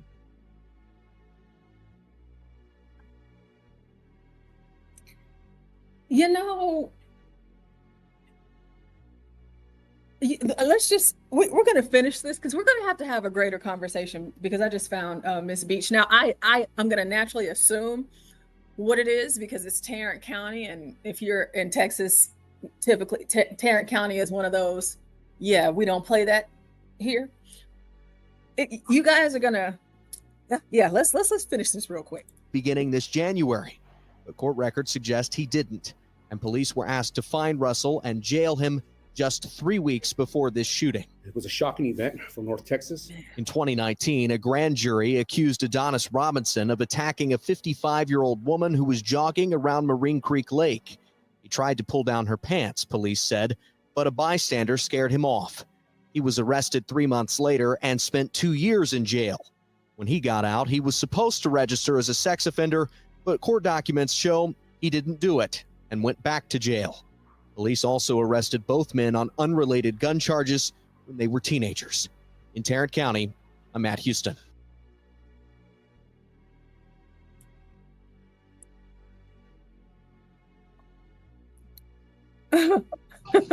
Juan, you're shaking your head. I don't have anything to say. Wow. Oh, you might have something to say about this. Jesus. Normally, he wouldn't be able to do any of those other things because he would be sitting in the Texas Department of Criminal Justice.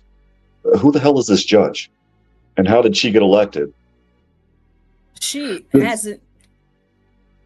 This is Judge Elizabeth Beach out of Tarrant County. She is the criminal district court. She represents court number 1. Elizabeth is a Republican. She's been in this seat for 11 years. 11 years. Damn. Mm-hmm. This is a Republican woman. Jesus. Which is all the more. Yeah, that's even more. That's even weird. But then again, Texas, the Republicans here in Texas, you know this from what's going on at the State House right now, Portia. We're in chaos because there are quite a few non-Republicans that have infiltrated the party. Wink, wink. Yeah. This is bad. This is bad for Elizabeth. This is extremely bad.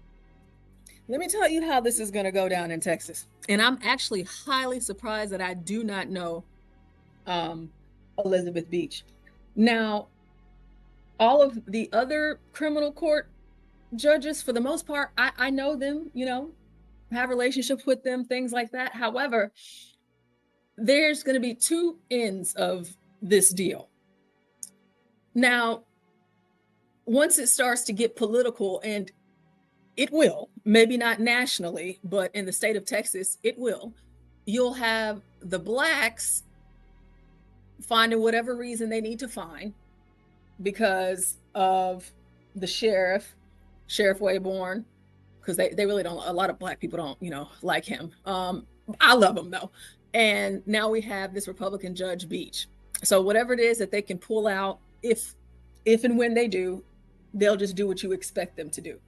Now the Republicans, while yes, we can say that this is a sad story, yes, whenever her constituents realize that this Republican elected judge let them go that many times, oh, it's going to be hell to pay.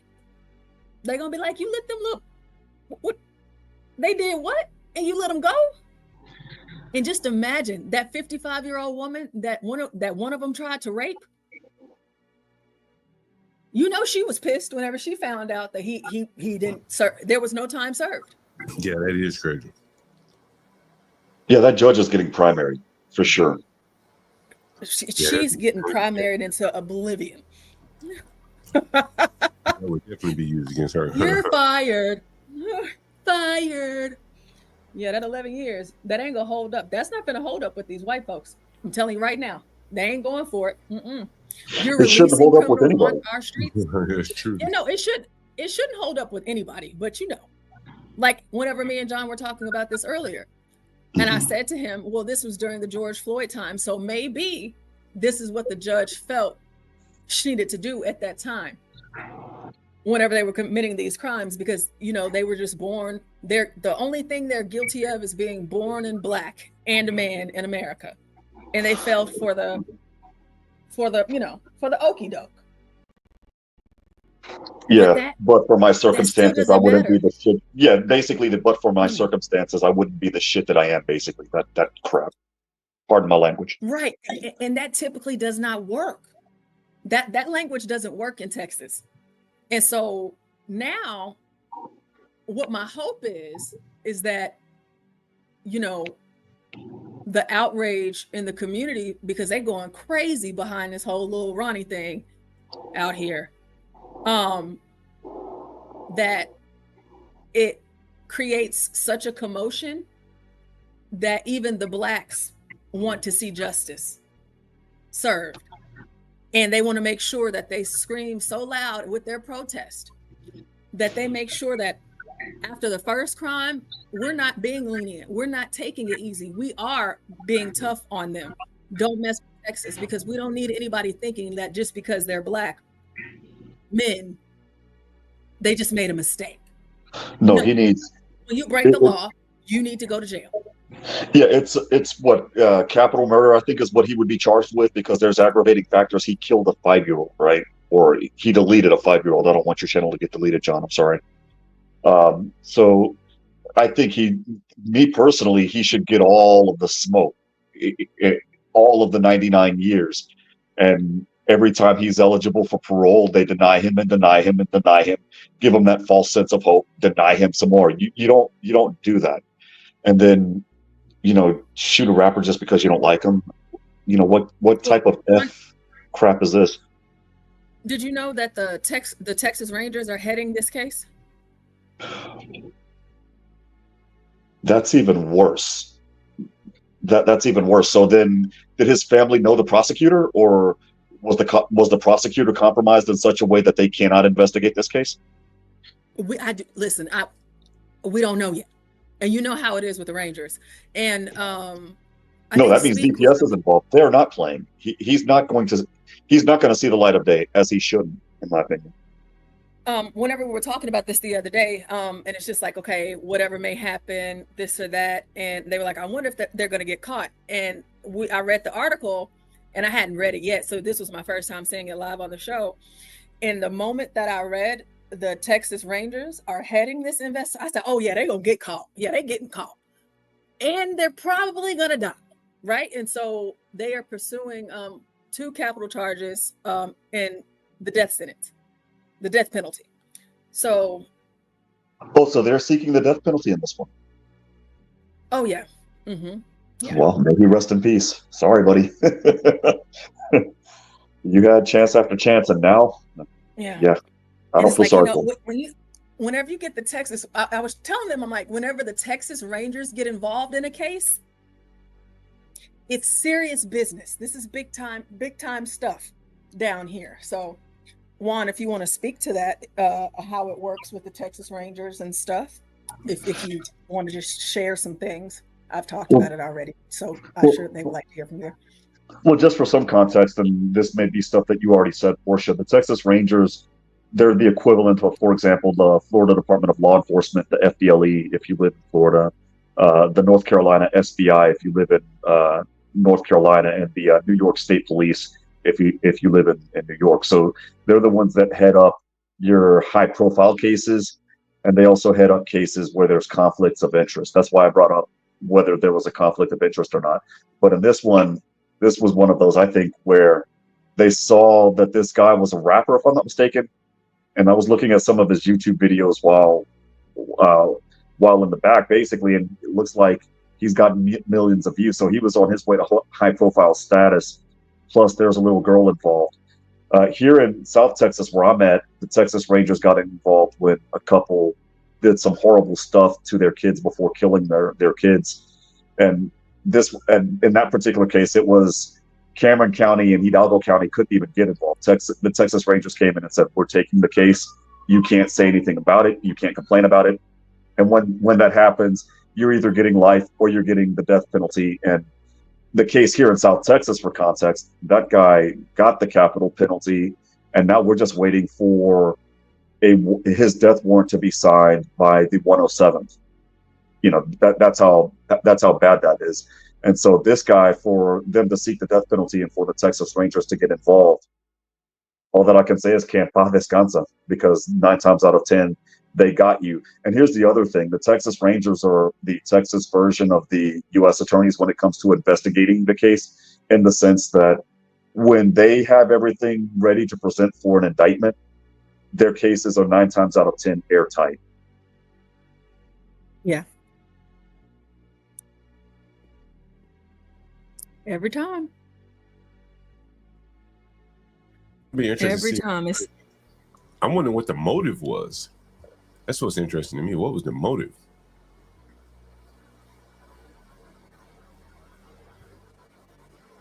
What do you guys think the motive was? we all honestly, I just don't know. I don't mean to sound cold and callous. This is my law school training, I guess. I don't care what the motive is. He did what he did, and you shot a little girl.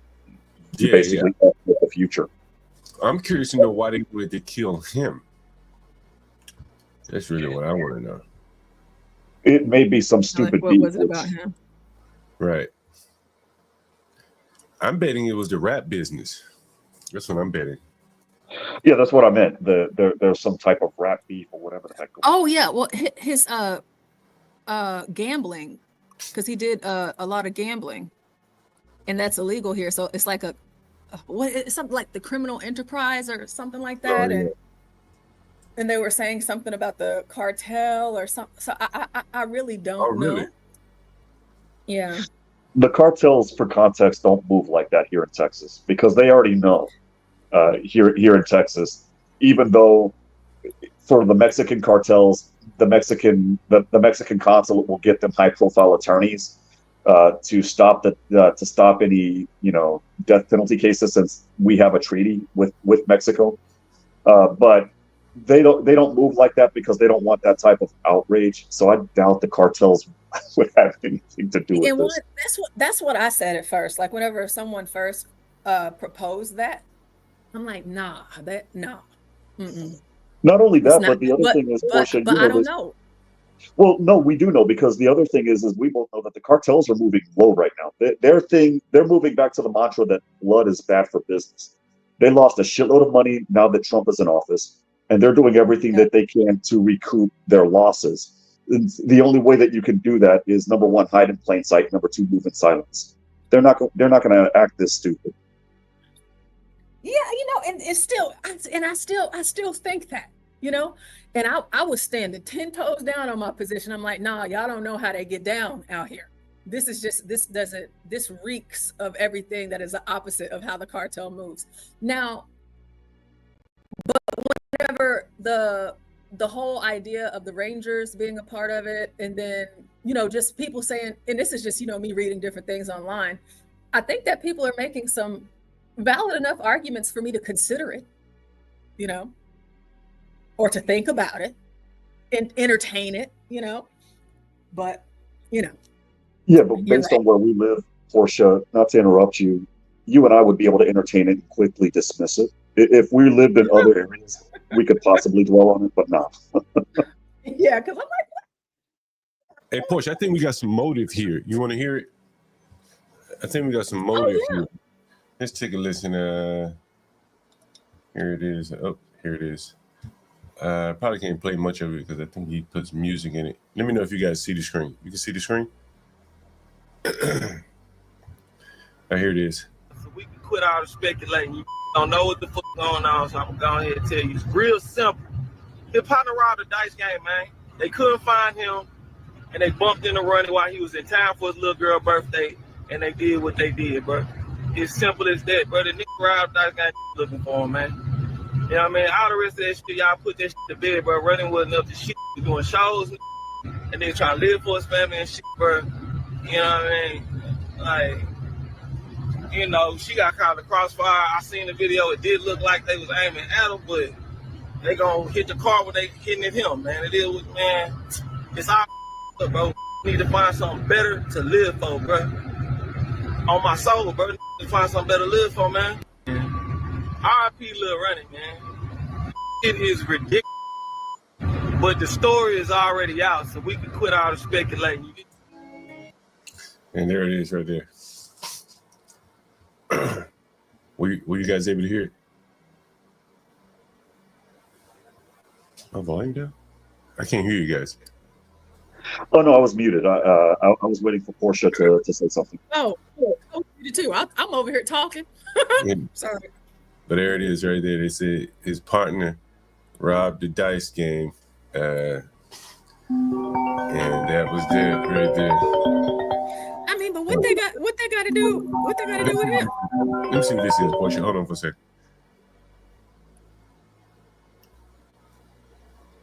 Hello? Hello? Hello? Hello? Yeah, who is this? I'm calling about your ad. Michael. Yeah. Oh, hey, what's up? I was calling the ad in the front bedroom. Yeah, we got plenty of. Where are you located? The southeast. I'm in South. No, I ain't South. This is Maryland. No, we don't have anything in Maryland. Where you got the southeast? Over there, Congress Heights. Oh, okay, never mind. All right.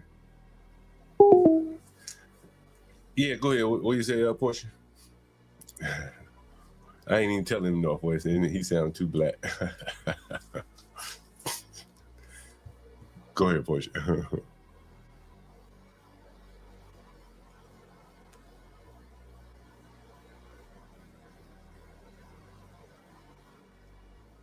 Portia sit here. Oh gosh, Jesus! I need to stop doing that. I was saying that Charleston White responded, so I'll pull up that video so we can listen to that. But Kimmy Cakes was saying, run it back. I understood nothing, and I was wanting to say that's hood Texas twang. You know, run it back one more time. Yeah, I was gonna say, I'll just put it in small doses. I was just gonna say, basically, he's saying that the guys got shot over some dumb shit. Pardon my language. Translation. What it sounded like he said. Let me see. Looked like they was aiming at him. It's simple as that, brother. It was in partner robbed a dice game, man. They couldn't find him, and they bumped into Ronnie while he was in town for his little girl's birthday, and they did what they did, bro. It's simple as that, bro. The nigga robbed dice game looking for him, man.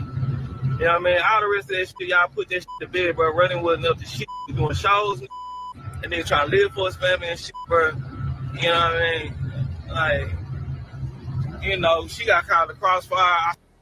And that's basically it right there.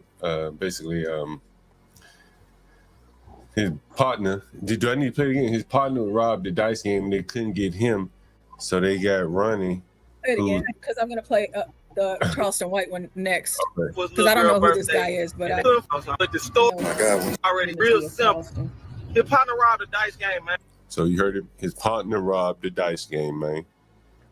They couldn't find him, They couldn't find the partner that robbed the dice game. So they went after the And they the bumped other into guy. Ronnie while he And they bumped into Ronnie was in town for his little girl birthday. while he was in town for his little girl birthday. Wait a minute, time out. This girl was shot on her birthday?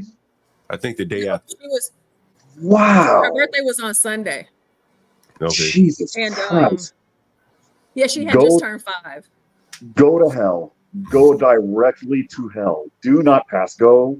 I'm sorry for sounding this angry, but do not pass go. Do not collect any MFing money. And then you're going after somebody supposedly that had nothing to do with it. He didn't say that the other guy was there when the robbery took place and that he encouraged the robbery or anything. Go to hell. Go directly to hell. I better stop. I'm getting pissed off just thinking about this. That is crazy, right? That is very crazy. Can Sorry. I pull up the Charleston White one? Yeah, go ahead. Yeah, that's pretty much just standing out right there. Let's see. But y'all keep y'all motherfucking comments to y'allself. Keep y'all motherfucking comments to y'allself, cause y'all clap for this bullshit. Y'all clap for it. Oh man, he a snitch. Call the police on him. When the Fort Worth ISD came out and was giving out the $1,500, $1,750 for turning the gang member with a gun. Come on now, y'all clap for this. Now y'all want to cry. But you laugh later. Now you crying now. You laugh later. Now you crying now. And now the city. Uh-oh. Give me 1 second. Thank you for telling me, Daniel. I'll reshare it. For those of you, if y'all didn't catch it whenever we spoke about it earlier, StreamYard is currently going through updates, and this is day 3, and apparently, per the email I got this morning, they have 3 days left. So it's not working properly like it should be, but just bear with us. And whenever we are live, if y'all can help us out like Daniel just did, tell us that you can't see the screen. Thanks. Yeah, StreamYard is causing some troubles here. Mm-hmm. So it looks like, let's see. Remember, y'all all got behind Go Yayo, and all he did was fight, and all people died around him. Children died around Go Yayo. Y'all forgot? Haven't y'all forgot? My 40 go boom. They took this song. Let me play it for you. Hold on. Let's play it. Let's listen to it. These seeds were sown. You said what? He probably gonna play a copyrighted song. I don't. It's Go Yayo. I'm not sure if it. I played it last night, Oh, and I didn't get any pushback. But in the song, he says that I'm gonna kill you and your daughter. In the song, so let me fast forward that part. Into the minds, into the hearts of children, and he performed it in front of the schools, in front of our babies. Violent, murderous, killing music was brought to our babies, and y'all co-signed this for what? I'm still in awe. I'm still in shock. Charleston White and Jesse Taylor, who run a local mentoring nonprofit, are amongst those calling foul on Fort Worth ISD. I done got shot when I was 15. My cousin was murdered all over this rap stuff. Wondering why the school would bring this person to speak to middle schoolers. Very distasteful. Very extremely distasteful. Someone should be held accountable. Nobody was, y'all got mad.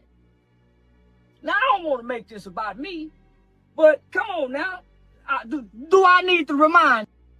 So for context, Go Yayo, he went and spoke at that school.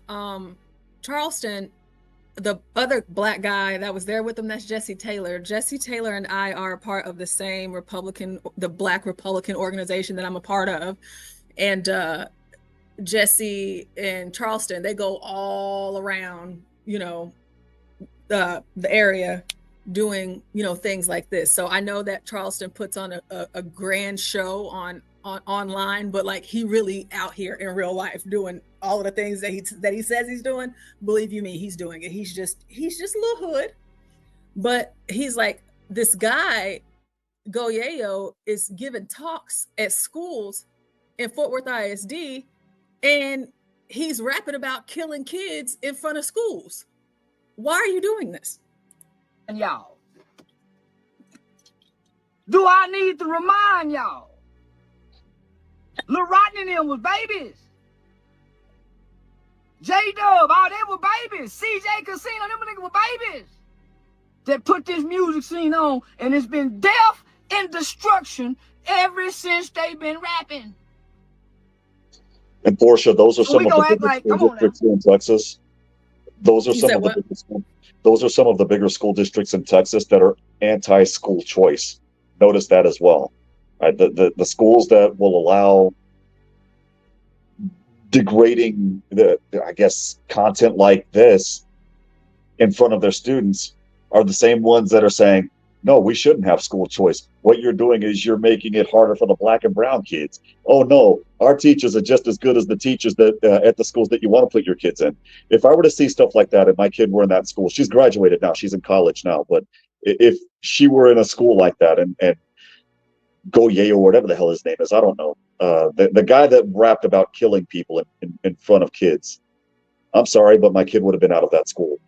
Period. The end. And killing kids in front of kids is what Exactly. that would never y'all know I'm at a charter. I used to be actually that is my former place, and you know, it's kind of weird how a lot of schools, like, they'll invite the rappers and stuff like that. And I guess I've really not thought much into this until you just said that. But, and I guess John, we have John here. John, why do you think it is that at a lot of these public schools that mainly operate outside of school choice, why would they invite rappers to come and talk to the children when they rap about murder, drugs, and being a criminal? Why do you think they'd allow that? I think it's for money. You know, like they have, they selling a product, and Mm-hmm. and they got to keep the kids coming. That's how they get paid. And I remember reading the article. You probably can look it up if you're interested. Jeremiah, remember that singer Jeremiah, Birthday Sex? Remember Jeremiah? Yes. Chicago Public Schools had him perform for like a first day of school for like one of the poor attended schools, because he was hot at the time, and they figured he would get the kids to come to school for the first day. And we were just talking earlier, you saw how high the truancy rates are in New York State. And that's a real serious problem based upon the way the funding is allocated. You got to get the kids in the doors, Not like that. I'm sorry. Absolutely not. It's no different. This is a weird analogy, but it's no different than your kid not learning because the class is bilingual. So now the teacher's basically switching hats in the middle of class and can't help you if you're stuck on a math problem or you're stuck on a science equation issue. In that regards, but the only difference is instead of going to first period to even try to pick up those particular fundamentals, you're going to first period because Sexy Red is playing, or what's the other guy, Finesse Two Times, just so that you can hear the lyrics. It's cool when they do it, it's a problem when I do it, things like that. Meanwhile, 15 years down the road, you're either in jail or you're in your late 20s, early 30s, and you have no skill sets. One, damn, I want to go all over the place here. You mentioned something about, damn, I want to ask him this, and then we showed the killing. Did you see the guy kill the man in McDonald's? Did you see that video one? No, sir. I didn't see that video. What you thought if that was self-defense? And then, guys, don't let me forget. I want to talk about Floyd Mayweather and the buildings that he bought in New York. And if Kimmy Cates can come up here, I would love to have her come up. She knows probably more about the New York market, the laws and shit than I do. Anyway, I saw something rather interesting about Floyd Mayweather, and we're going to get to that. Sorry. Go ahead, Portia. Kimmy Cakes, you could speak to what you talked to us about earlier, John, about the attendance Oh yeah, that's right. I read that article earlier this morning, actually, and of course I was thinking of Kimmy Cakes. Now, I think I just need, because I read it. I just want to make sure I understood it right. Like, so the school attendance is all the way down the gutter, but they're still getting funded more, or they're getting more money, even though they don't have the attendance. So I just kind of want some clarity there. Yeah. And there's a thing that a lot of the funding, portion is food, housing, washing clothes. For some of these kids, schools really go above and beyond just educating them. They're feeding them as well and stuff like that. And, it's basically a daycare. It is basically what it is, at the taxpayer expense. I think it's called like wraparound services. They used to be the term wraparound services, where they would wrap around basically 360-degree type services for him. Yes, sir. John, since you have one up here, I'm going to hop down and I'll come back up whenever I get home. But you. Okay, I was about to hop down myself, Portia, because I got to get back to work. I was about to say, well, I wanted John. I don't know how much time you have, but if John could pull up that video for you. Oh yeah, let me pull it. If he thinks it's self-defense. Yeah, I got about 10 minutes. Okay, let me pull it real quick. Let me put this one in the background because I want to come to this one next. I don't want to lose it. All right, let me put this right here. Okay. Enter, and then I go here. McDonald's, right? AMC dealing. AC.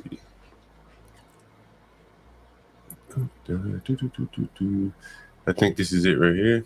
Oh no, this is probably it right here. We just covered McDonald's the other day. How they are,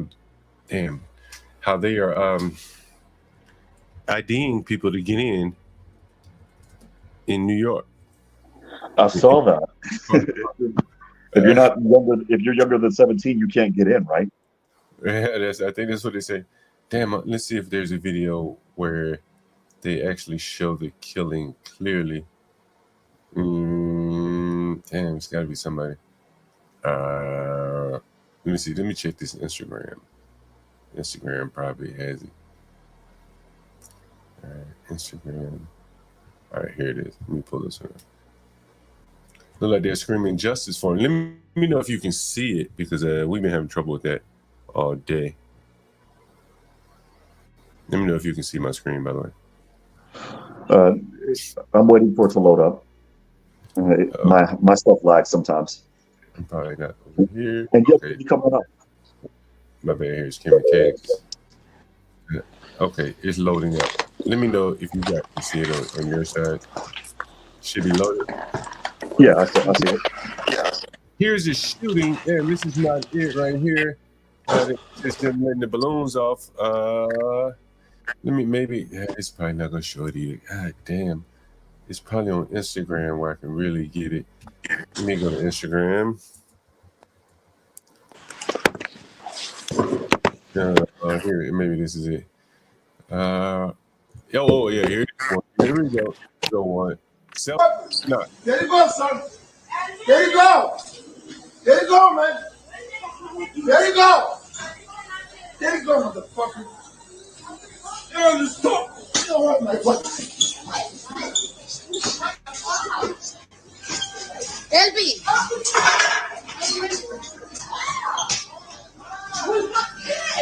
Hey, go ahead, pluck. Pluck. Wait a minute, did he pull out a knife? He pulled out a gun and popped that ass. No, I'm not talking about the security guard. I'm talking about the other guy. I don't think so. There you go. Let's see. You want to make baton. This is a weapon. There you go, son. There you go. There you go, man. There you go. There you go, motherfucker. You're on the stop. You know what, my what? LB.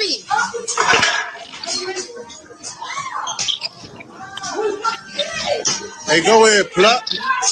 Pluck. If he had a knife, they probably wouldn't have charged him with murder. No, I don't think that was self-defense. You got a little scratching in your phone, Kim. I think it's Kim. Is that Kim? Yeah, I think it's Kim. That's Kimmy. That's not me. I'm sorry. Let me see if I can do the. Oh, I can't do it. Kim, you might have to come in, go out and come back in. Is it like a little scratch? You don't think there's self-defense there? Why not, Warren? Because the other guy, well, for starters, the security guard initiated the fight after he got the stick or whatever the heck. Right. So that's where the problem is. But don't you still have the right to self-defense even if you're initiating a fight? Well, that depends. That's that's why I was asking, because I couldn't see that well what the other guy had, if he had anything. If he had a knife or another object in his hands and he was going after the security guard after the security guard stopped, then yeah, there would be a case for self-defense. But I don't know. I think that if I were the DA, I would probably go for murder too. Yeah, I think that's what. And I would go for a lesser included offense of voluntary manslaughter. Interesting. Okay, let me go to this article. This is for Kimmy Cakes here. Someone's in the background. Let's see who's in the back. Oh, it's Kimmy Cakes again. All right, let me pull up this article. I'm going to connect this with Floyd Mayweather. I want you to listen to this. Take a listen to this, guys.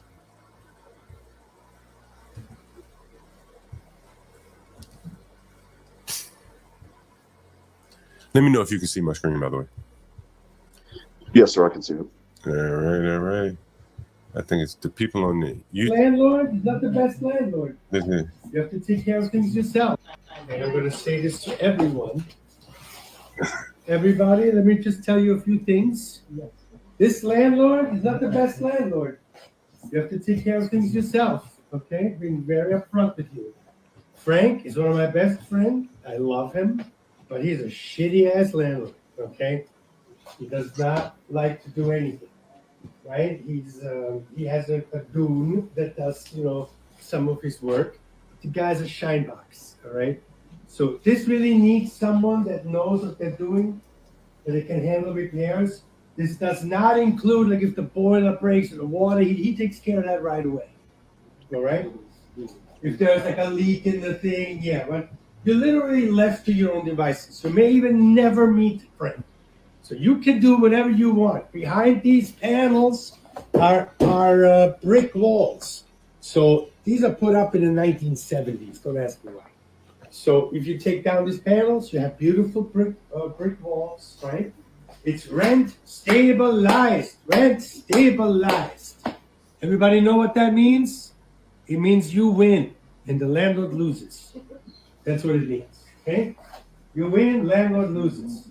Because when you rent a rent stabilized apartment, it is almost as though you own the place, okay? Your rent doesn't increase even by, CPI, which is Consumer Price Index, nor by the taxes of the building and the insurance. So it's a losing proposition for every landlord. That is why most of them don't do shit. Okay? So, but it's great for you because it's $22.40 with a yard in this neighborhood. It's a no-brainer, right? But if you're expecting to call the landlord and say, "Hey, I saw a roach," he's gonna be like not even responding. All right. So if you're looking for like landlord services, this is really for someone who knows how to take care of themselves. All right. Is that clear? I want to make sure this is clear so you don't come crying to me later. Landlord's shitty. You got it? All right. Do you think? Look around. What do you think about that? I don't know. To me, there's too much detail missing for me to say anything, John. that would go ahead. No, go ahead. No, you go ahead. I didn't mean to overtalk. Do it again. So these are put up in the 1970s. Don't ask me why. So if you take down these panels, you have beautiful brick walls, right? It's rent stabilized. Remember that word right there, rent stabilized. Everybody know what that means? Basically, it means you win and the landlord loses. You heard him? Everybody know what that means? It means you win and the landlord loses. You heard that? Somebody got feedback. You might have, it may be one. Somebody got feedback. But you heard that, right? I did. That was me. You That win, might- landlord loses. That's another Because term. when you rent a rent-stabilized apartment, Listen. it is almost as Listen closely right here. though you own the place. Did you hear what he said? This is almost like you own the place. Okay, your rent doesn't increase Your rent does not increase. even by CPI, which is Consumer Price Index, nor by the taxes of the building and the insurance. So Is it clear now? Is it clear now? Do you understand what he's telling the people? Yeah, it's basically they have an advantage because of rent control, no? Or am I hearing it wrong? You got it right. So the landlord says, "Hey, I have a place for rent that is under these onerous conditions of rent stabilized, right? He can't raise the rent, doesn't even get a CPI or any of those kind of increases, not even for taxes. So the guy says, this is a great deal. It's like you own the place. It's a win for you, to lose for the landlord. Correct? Got it? We clear? Before I go any further, we clear on this? Yeah, I got it. All right. So this is a losing proposition for a landlord, correct? And one of the ways you get out of this is, well, you either sell the building or try to find some loophole to turn it into a non-rent stabilized building, right? And New York is probably going to be very difficult on the second part of providing loopholes for you to get out. Probably very expensive. One of the easiest ways to get out is just sell the building. Right now, you don't own that building anymore. So I've been looking at this Floyd Mayweather, man, just something just never, I'm just like, And so I Googled something. Let's see if I can find it about Floyd Mayweather. I may have it open here. Let's see. Let me see if I can pull it up here. But it's Floyd Mayweather. Let's see. Floyd Mayweather rent stabilized apartments, Manhattan.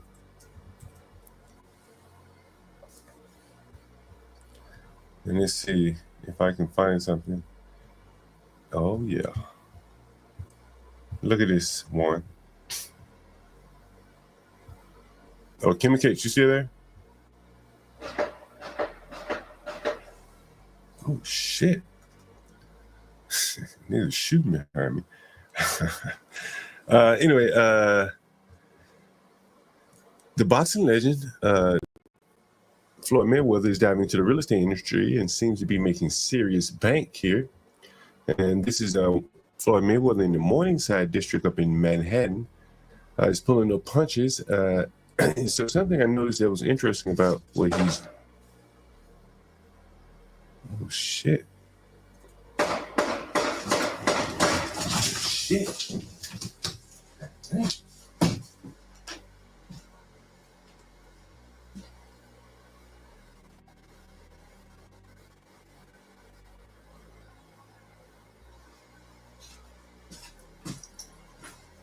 Damn.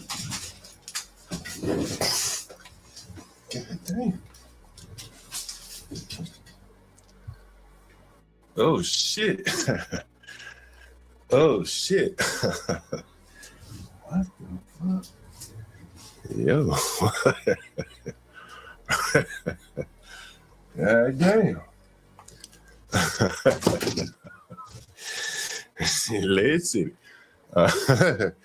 Anyway, Floyd Mayweather, he apparently he bought a bunch of buildings that seemingly are rent stabilized. Let's see if I can share that with you. And here it is.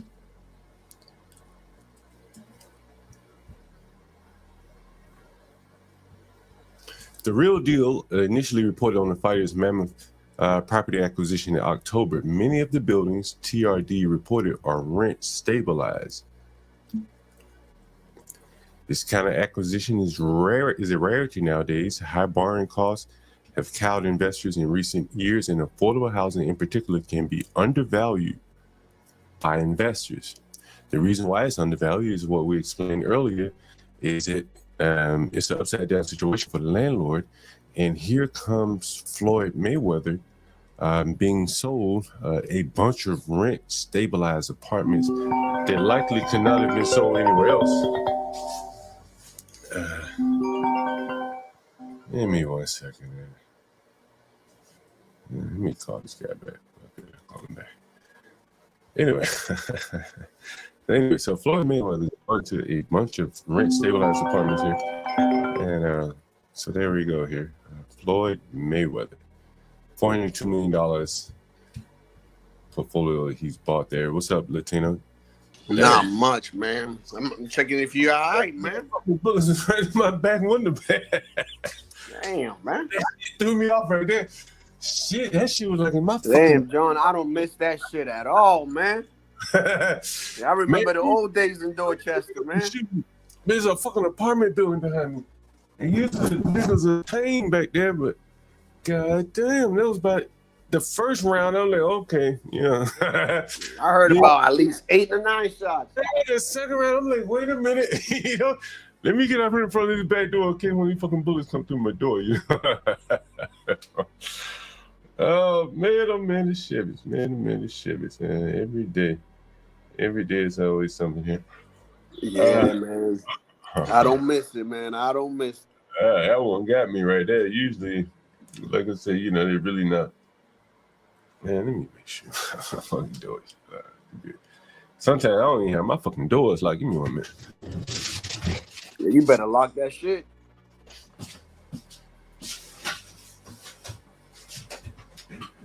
You get too confident, man.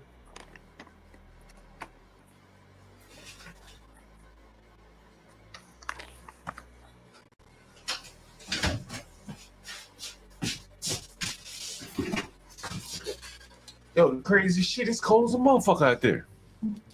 It's cold as a motherfucker. Yeah, man, you know, it's windy, man. What's it? It's weird, bro, because it's not cold out here. Shit, about to get there now, because it's 40 degrees, windy. But goddamn. That's fucking crazy right there. Yeah, it's chilly out there, man. I just opened the door.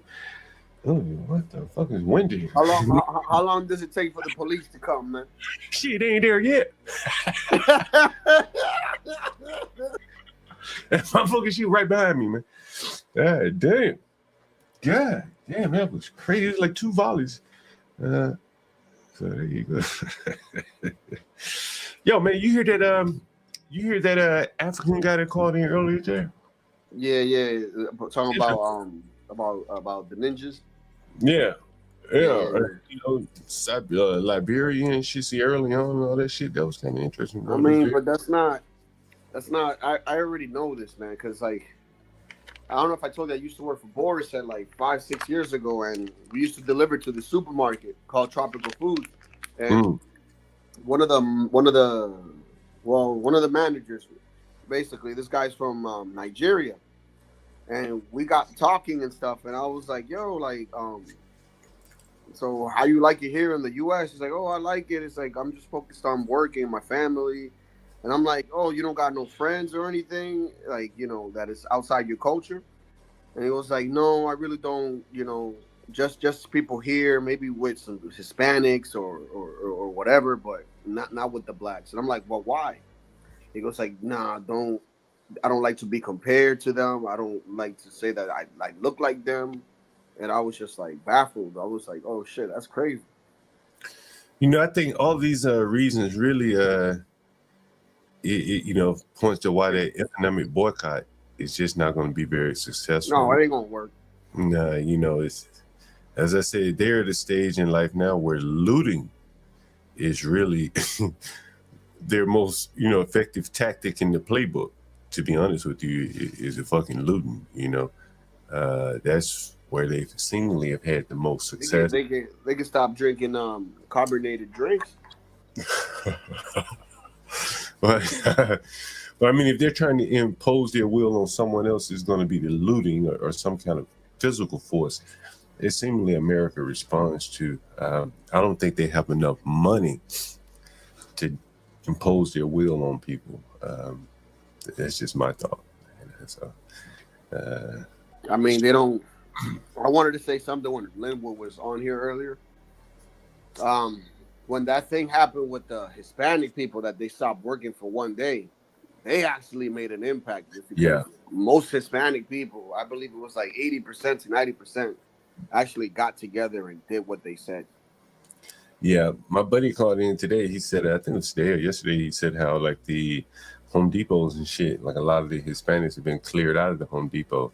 Yeah, they're not outside anymore. Around here used to be the Haitians. Yeah, that's interesting. They're gone. I don't see them anymore, man. Yeah, that's interesting. If they have, I would be surprised to see that. To see them. What do you think they left the country that fast? That'd be amazing. No. I think some of them are just hiding because there was an incident too in Florida with this guy. He has a roofing company, and in this roofing company, he had at least, I believe, 4 jobs that he had to do in the next month or so. He had to basically tell 3 of those jobs that it's going to take some time in order for him to get to that job because most of his employees, either they left or they got deported. So he's caught in a bind. Yeah, I can see that. Who's this coming up? What's up, Get Crack? What's up? Let's see. What's going on, Crack? What's up, my brother Crack? Hey, what's up? Not much. One day at a time. Well, what are you gonna do tomorrow? You got your questions ready for the interview? Oh man, I'm excited about this shit. I'll probably go back and watch a couple of his videos. I've been going through his Twitter stream. Did you ask people for questions?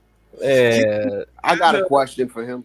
Yeah, send in some questions. You know the emails. Would he mingle with a sister if he was drunk on it? You're gonna get us in trouble, man. I'm just asking a question, man.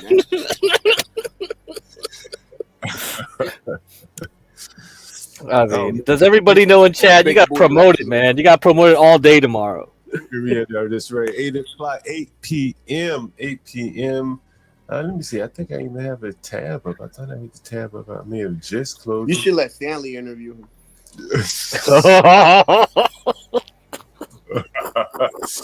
Oh, they don't work out that well. That wouldn't work out that well at all. Woo-hoo! That wouldn't work out that well at all. But it shall be interesting. 8 p.m. Let's see. Jason Kessler. Guys, you have any questions? This is your chance to confront a racist. If you want to be more racist than free break.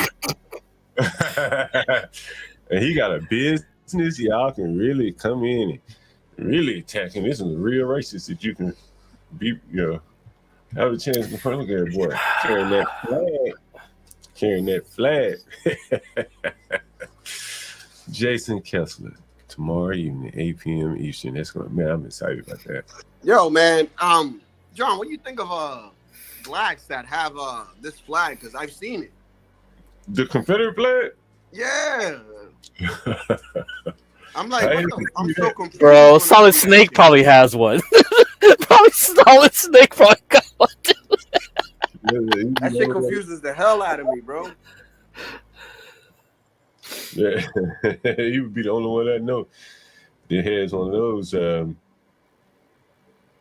Friday night at 8 p.m. We're gonna have Jason Kessler up here, man. I am so excited about this. Have you guys heard about Anthony Cumia is returning back? One half of Opie and Anthony used to be there. Patrice O'Neal. He's returning back to ABC Radio, New York City at night on Sunday. One night a week for, I think, 3 hours. So if you like Anthony Cumia, I think you may enjoy him on the radio. He's pretty funny. Kind of edgy, yeah. Shout out to Patrice O'Neal, R.I.P. Yeah, you ever heard Blue Hill native, man. Is that right? Yeah, man, he's from here, from Boston. Oh, yeah, I didn't know that. Yeah, it's fucking. Yeah, it's fucking. Diabetes took him, man. Is that what it was? Yeah, I think it was diabetes. It's 40 degrees and windy here. That's what makes it really cool. Hey, Crack, my buddy was working both of those jobs. And let me tell you what these companies are doing now. So back in the day, I used to be able to work 2 jobs, and like no big deal, you know. But now it's like Facebook requires you to log on with your camera on. What? Yeah. So you have a meeting or something, they want your camera on. And so okay. Keep the camera off. He could be, you know, at another job site or something, you know, whatever. Cool. And then now he is be in the office. You know, so he's like, man, I'm gonna have to choose between the government job and the and Facebook. So he said the government job is paying so much more money, and Facebook apparently is laying off. And he was, you know, he was brought in to replace a full-time employee as a contractor. So he said he may stick with the government. They're paying quite a bit more, and it's what was it, 1099, whatever, you know, direct pay type stuff. Yeah, that's what I do, 1099. Yeah, so you like that better. Quite frankly, it is better. Dude. Craig, did you hear the African call in earlier? Nope. African from Sierra Leone said he was born at the beginning of the Bush War and said that shit went on for 11 years. Are you familiar with the war over there in Sierra Leone? Nope. Nope. Yeah, Nope. no, man. It's very interesting. Were you here, Latino? I heard some of the stuff he said, yeah. Oh, listen to this, Craig. Let me see if I can get this. Listen to this, Craig. What about my own family?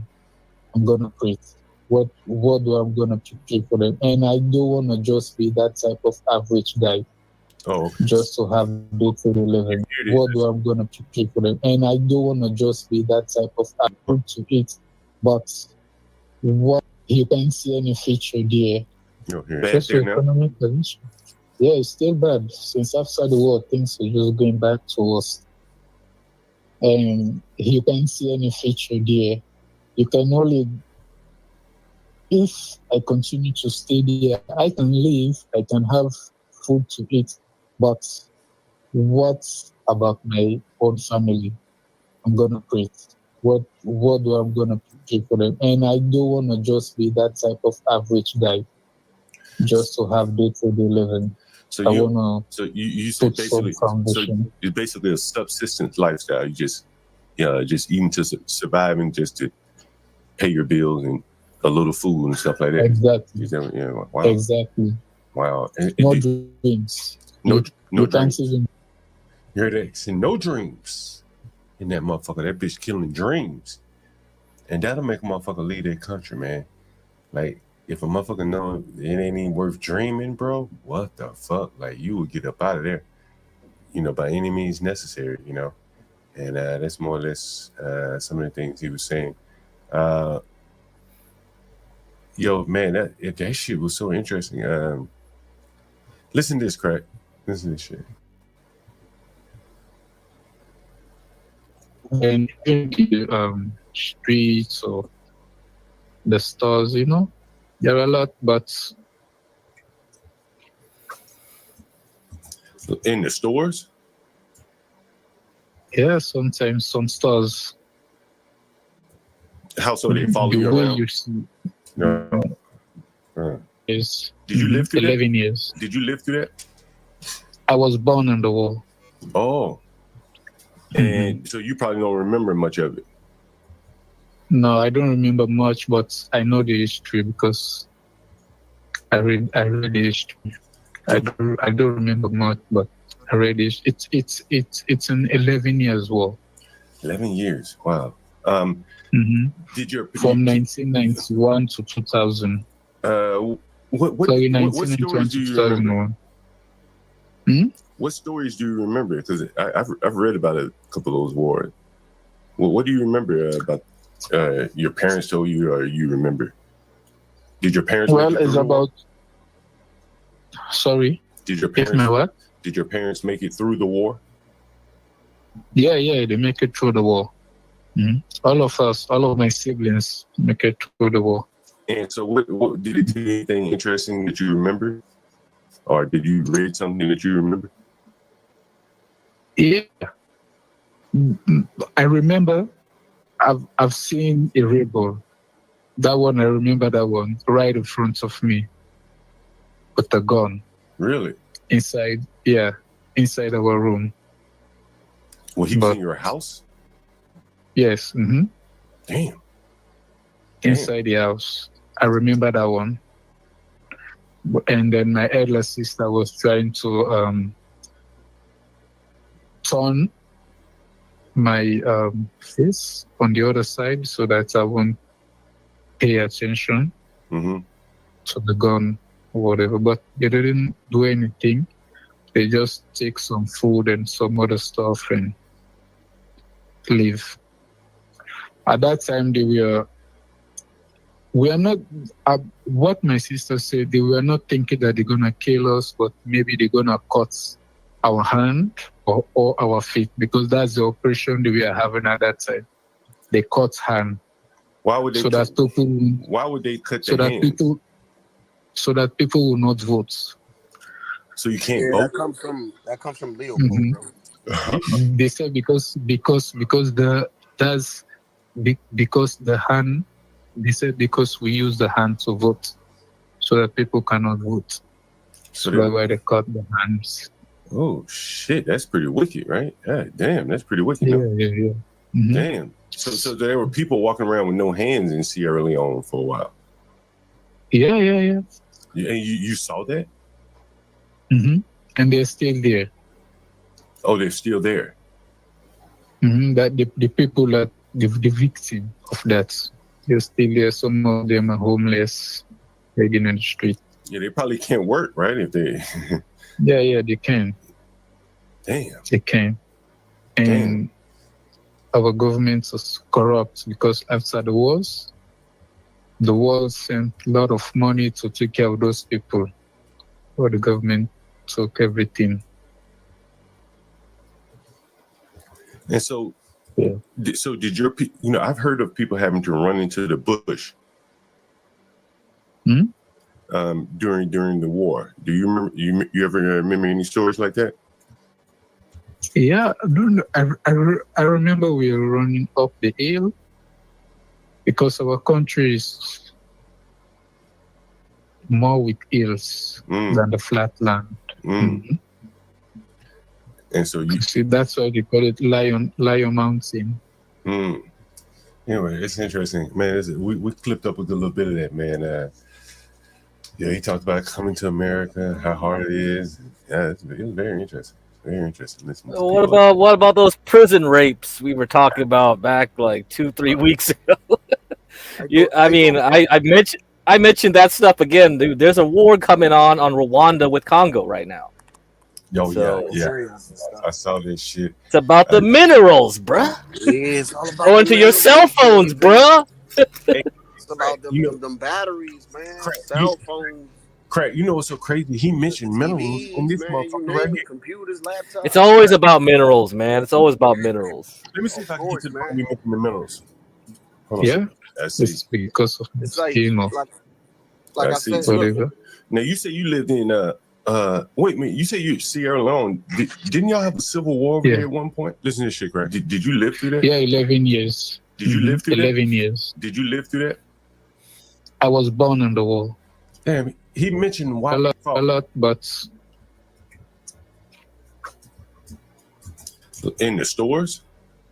So, Craig, he said basically, Libya funded the war for whatever minerals that they have there. Okay, it was amazing. Like, yeah, but if I recall, that was Leopold. We used to go down to Africa. We used to cut people. No, that's Congo. That's the Congo. But because I'm not in the issue and I'm not raised here, I don't know how they grew up here. But I just say like you just have to work, and then I don't feel like, it's hard everywhere, but trust me, the US is better than most places. Now, what are you doing? What are you doing for a living here? I work in Whole Food. You work at Whole Food? Yes. Do any Black Americans work there? Yeah. A lot of Black Americans here. Oh, really? Okay. All right. Which one do you work at? 14th Street? Black American. Do you find it? No, Georgetown. How is it working with, you work in Georgetown, how is it working with the African Americans in Whole Foods? Do you see a difference in working with them versus other people? I think most of them like to work in the customer service instead of being inside doing like the actual, like, I don't know how to put it. Instead of working inside, like for example, they prepare food, the bakery, the meat department. But most of them, I think most of them they don't like to work inside. They don't like to work. They don't like to do hard work. John, what are you doing, John? What's going on? What are you trying to say, John? Is my rotisserie? I don't like hard labor, bro. No. He's saying like my rotisserie chicken was made by Juan. It wasn't made by Don Rill or whatever. Yeah, we made that chicken. Me and Juan made that chicken, man. Me and Juan made that chicken, man. And Pepe and Miguel. Miguel, Pepe. And maybe our boy a lot too, man. Man, you know what it is, and you know I've been there, and so I understand exactly what he's saying. I'm gonna get back on, guys. See you later. All right, man. All right. If you got your choice to work, be the cashier or the motherfucker that's getting dirty, you know, working in the seafood department, shit, take the cashier job. You can, you know, it's easier, right, than working in the seafood department. And I'm guessing that is, you know, the motivation behind it, what he's explaining, that they rather do the, you know, cashier. I mean, what's the difference in pay between like certain of the hard jobs? Do they, let's say if I was like slicing up fish, like for the sushi, right? Because Whole Foods got a whole bunch of sushi that they sell a lot of that stuff pretty well. So you have to have some skill to cut that fish. Right. So are they going to pay more if you get up to that level? Is it worth it to do that? Like hard, like, okay, I start out as like a plain old butcher or whatever, and eventually like I work my way up and I just start slicing up fish. You know, that might be worth it, right? Yeah, I think it's better to be you get paid more if you're like in the butcher department because you're dealing with customers and you know, it can be finicky about what piece of meat they want, how they want it cut. So, yeah, right. Yeah. See, I think that's definitely worth it if you can get to that level. You're dealing with and fish is way easier by the time you get to that level. And damn, you could get some skills there. You could like be like, hey, I'm gonna work at a sushi place. Or you can go work at a charcuterie, butcher restaurant. Right? Yeah.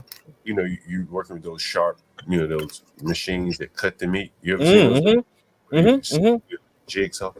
So you do. Yeah, I know a Cambodian guy moving up that way. He worked but he liked like physical work though. He just hated like doing.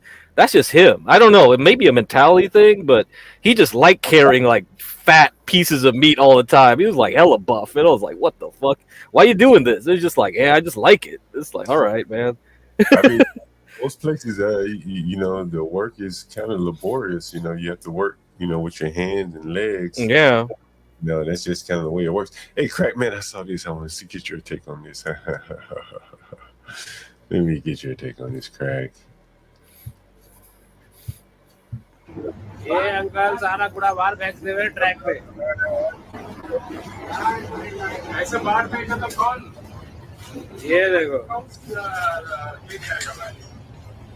फिर क्यों ये distance क्यों लगा रखा है ये है senior कर्मचारी सारा कूड़ा उठा के बाहर फेंकते हुए ये देखिए क्या हालत है इंडियन रेलवे की और ये बोलते हैं देश को आगे बढ़ाएंगे, ऐसे बढ़ेगा देश आगे। आप बात कर रहे हैं भाई, ऐसा नहीं करने का, ये क्यों रखा है? ये बताओ, ये देखो पब्लिक इकट्ठा कर रही है, ये सब बाहर है, ये देखिए। What do you think about it, Craig? They said that's how the Indians clean their trains. Well, I see. You know, have you seen the picture where the border between Nepal and India, the Nepalese side is like all clean, and the Indian side is all trashy? Yeah. Oh my God! I don't know, man. Yeah. Hey, Craig, do they? Well, you know, India has the most leprosy right now. Craig, do they have rent stabilized? What do you mean by that? Like, do they have those rent stabilized scheme type apartments in the What Bay the hell is Area? a rent stable? Like, where it's like, hey, your rent can't go up, or you're in some kind of category. oh, rent control? Yeah, that's called rent control. Well, in New York, they got rent control, rent stabilized, pre-war, all this kind of bullshit. And so, listen to this, Craig. I showed this earlier.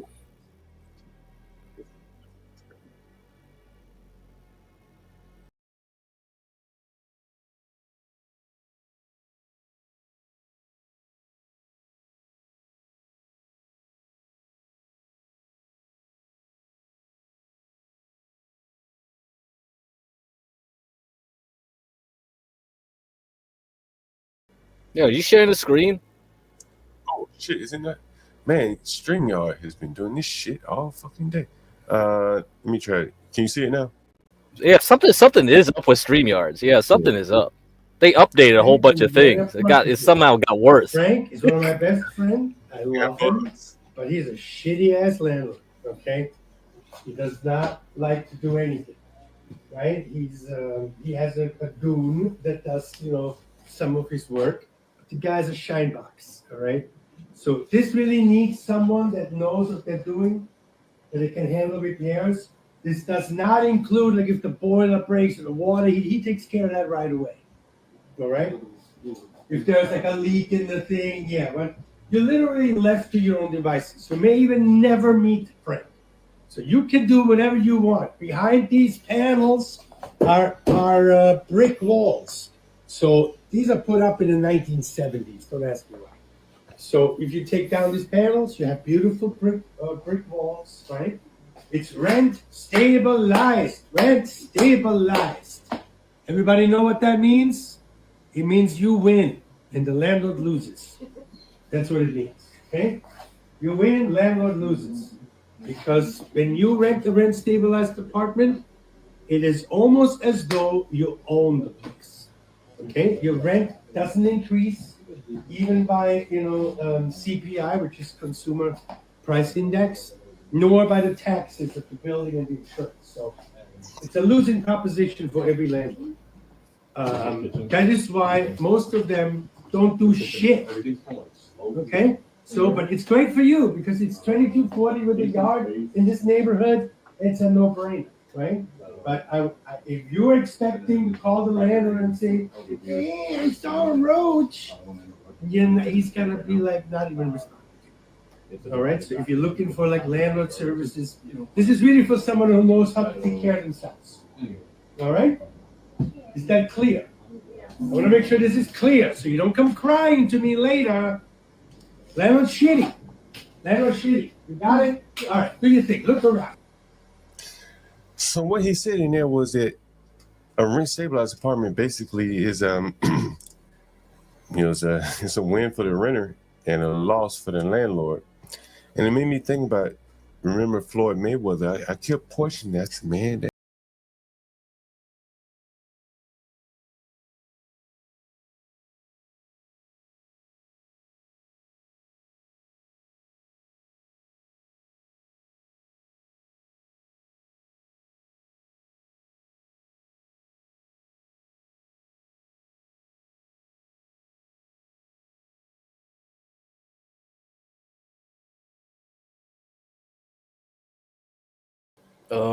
So did he buy it so he could knock it down and turn it something else?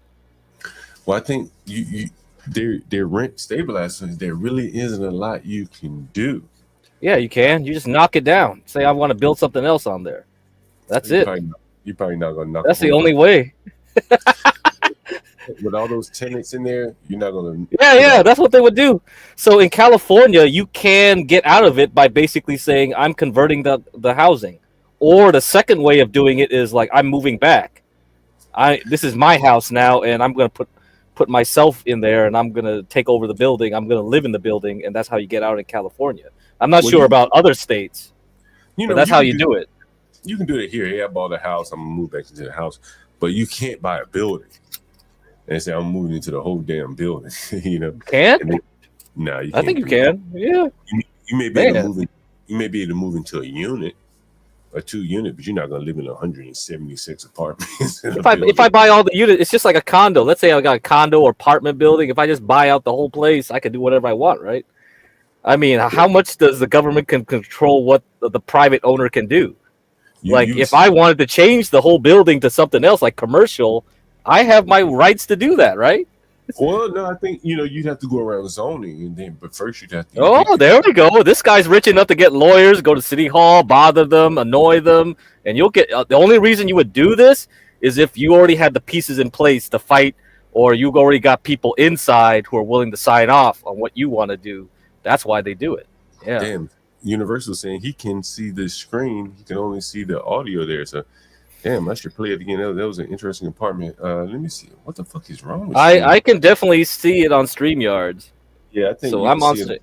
You just can't see it anywhere. But else. It was lagging or whatever it was. So something is up. Like. So here's the video that I played earlier. You may have seen it. Universal, man, you get a chance, come back up, man. Tell them. We're going to say this to everyone. Everybody, let me just tell you a few things. This landlord is not the best landlord. I love it. Okay? You win, landlord loses.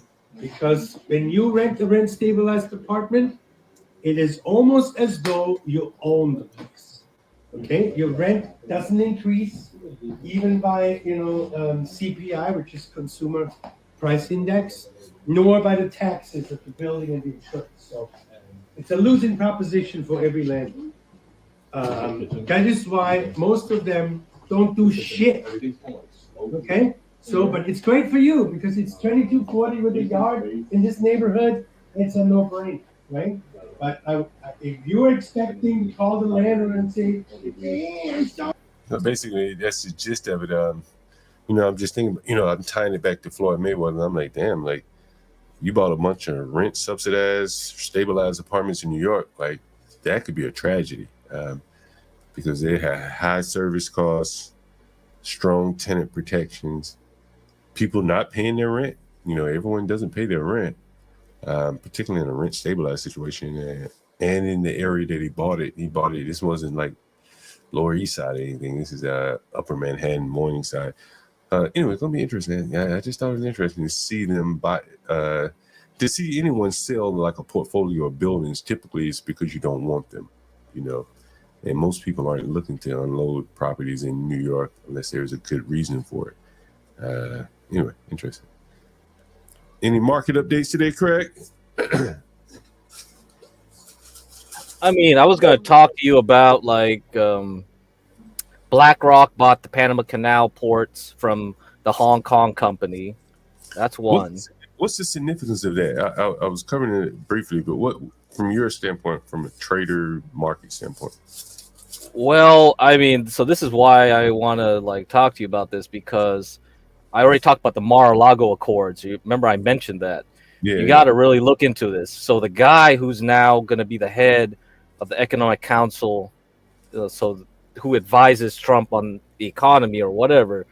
So the fiscal policy is going to be driven by whatever this dude says, right? And he read a Credit Suisse analyst's papers, and I read this guy's papers from Credit Suisse years ago. So he started writing around 3 years ago, and he got really popular when Ukraine got invaded because he was saying this is now going to be a change in how we do the dollar and commodities and everything, right? So right now everything's tied to the dollar with Bretton Woods, That's the Bretton Woods Agreement. And then after that, I was talking about like, hey, look, now we're looking for gold in Fort Knox and all this shit. All this stuff is coming to a head. Like, we want minerals. We want access to resources. China's been doing this whole time, right, with the Belt and Road Initiative. So I think we are probably going to counter that with our own Belt and Road. And that's why, like, Trump, like, mouths off and talks about, like, we want Greenland. We want this place. We want that place. No, that's serious. That's serious. It's like he doesn't trust, like, the quote-unquote allies from being influenced by China. Because, okay, it's a Hong Kong company. It's run by Hong Kong. But come on, Hong Kong is basically China. And you're telling me the Communist Party has no control over what this company says and does? So now we got a little war, right? Between Small Hat versus Chinese. So now you got BlackRock involved to take it. I mean, we could have just took it through military force, I guess. You could have done that. Nicaragua, I mean, not Nicaragua. We got El Salvador doing all the crypto stuff now. You're trying to, like, do a lot of that. I guess it's the Monroe Doctrine, right? Western Hemisphere is our playground. They shouldn't be involved, and nobody else should be involved. But China's definitely involved. Like, I mean, China's been funding the railroad in Mexico. You heard about that plan, right? That's an alternative to the Panama Canal. They land ships on one side in the Pacific, and then they go to Veracruz on the other, and they have a railroad in between. Really? That's all built by China. Hey, you guys don't know about this stuff? And there's another plan that goes through Colombia. Same thing with the railroad. We have to depend on you for all this stuff, correct? Man. You know, but tie all that together. Why would China want to be doing that? Well, it's a war for resources because China is like needs resources. You know, China doesn't have a lot of resources. Like, they have some resources, but they don't have all of it. Like, oil is an important one, right? I mean, yeah. So, like, look at Japan, right? Look at what Japan had to do to get resources. Japan has no resources. China has some resources, but even they are limited with the population they have. They can't even grow enough rice and soybeans. They need our soybeans. They actually they countered the tariffs with saying, like, we're not buying American soybeans anymore. Why would they do that? The reason they do that is because they cultivated relationships in South America. They can get soybeans from Brazil. See? Think about it, yeah. And, you know, Xi Jinping, he came to Iowa when he was a kid. Like, not a kid, but he was basically like a young adult. They had a delegation to come to Iowa, cultivate relationships with farmers in America. And that's how they got that. That's why soybeans are so important to farmers right now, because we ship most of it, if not all of it, to China. I didn't know that. What is soybeans used for? It's one of those feed for and to make tofu. Basically, they need it for their diet. They'll eat tofu. They need it. That's an important part of the diet. And to make so they need the feed to make pork. So Chinese love pork. Pork is their number one meat. So they're gonna feed them corn and soybeans. Yeah. So they'll need our corn too. Corn is big business, as well. So both corn and soybeans are very important. And you know, I mean, if you look at the map of China, right, you don't see the hills and the mountains. Like, it's not a plain. It's not a flat plain, right? America has a nice flat plain. It's easy to farm. If you go to China, what will you see? Everything's a hill. Oh yeah, everything's a hill. Yeah, it's really hard to fucking farm. That's really the problem. They can't make it more efficient than they can already. They can try. Maybe they can make up new technologies or whatever, but still, the land is not conducive to support their population. They need to import food. Craig, yesterday I did a Nigerian credit check. I don't know if you saw that. I had a Nigerian call in, and I said, well, damn, let me put him on the phone with another Nigerian to do a credit check on him. Craig, you know SBF is in prison, right? SBF? Sam Bankman-Fried? Yeah. And damn if he didn't do an interview, Craig. Did you hear about this? So where are you? How Yeah, I'm in MDC Brooklyn. Can can you guys see this in the audience, by the way? In a little What the hell? How long have you been there? I've been in prison for about oh boy, what's it been now? It's been about 2 years. So what's it like? It's sort of dystopian. You know, the fortunate thing, the place I'm in, I'm not in physical danger. And, you know, frankly, a lot of the staff, they're trying to be helpful. They're trying to, you know, do what they can given the constraints. But, you know, no one wants to be in prison. And you can imagine what happens when you take sort of 40 people, you know, all of whom have been at least charged with crimes, and lock them in a single room for years on end and throw out the key, which is the most trivial things become all that people have left to. Hey, Craig, I don't think the video's showing on YouTube. Really? Yeah. Man, what is going on, man? I just happen to be monitoring it in studio, and I can see it's not showing. Shit is fucking crazy, bro. Let me see if it's showing now. So how are you sharing it? You're just sharing the screen? Yeah, like normal. Yeah. I share videos. I don't share a screen. They'll take more resources. Oh, really? Okay. But then yesterday I noticed like something got updated. I shared one video and started like lagging like crazy. And I was like, what is going on? Dude, bro, their memory management must have gotten worse. Yeah, I don't know what they've done. They've added some extra features. Yeah, I saw that. Let me add this. Shit. Yeah, I did. Care about. Yes. Have you had any problems? Not of the sort of acute kind. Like I haven't had, you know, I haven't been attacked or anything like that. I've had a lot of logistical problems. And, you know, the biggest, frankly, was when I was on trial, trying to get access to legal work was nearly impossible. I would, you know, on a typical trial day, they'd wake me up at 4 a.m. I'd spend 5 hours in various buses, vans, and holding cells until my trial started in the morning. Then trial straight through to 5 p.m., another 4 hours in holding cells and vans. You know, I'd get back at 9 p.m., way after any access to legal work was cut off for the day. So that was the biggest problem. So what do you do all day when you're not on trial? Well, it's a really good question because there's not a whole lot to do in prison. I read books. I've, you know, started reading novels again. I play some chess, and I work on my legal case to the extent I can. You know, there's appeal, there are other things. I do what work I can from in here on that, but the lack of other meaningful things to spend my time on is one of the most kind of soul-crushing things about prison. I gotta say, we've never talked before, but obviously I've watched you from afar to avoid everyone in prison. I'll just say, call me liberal. But you do seem kind of healthier and less jumpy, I have to say, after 2 years in prison. You know, I've had a lot of time to reflect on how to communicate.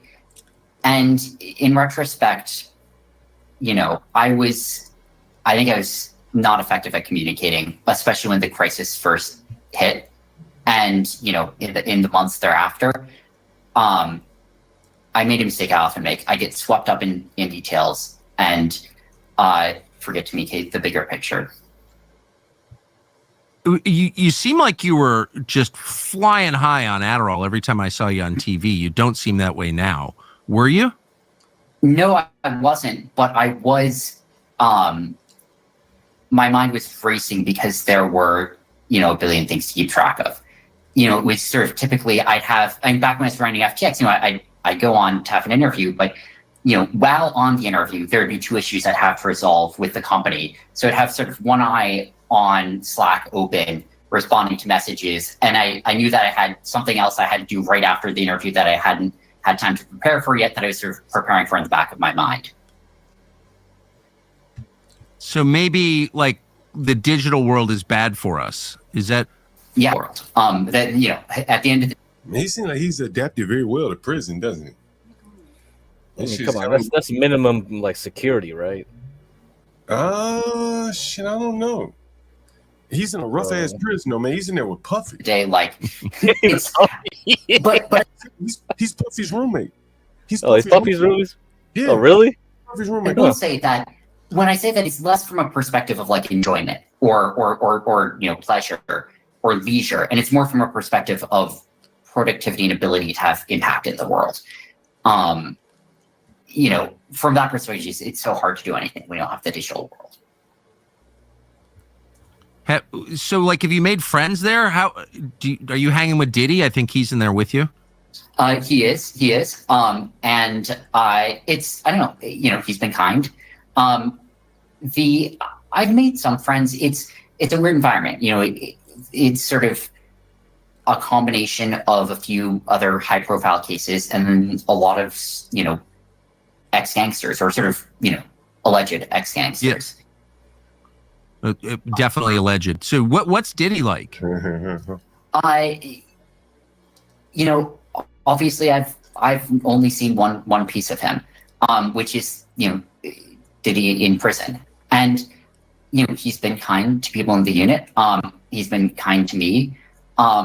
It's also it's a position no one wants to be in. Obviously he doesn't. I don't. As you said, it's kind of a soul crushing place for the world in general, and what we see are just the people that are around us on the inside rather than who we are on the outside. Oh, I'm sure. Man, it is amazing, bro. Like, he was sitting on top of the world. Now he's like him and Diddy. He was richer than Diddy at one point. Damn, now the rest of his life he's gonna be behind bars in a fucking cage. Jesus Christ, was it really all worth it? I guess it did. Yes. And of course, some of them are.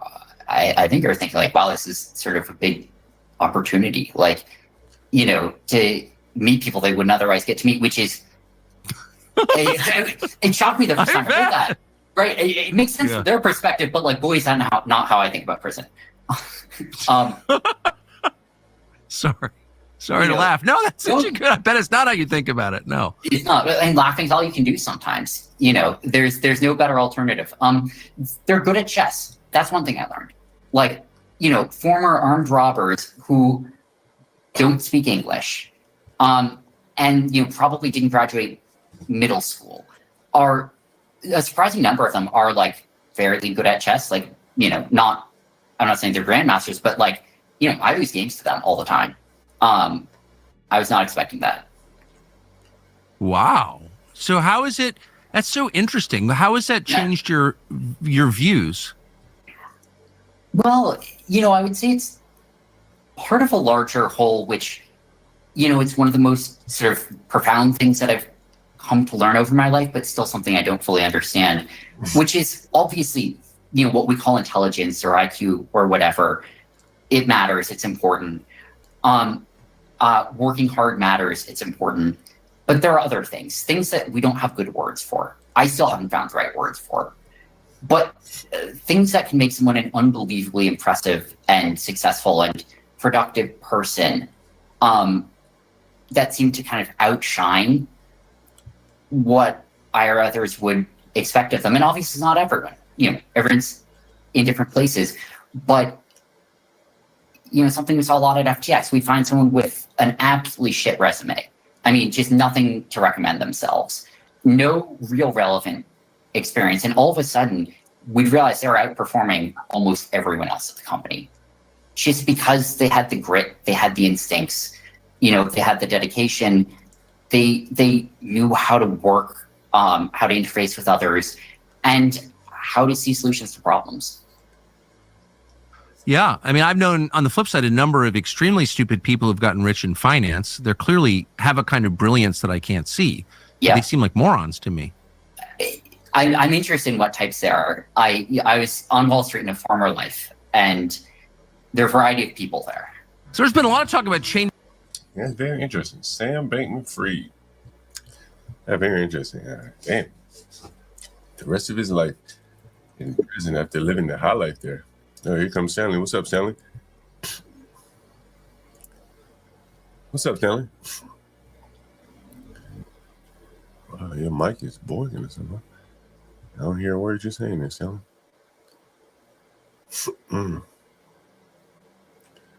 Stanley?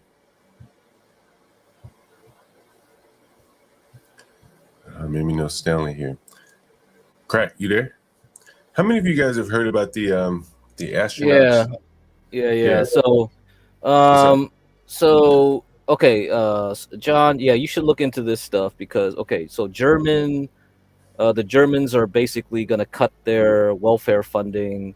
They're increasing their they stopped doing their debt ceiling. Basically, that's their equivalent of debt ceiling, their debt break. So 500 billion for their defense industries, their manufacturing industry. So a lot of the European stocks have done quite well this month. Why? Because of them cutting the. Well, they had elections like a week or two ago. Mm-hmm.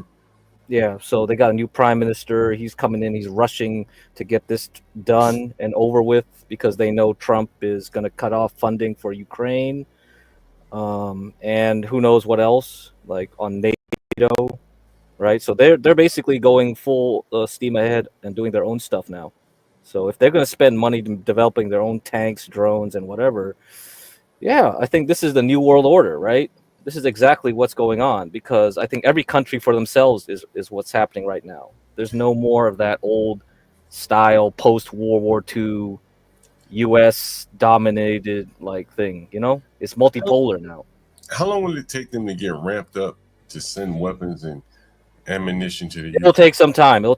But we're at the beginning because actually a lot of the stocks I was watching during the first initial invasion, they've gone up like 200-300%. Defense stocks, German defense stocks. And this is just going to open the floodgates and make it go higher, way higher. We're just at the tip, man. Hey, Crack, have you heard about what's happening tomorrow in the financial markets? The people in the crypto, I had the crypto summit. Yeah. There's going to be payrolls. Jerome Powell is going to talk. There's a lot of stuff happening tomorrow. I'm going to be watching. A model for the U.S. crypto reserve is set to be revealed at the inaugural White House crypto summit on Friday. Is that this Friday? Mm-hmm. According to the Pebble. So yeah, this whole week I've been trading. Yeah, I've been trading MSTR. So like I said, it's been going up and down 20%. If you traded every day up and down, yeah, you would have made a killing. Let me share this article with you, Craig. I want to get your analysis of this. I know a lot of people in the audience. A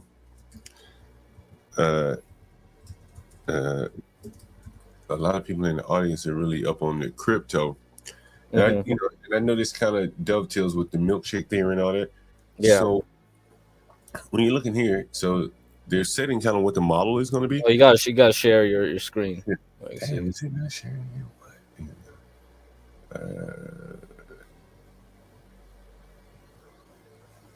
Let me see if you can see it. Let me see if YouTube can see it. You have to really. I don't think it's showing on YouTube. I'm looking. Really? Yeah, I'm looking on YouTube. It's not sharing. All right, let me. So when I share mine, is it showing on YouTube? Then, if I show this, was it shared? Let me see. I don't see anything up there right now. I don't see anything. But what's on the screen? Let's see.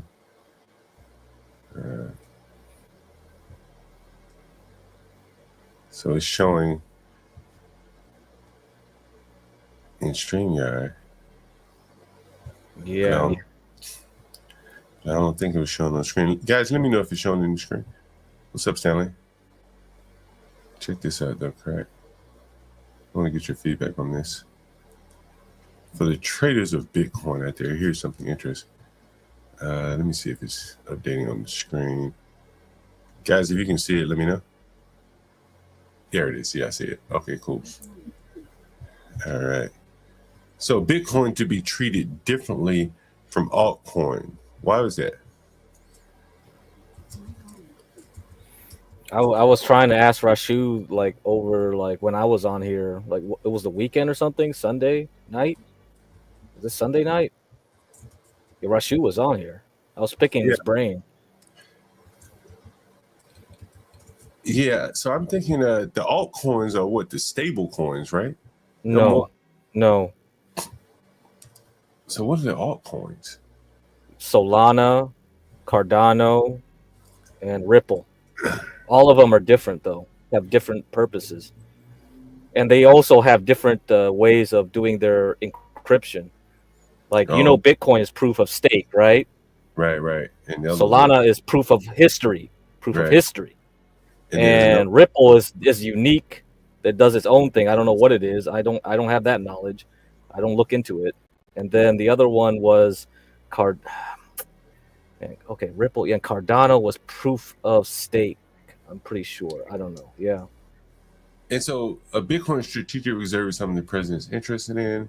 Bitcoin is one thing, and the other currencies, the other crypto tokens, I think will be treated differently, positively, but differently. And I think Lutkin is driving this.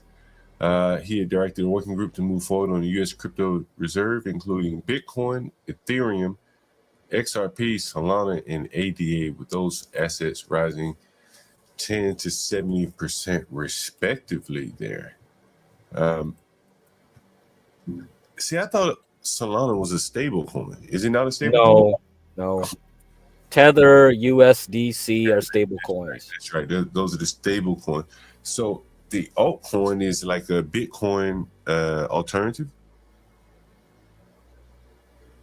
They have different purposes. You gotta talk to Rashu. So go back to the stream what I did with Rashu and clip that whole thing out, and we got to get Rashu back up on here because I need you guys to tell me what's going on, because right now we have a cornering of commodities.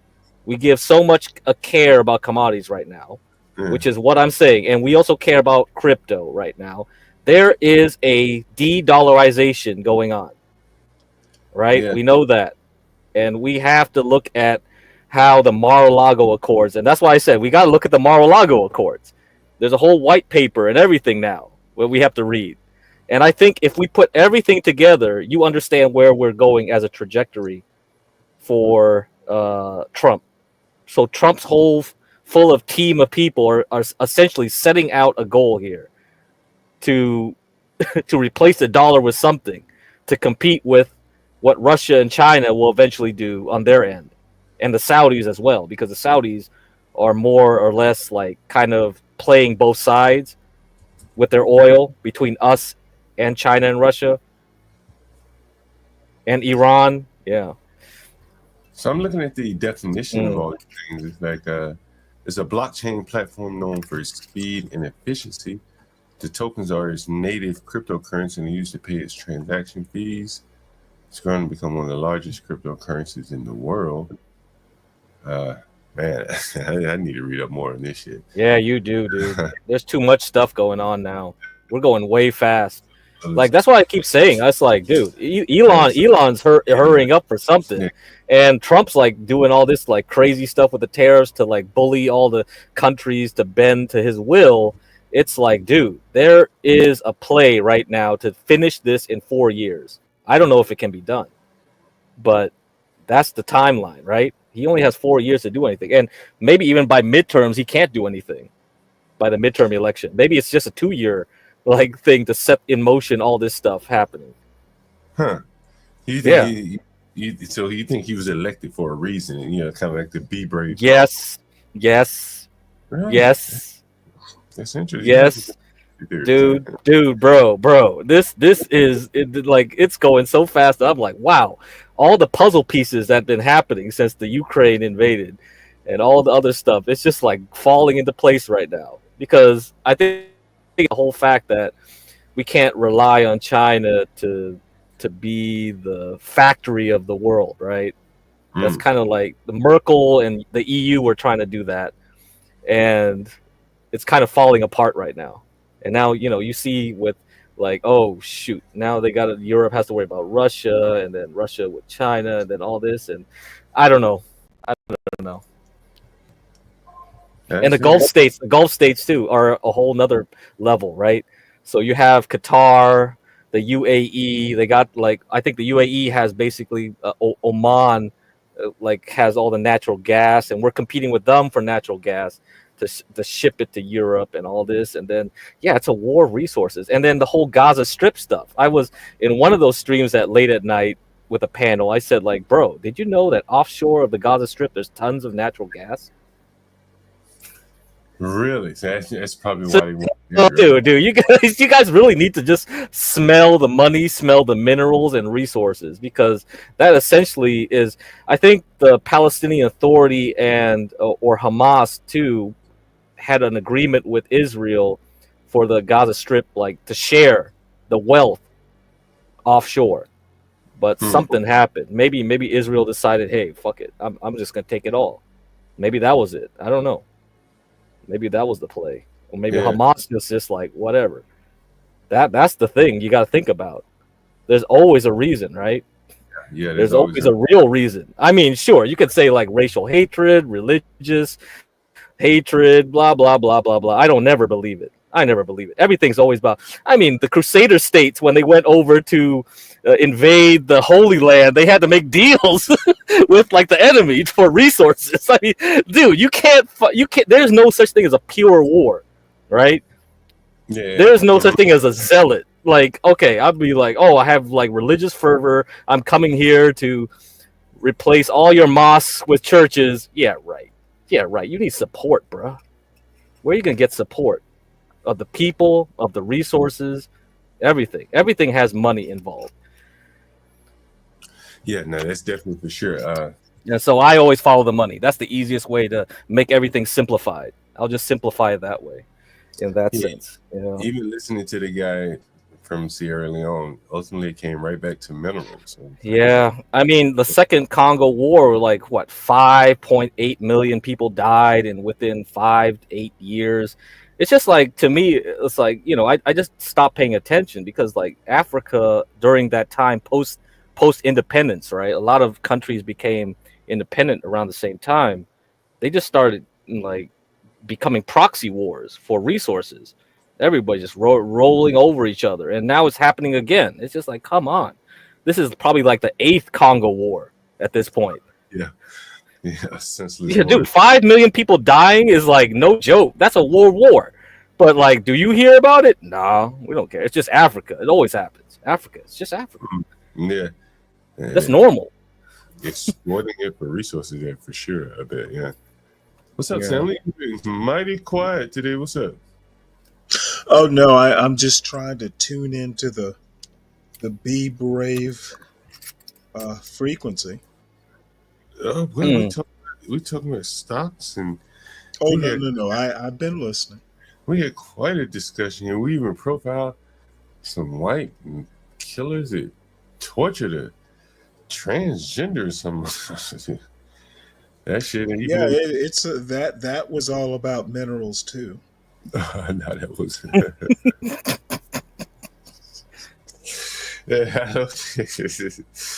That was a whole lot purer than about minerals. That was just probably about some hatred there, some sick, vile hatred. You know. Oh man, we've covered quite a bit. You know what? Where's Bitcoin trading at today? Correct. I think it touched 92,000 last night. Yeah, I have to wait for tomorrow. Before I do anything. Back up some, then, huh? Well, I mean, the stock market itself is going to be a big problem, because that's where the liquidity gets sucked out. So, so far we've still been going down.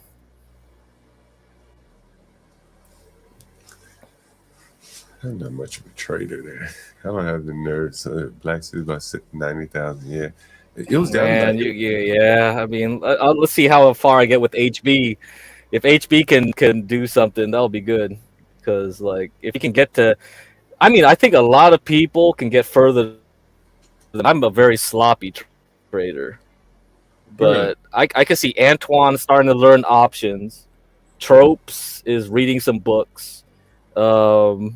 Hey man, I think HB could outperform me quite soon too. I think a lot of people should be able to outperform me. Like, because I was never a serious trader, but I giving you enough knowledge where you could like figure it out yourself. Then like, shoot, if you got the discipline and you got the psychology correct, man, I think a lot of these guys, I hope, yeah, I hope some of them can be, John. Like, I think one of these guys should start like their own trading firm, hedge fund thing, like CKJ3 or whatever, you know. Yeah, they should start managing it. The hardest part is raising money, right? No, I think we just first need to have a skill set. We just need to have a team with like a varied skill, good setup. I mean, I'm too old to be leading this thing. I think I need somebody more hungry. Somebody should be like, somebody could do it. Yeah, that would be really great. I think that'll be really interesting, actually. Now, it would be interesting. Someone like CKJ3, maybe Rashid, younger guys could pull it off. Yeah. Yeah. I think a lot of the blind side. I have to get like somebody to do the AI, man. It's really gonna help. In terms of what, dude? Like it'll streamline everything. You don't need a big company to do a lot of stuff anymore if you got AI doing all the heavy lifting. Get what I mean? I don't need a whole bunch of analysts looking at charts and financial statements all day. AI can do that. Freaking, and you got the CFA background, John. Like all you need to do is tell AI, hey, make me some software that can do this and this, analyze this for me. And just dump all the results into a spreadsheet in this format, row, column, this way. You know what I mean? Dude, before you actually had, like, you needed, like, grunts to do that. Yeah, AI can just do everything now. I think, so AI to me is sort of like the spreadsheet of the accountants back then, right? A lot of those bookkeeper type, like, jobs got eliminated with spreadsheets, right? But you still needed people to analyze. So all it did was make the high level people more important, right? So you had the analyst was more important than the guy just doing like the heavy lifting of dumping in data and whatever. Now we got big data. Now we got all this stuff. We got like tons of people just putting in sockets with APIs and looking at grabbing data from all over the world for essentially like low cost or even free. So you could, yeah, if you had smart people to do the correct analysis. Yeah, AI is just a tool to help you be more efficient.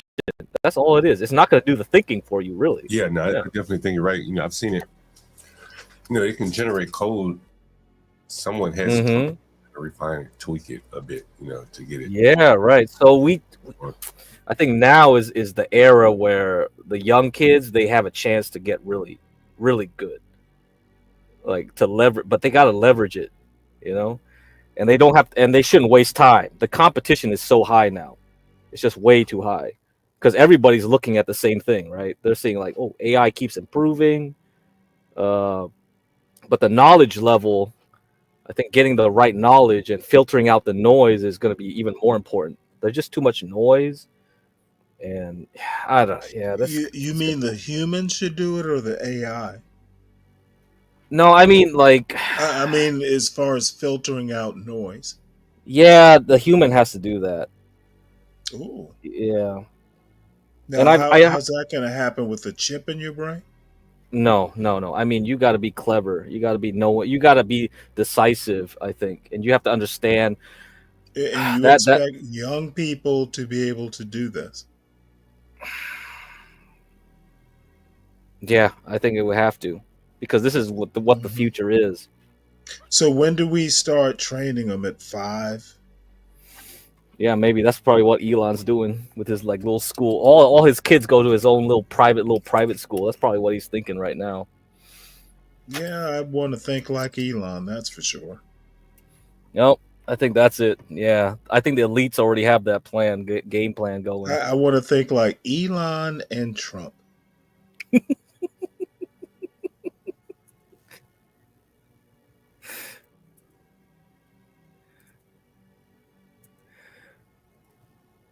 Okay, John, I got homework for you. filter out all this stuff for me. Yeah, there. Oh shit, it's a lot of wording. Yes, and you have to read this one too. 11 Isn't pages there here. AI to read it? 41 pages here. Yeah. There's no AI to read this. You No, can right you're not click gonna. on it. No, this is a PDF. You can right click on it and have AI read it, and then you absorb it that way. No, you gotta go through the details. Oh yourself. yeah. You have to be able to read. You gotta be able to read that. You probably reread it. Yeah. So John, you got the CFA background, so yeah, I'm gonna need your help on this. What are they talking about in there exactly? You How the read new it. world order You is. read it instead of the AI reading it. You read it crack so it can go into John's ears. No, I'm gonna probably summarize this. But yeah, you could get AI to summarize it. People, yeah. Yeah, AI, I'm sure AI will do it. No, I've seen like mixed results though, so I'm not gonna deal with that right now. I think for you, yeah, this is the guy who's the Now, head. what of, AI project are you working on, or you're going to leave it to the young folks? No, I have to leave it for the young folks. Gotcha. I mean, they're more interested in it, so I'm Are they not. now? Yeah, they're using it right as we speak. Oh yeah. That's what they're Right? doing. Yeah, that's what they're doing. Yeah. I sincerely hope not. No, that's what they're doing. You saw Lasagna Killer. Lasagna Killer's a fucking freak.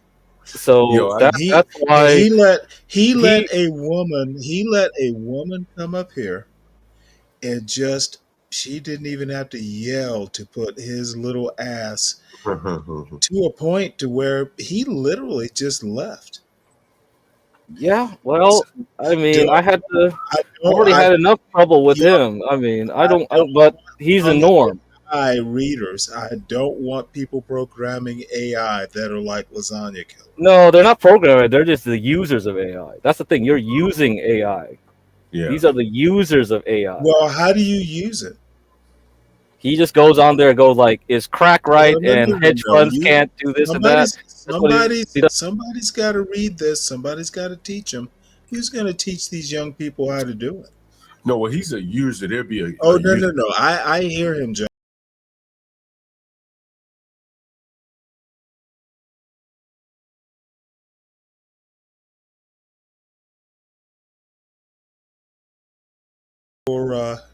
Your progeny.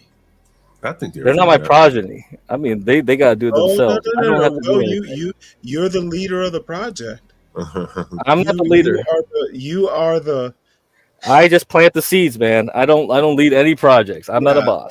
Yeah, you plant the seeds and don't come back to water them. Gotcha. That's me. Yep. And see what sprouts. Craig is in the IPO in the. I'm just a venture capitalist. I just throw money around, be like, "Hey, here you go. Figure it out, guy." You know what? You're not a venture capitalist. Really? Let's not use that analogy. A YouTube venture capitalist is not a venture. Yes, I'm a YouTube venture capitalist right now. I'm afraid. Well, you are a YouTube venture capitalist. I am. Virtual money. Now let's see how the shows you have seeded. I only know of one. You might be out there planting seeds that are not in my algorithm. Yeah, maybe. Tell us about your ventures. Ventures? I mean, you see some results already. You're a YouTube venture capitalist. Can you? I think you guys played that whole Grayson again fat like weight loss like arc going. Once the laughter has died down, tell us. Can you give us a prospectus or an executive summary? No, there's no executive summary. What have you planted on YouTube that is growing? I think you've seen anything some. interesting? No, maybe not to you. Oh no. Well, I'm not. I just asked the question. There must be people interested. Maybe in the chat. Maybe John. Don't just focus on me. No, I don't think it's up to them. It's up to them. Oh yeah. It's up to them to find the seedlings, right? No, they already found it. They already found Oh, it. Whoever was interested already got it. Oh really? Yeah. It's already done. It's already planted, my friend. You know what? I'm afraid I hear your words. You know what I want to do, man? What I think I haven't done in a long time. Oh, wait, you're going to change the subject now?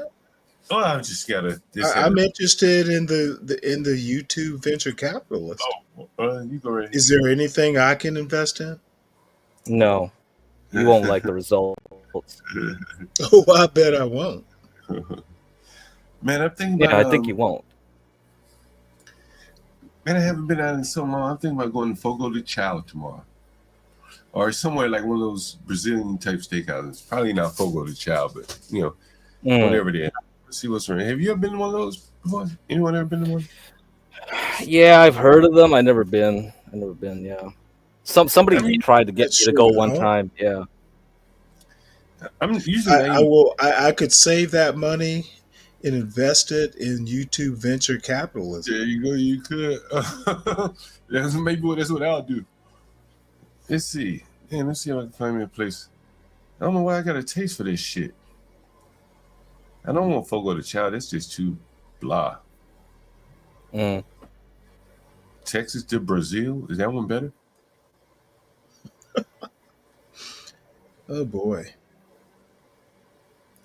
The 10 best Brazilian steakhouses in DC. Let me see which one. Any guys have a recommendation for a Brazilian steakhouse? I don't know why I got a taste from there. Brazil? A Brazilian steakhouse. Yo, if you're really into that, how about just fly down? Is Carnival over? I bet there's some empty steakhouses down in Brazil. You know, why do it in DC? Why not just go to Brazil? It doesn't sound good. I wish I had the time and energy and the money to do that. Whoa, yep. It's cheaper to do a Washington DC Brazilian steakhouse. The what do they call it? The generic version here. Fogo de Chao. The 4 best Brazilian restaurants. Fogo de Chao. You always keep coming. Texas to Brazil. The Grill from Ipanema. No, that's actually funny. With commodity. Oh boy! I go there. It's a play on a song. That's probably bad. Then that's probably bad. No. I bet it's anyone clever enough to go there is probably a Brazilian steakhouse venture capitalist. It could be. Only 3.8 stars though. Oh. Awesome. And most of these places in Northwest too. Now, are you adding your screen, man? Are you adding your screen? No. I'm just looking at your screen. Okay.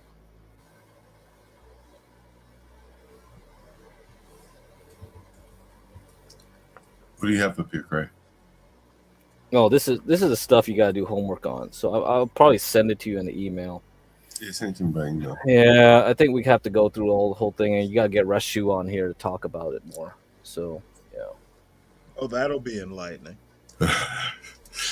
Rashu, you have to liven him up a little bit. Yeah, well, no choice. He's the only one that knows the most about that stuff. Go, Trump is an idiot, and he lines up rather well. Oh, is he not a Trump fan? Oh, I have no idea what he is.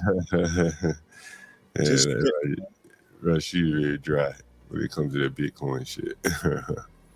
Hey guys, I need to step away for a bit. I gotta go rent a room here, a shore guy room. I'll be back.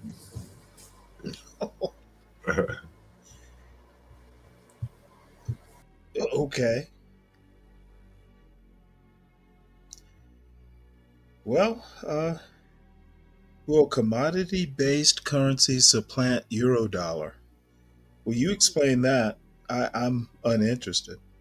Yeah, I got to go to my own stream then, because I had to like start it. And I guess we can shut this down. John left. All right. Okay. Oh, he left permanently. Well, I hate Okay. to drive everybody away. You know, those questions tend to be hard.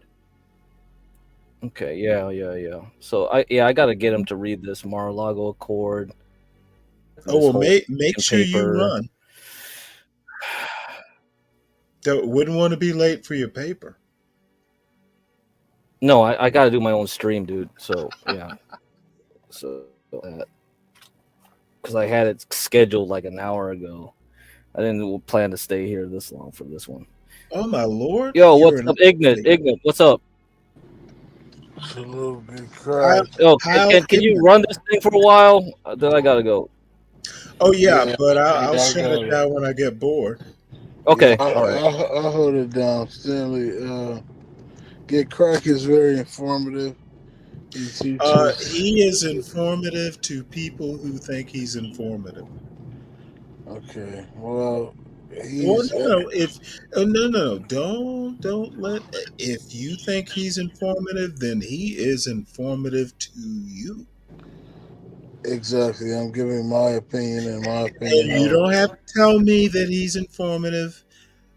My response is he is informative to you. Oh, we heard you, Stanley. No, back to Okay, what well, I'm saying. you better make sure because there's actually no response to that. Not one that I won't just tell you. He's informative to you.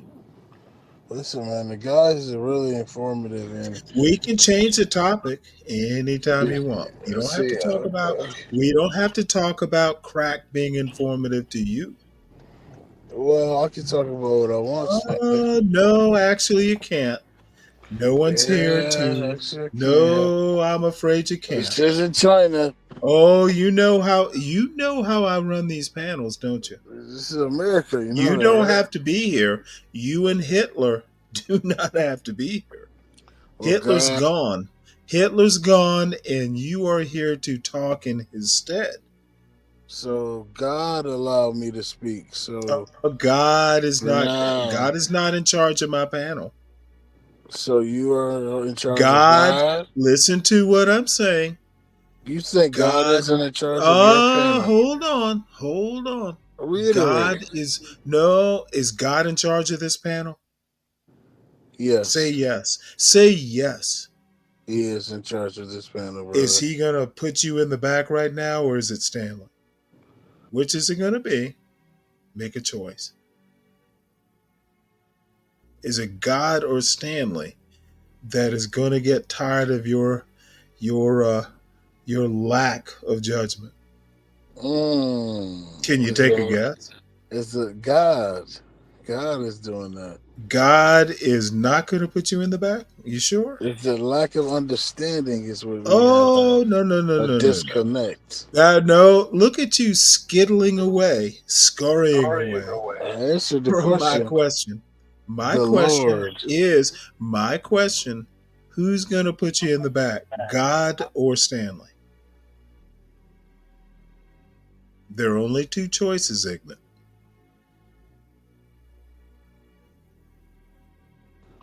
To make you back here. Oh, I asked you a question. Don't scurry away from it. You hear me? Oh, I can hear you. I said God is going to control that sweet finger you got. Yeah, well, God doesn't control my fingers either, son. Now, let's see if we can actually have fun. Hey, I've had a couple beers. Let's play with IGNIT. Thank you. Well, like I said, Stanley. I heard what you said. You don't have to repeat it. Did you hear what I said? Did you hear the question I asked you, Herr IGNIT? Yeah, we already got through that. Who controls the panel, God or Stanley? Yeah, Stanley. You don't control. Look at you scoring away. I told you God already. No, it is a one-word answer, or I can rephrase the question so it's easier for you. I mean, it's no way to I know rephrase you're it. not going to like the answer, so I'll just go ahead and sympathize with you. Who gave you free will? Oh, on this panel? Do you believe in God? On this way? Hold on. Let's talk about this. Let's talk. So you want to change the subject? Let's talk about what IGNIT wants to talk about. I'm up for that. I answered your question. You didn't agree. No, I don't think you did. Well, I answered it. I didn't hear it. You answered it in Hitler's head, but you didn't answer it like in real life. So basically, and I'm in that mood to toil through the trenches of ignorance, not being able to answer questions. I'm now you got me interested. So your interpretation. Let's see how long it takes ignorant Hitler to not answer Stanley's question. Do you think Hitler could make decisions? Yes. So Hitler toiled on YouTube panels or StreamYard channels to figure out who was controlling the panel? Meaning of that does not coincide with this. Of course it doesn't compute. It doesn't make sense, and neither does you answer the question. They're both nonsense. See, you're doing word semantics. I see more than you do right now. See this. You want to stutter and stammer. You want to be brave smart.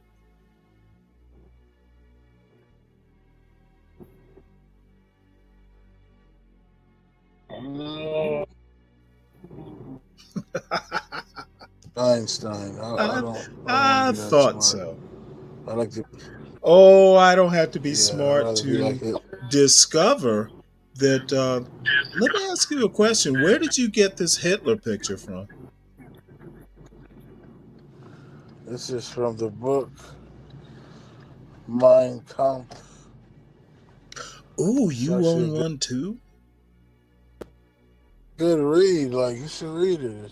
Oh, I bet it's a every young black man needs to read Hitler. I mean, he didn't really say your Kampf was like his Kampf. He was just speaking about his people and about what motherfucker. You have no clue who your people are, apparently.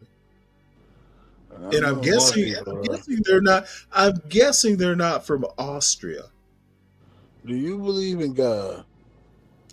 I don't believe you're making sense. So you don't believe there's a higher power? I believe God has forsaken you on this panel. So you don't believe there's a higher power? Untrackable. Where you been? Oh, you probably been doing a few hits for the government. You know, your beard is longer. Yeah, he's a hit man. He's at least a sane person. If you're talking, we can't hear you. I mean, if somebody don't agree with you, Stanley, that don't make them insane. Oh, motherfucker, you don't understand me.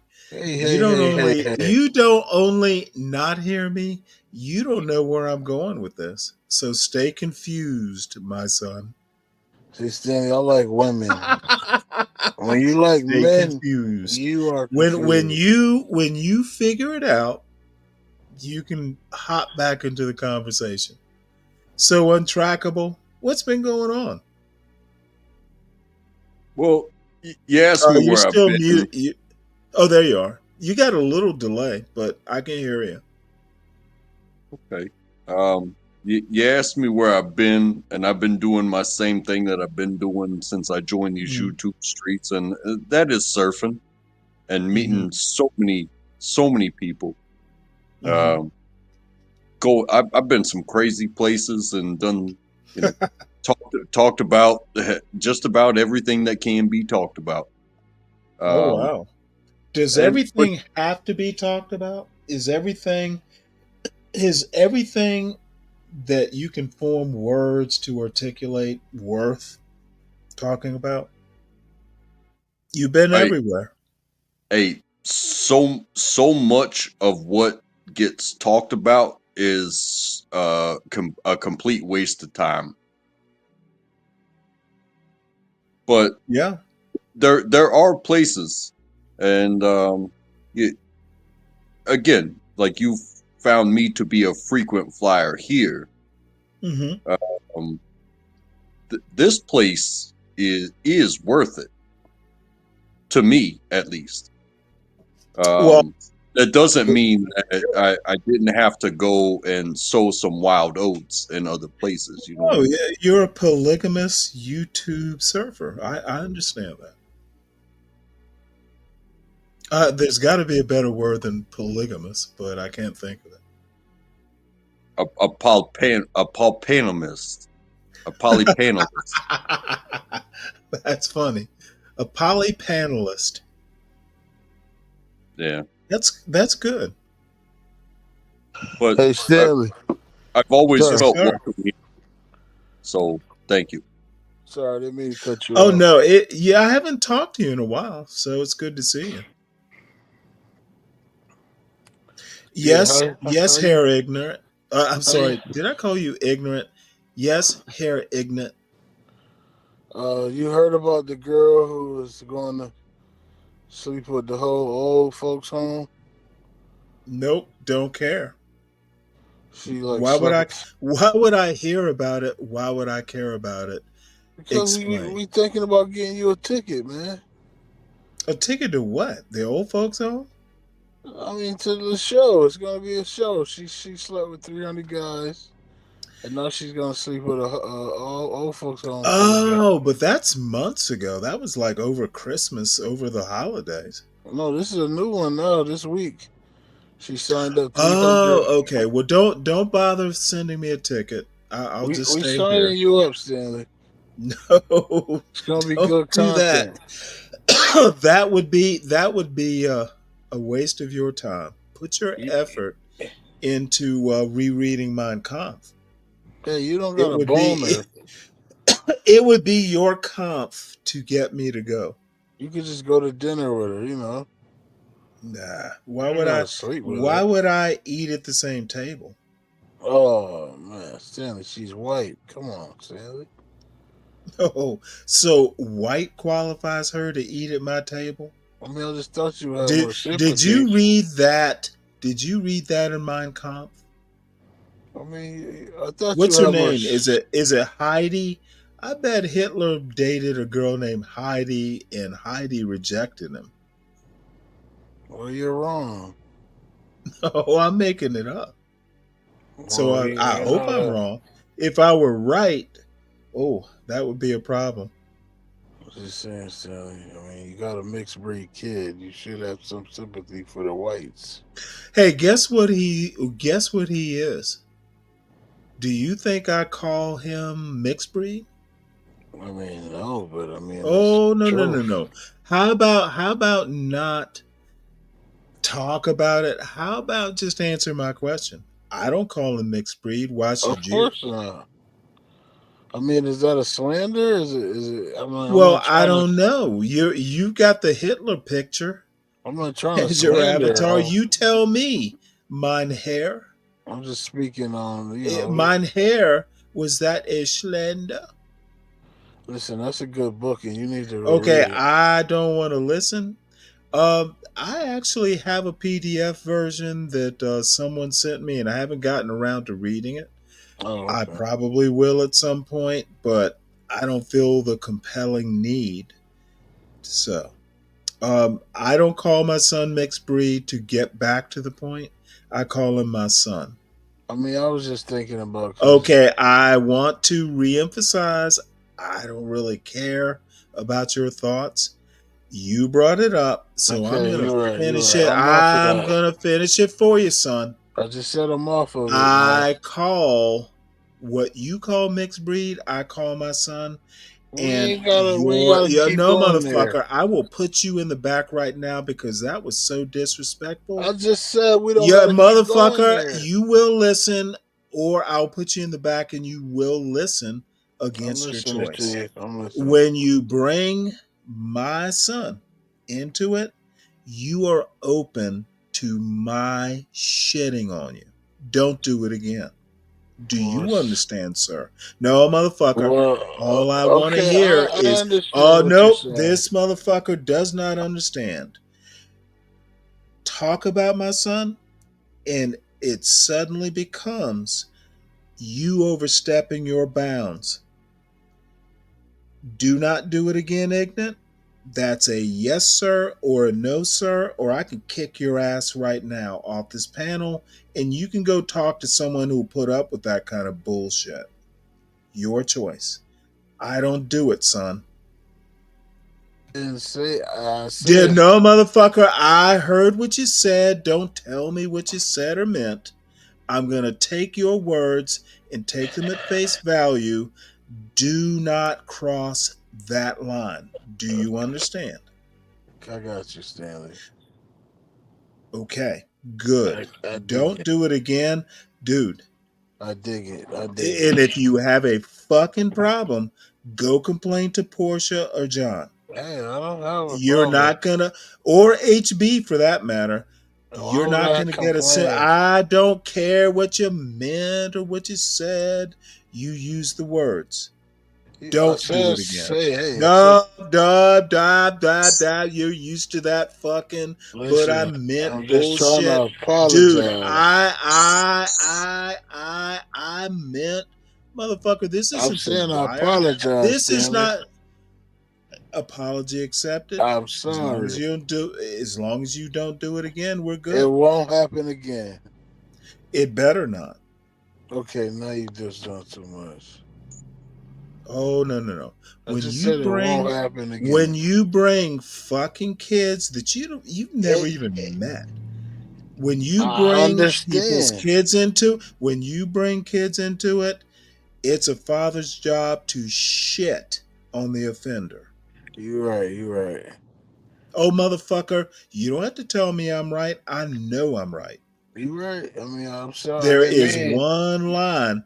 And I thought everyone, a joke is a joke, but motherfucker, don't go too far. I didn't even know I was being offensive, so No, I motherfucker, apologize. now you know.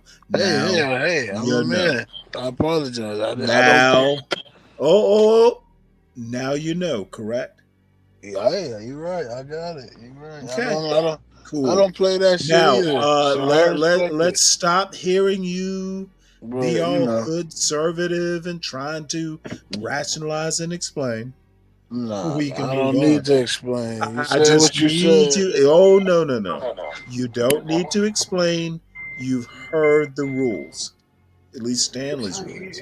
You're reiterating something I'm saying okay to. Oh motherfucker, I might need. Well, you got a hard head. It's not soaking in, I fear. Okay, let's talk about something else. Good idea. So, Hood Conservative, how are the kids? How's the family? Hood Conservative. Untrackable. How is your family? How are the girls? How's everybody? They're doing very well, thank you. Excellent. They are doing an appreciation for, the system, the people that are in the system. And so, wear neon, wear throwback. She's had so much fun this week. Yeah. Mm-hmm. Well, good to hear. And my wife, she travels for work and she hates it. But we keep on keeping on. You know what I mean? Well, you're still young. Life will get better. Well, better is relative, but If you can't make it through the hard times, do you really deserve the good times? So that's my mindset. It's like, hey, it's good right now, but it could get harder. Well, getting through the bad times produce Or good it's hard times. right now. Or it's hard right now, but it'll get better. Good. I believe hard is a state of mind. I've had so many times, and the thought that goes through my head is there will be another side. There is a light at the end of the tunnel, even if you don't see it now. So I get your point. You will get through this, and even when the shit hits the fan, it'll get cleaned up somehow, some way. And you know what? As simple as that sounds, it's going to get better. So. Yeah, I believe hard is a state of mind, and if we focus on the things we do have and stay appreciative of that, I believe all the other shit will fade away. You might have to work to get through it. Yeah, that comes with everything in life. Nothing's gonna be easy.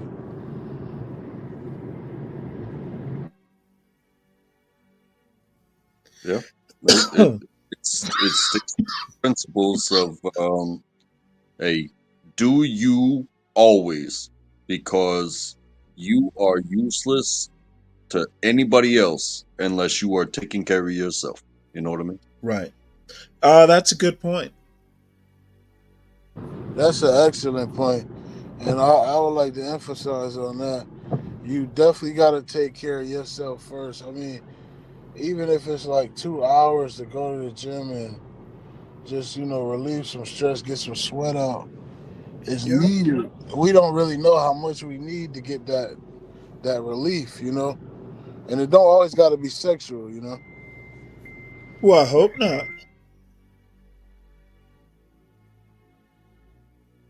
I hope at some point, past like 25, you come to realize that. Hopefully, no STDs are involved in the learning process. Hey, Miss, can I ask how old you are? Who, me? No. IGNIT. I'm not calling Stanley IGNIT. I'm calling it IGNIT. Oh yeah, I'm 30. Okay. I'll be 31. Oh my Lord! I didn't know you were that young. Damn, you are young. Yeah, I'll be 31 in August. Oh my Lord! Yeah, well, I turned 60 next week, so I got about 29 years on you. And I am I'm about to be 42. I got married at 30. And that's a good age. And then I had my child at we together had our child at 35. So I'm about to be 42, and I want to give her everything that I know and that we know and that we know this world to be. So we try to avoid the games. You understand? The games. And what do you mean by that?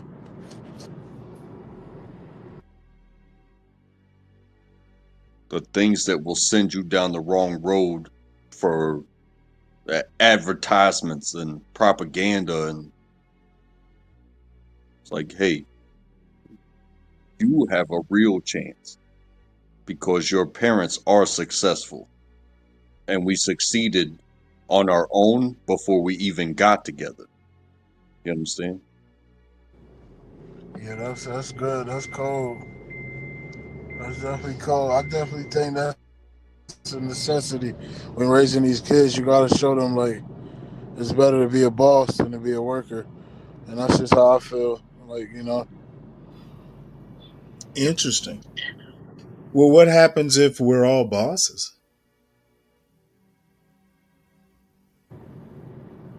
I can't. I mean, I can't speak Well, on it. I'm thinking of something that I Like was talking about hypothetically, this morning, but so don't mind me. hypothetically, I don't think it can work like that. You know what I mean? Oh no, in reality, it can't work like that. No, in reality, it can work like that because if somebody's a boss of food, and somebody's a boss of housing, and somebody's a boss of Okay, uh, you've missed my point. oh, okay. If you got a bunch of people who just do food and they're all bosses, food doesn't get made. Well, then that's when you have to think about the lineage of the occupation that you chose. Not everybody will be at the top at the same time. That's How my point. We can't all be at the top. We can't all be bosses. That's my point. Somebody has to do the work. but some people think that they can be the boss of everything all the time. And that's Okay, what I'm not talking some people. I'm thinking group theory. okay. Can't have a group of bosses and get a mission accomplished. Yes, so you do have to have a Yeah, boss with untraceable. I And think we that was a can't shot at all Stanley. be the boss, is my point. If you have a group of people who Stanley, are you can't doing always food, be the boss, Stanley. actually on this panel I can, but in real life,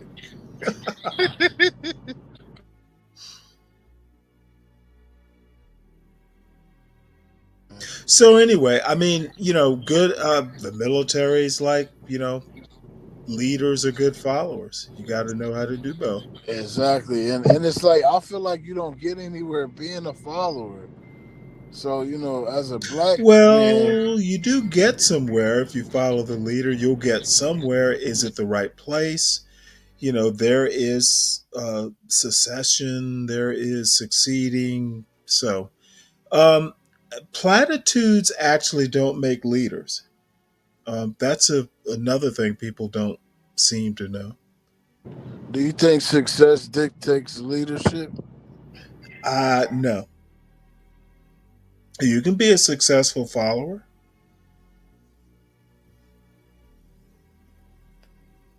There are followers who don't want to be leaders.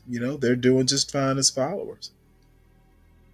And even within the rank of followers, and again, I'm using the military as a model,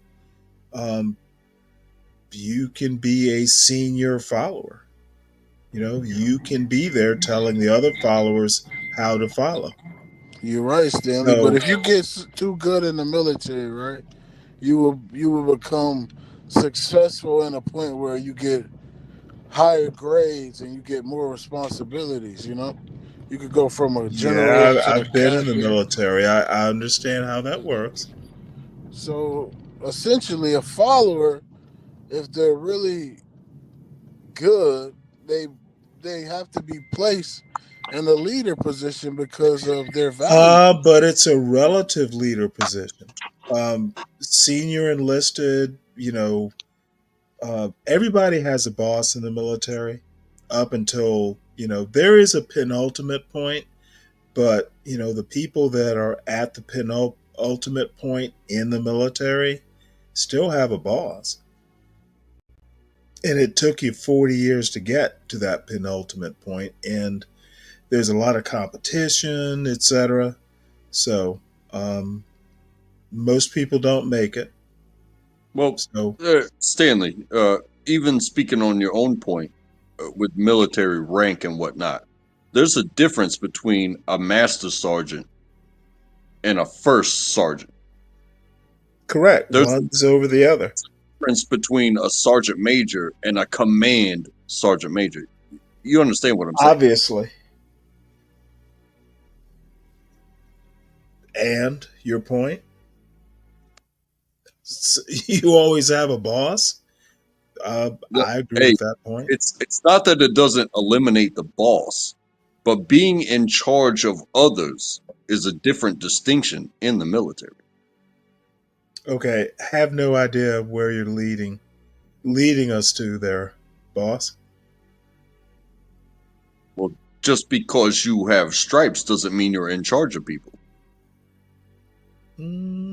Depends on the position you're in. Okay, stripes. Once you get to a point, they all have 4 stars as admirals, generals, whatever. Position matters too. Then it becomes more complicated.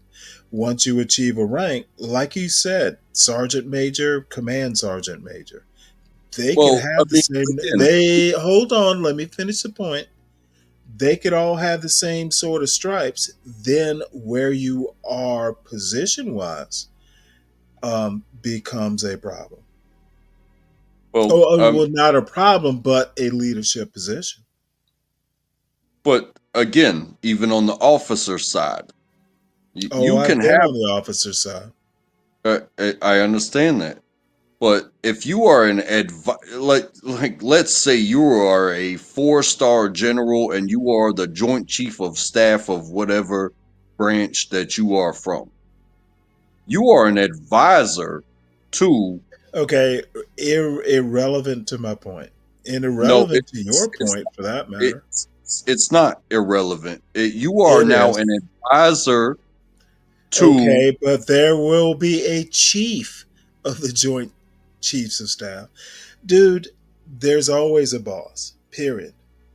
Even if you're president of the United States, in theory, even if you need to let me finish. Everyone has a boss, no matter how far you go. Even the president has a boss. And is that boss the people? Yes. And the Constitution, for that matter. He also, there's a law, which is, somewhat, conceptual, but we the people is at the top of that Constitution in the preamble. So, yes, the people are the president's boss. And there's a lot of theory. There's a lot of, hey, if you think about it, reality doesn't necessarily reflect conceptual. I guess what I was getting at was you could be the 4-star chief of the joints that advises the president Right. And who's the boss in that relationship? You become, as a military person, is the boss. You're not chief listening. Of Joint Chiefs. No, I don't need to. I know where you're going. Who is that person's boss? Okay. The boss would be the president that actually makes advisement to the Congress that disseminates it down to the votes. Congress doesn't disseminate military orders. It doesn't work that way. Well, Congress has to delegate whether we're going to war or not. Hasn't done that in 100 years. The last time I can remember Congress actually doing a declaration of war was World War II. So 70 some years ago. Congress has not declared war that I can think of since World War II, but we've gone to war. So let's use reality. Reality's got to figure into the theoretical. Well, what my point was, just because you are a 4-star general doesn't mean you are in charge of me as a private down in the unit that I'm in. Well, not directly. Not directly. Exactly, not directly. Okay, which but means, you are conceptually. Which means just because you holler at me and tell me to do something as a 4-star general doesn't mean I have to this argument because you didn't follow the chain of command. If I, from the bottom, complain up to the top, and I complain to a 4-star general, right? I did not follow the chain of command for that complaint. So if that 4-star general says," Private, you're 8 up from the skates up," why did that not 4-star general not go down through the chain of command, the backwards way, and get me fixed? You know what I'm saying? No, I don't. Well, that's Well, a first failure on off, your when part. that private, if he can even figure out where the general is, that general's gonna go, "Who the fuck are you?" And he's gonna tell that private, "Go back to your chain of command, and if it's important enough, it'll eventually make it to me, and I bet it won't." Okay, privates don't talk to 4-stars. We know this. You've been in the military too. And I've met a 4-star The general. only time you talk to a I did not 4-star, sit there and you're cry. oh, so Coin. you went to a 4-star? I met a 4-star No. general. You with a problem. You met him and told him your problem? Oh no, hell no. Okay, I thought so. I met him. I took his And did coin. what? And I moved on with my fucking life. Okay, I'm lost. You met the general. Why? Because he visited my facility. Ah, I see. I And they didn't put just sit you here and say, forward. "Oh, my platoon sergeant's a piece of shit, and you guys need to do something I about didn't this." think you did because it doesn't work that way, which was your point, by the way. So you shook his hand and he said, "Hey, nice to meet you, Private." Yes. Okay. Okay. Well, that was a meet and greet. And also, if he had a problem while he was there, I'm If pretty sure now he didn't. you're talking hypotheticals. You shook his hand. He said, "Hey, nice to meet you," and that was that. Why are you making a big deal of that meeting? It's about take the problem to the Okay, person. what problem did you express to this 4-star? Not a single thing. Gotcha. Not a single So, thing. how does this example meet the point you're trying to make?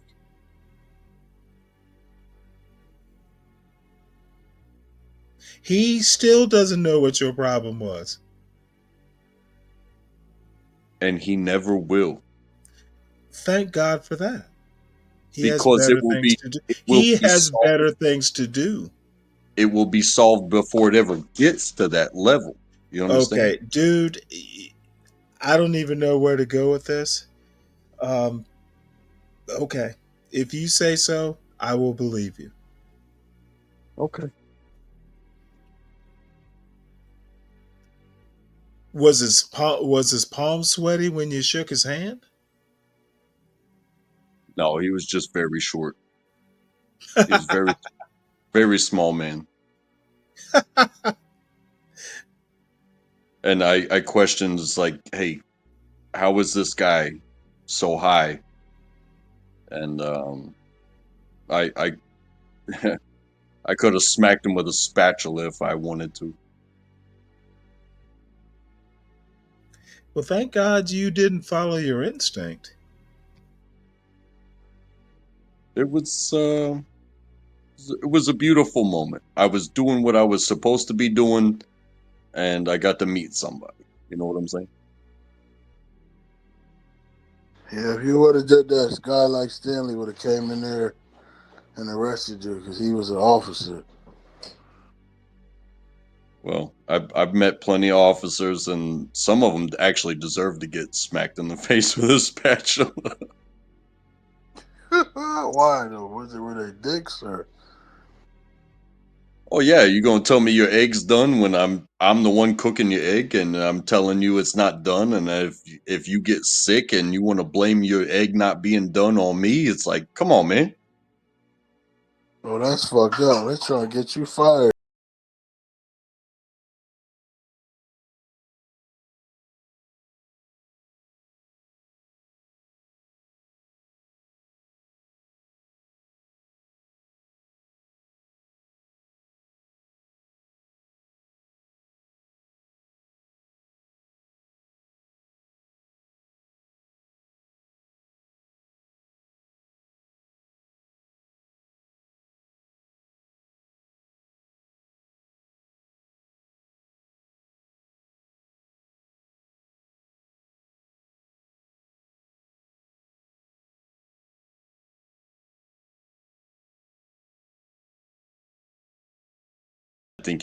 I think people can agree to it, but I don't. I would never trust somebody. Even if I felt like I could win, even if I won, I would never trust them to not pull charges. You know what I mean? And in the world that we live in, even if I won, his girl or his best friend or his mama, they could still pull charges. You know what I mean? Like, hey, I witnessed this and he did this. And I can't respect the people around me enough to watch me get my ass kicked and not do the exact same thing. You know what I mean? Mutual combat is it's a tough subject. Yeah, if you agree, that means you can't sue me. Oh, is this in the military or as a civilian? This is just in the United States of America. Okay, well then, you know what? You should see. This is where people just go awry. If you're gonna make that kind of argument, mutual combat. We were just talking about the military, and I was thinking about the military, but you mean in the United States. Be more specific, sir. Is that something you read in Mein Kampf? Yeah, it's in the Constitution. We can agree to mutual combat, and we can fight.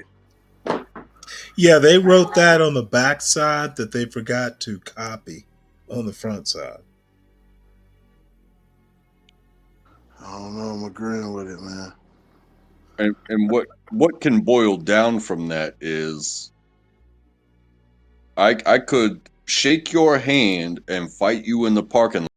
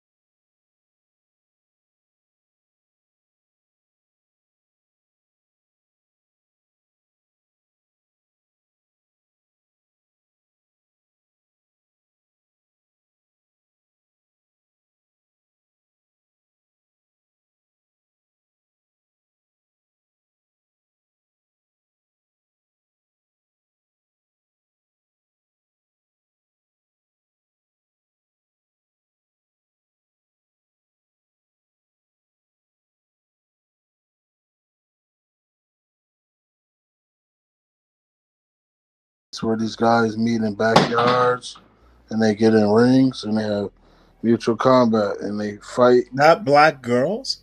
John was talking about black girls doing that. No, it's black guys, girls, white guys, Chinese. Oh, okay. I thought it was only black girls that did that, and he called it undignified or whatever. You would think all the ills in America are just a black person's problem. The blacks. I think it's human. Honestly, I don't like hearing that shit. We're all human. Well, neither do I, for that matter.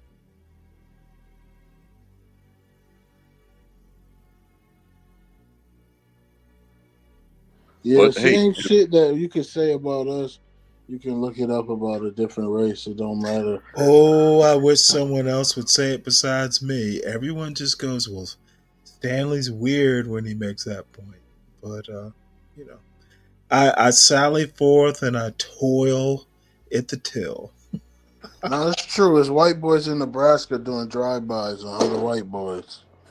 Oh, it's just the blacks. It's just the blacks. Hey, when's the last time you go to B Brave's channel every now and again, right, IGNIT? No, I couldn't get over that. I went one time. I think he blocked me. Ooh, well, you need to come up with a secondary account because this motherfucker has taken off. I mean, blacks, blacks, black. That's all he said. Black, black, blackity, black. Oh, we're the downfall. We're the downfall of America. Well, there was once upon a time. It's been quite a while, and I think it was on here on the John Galt channel. It's all here. He called me like a white apologist because of my stuff, and it's like, oh, okay, dude. Who you apologize for? I ain't apologizing for shit because I didn't do shit, but I beat that motherfucker's ass in a heartbeat. You beat up John Galt? No, How'd you be do brave. that on a panel?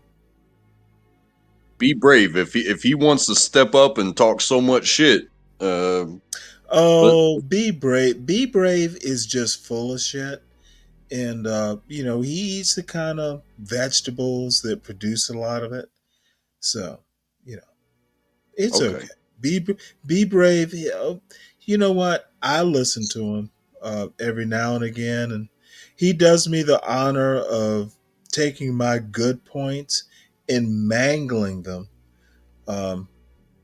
He makes bite-sized bite-sized pieces for his trailer park to to digest. Yeah, he's gotta feed the trailer park, and that's okay. To each oh their no, own. it's not okay. It is disturbing, but he's still a good guy. He's just misguided. Yeah, I'm optimistic. I wonder how you can be 70 years old and still talking this bullshit. And I hope someone's taping it. I see some of B Brave's moderators. Yeah, I'm talking shit about him. Make sure you take timestamps. I feel like it's good to know the thoughts and other oppositions. You know what? I have learned in this space, don't let people develop thoughts that deviate from the point, because then all of a sudden the whole subject changes and you're debating something that wasn't really your point in the first place. People are motherfucking bad debaters over here. They have no clue how to stick to the point, and it annoys me. And part of the reason is they just don't know what they're talking about. Well, something that I've noticed too is that debating is a form of competition. Oh, I don't debate, by the way. I don't debate. Oh, okay. That's high school. Oh, okay. So debating is a form of competition where people want to win, but you know what? When it's sharing of ideas, debate's never sharing of ideas. It's ideas competing. What competition gets shared? What competition is about sharing? Can you name me one? I'm taking your words and I'm using them.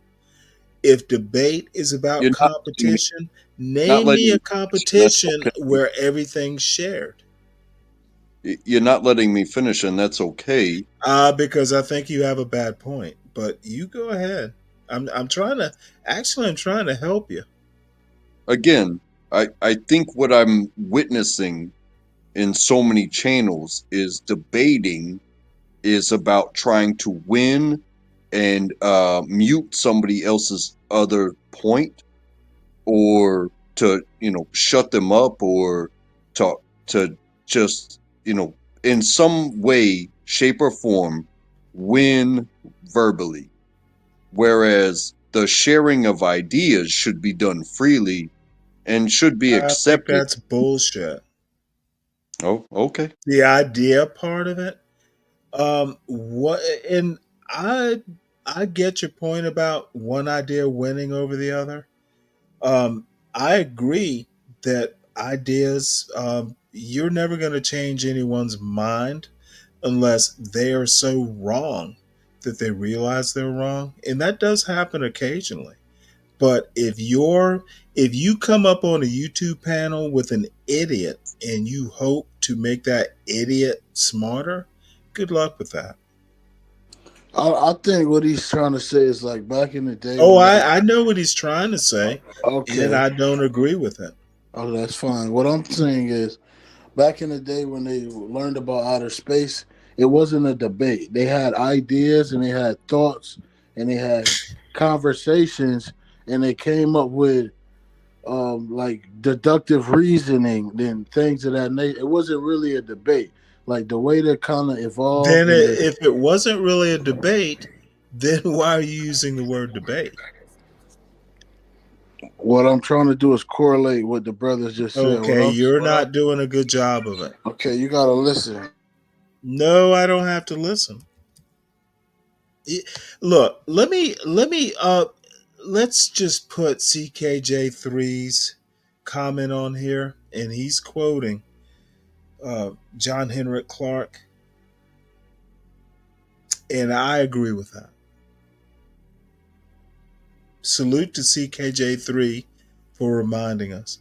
I only debate with my equals, all others I teach. I'm all about that. And I am not going to pretend otherwise. But that also assumes that no, that quote is not assuming anything. Wait, let me put it back up. Tell me what this is assuming. It assumes that I am greater than all and everybody else I need to teach, versus listening to what could be a productive step above. Yeah, okay. I think this statement is one of my favorites, and I think it's succinct and sets the tone. And again, I still see a debate as a competition, and competitions were meant to be won rather than people coming together and sharing ideas without trying to win. And that means that somebody. Okay, let me. You. I get your point. How long do you have to go on to make this point? Well, because there will be steps. Okay, I need to know how long before you let someone else speak.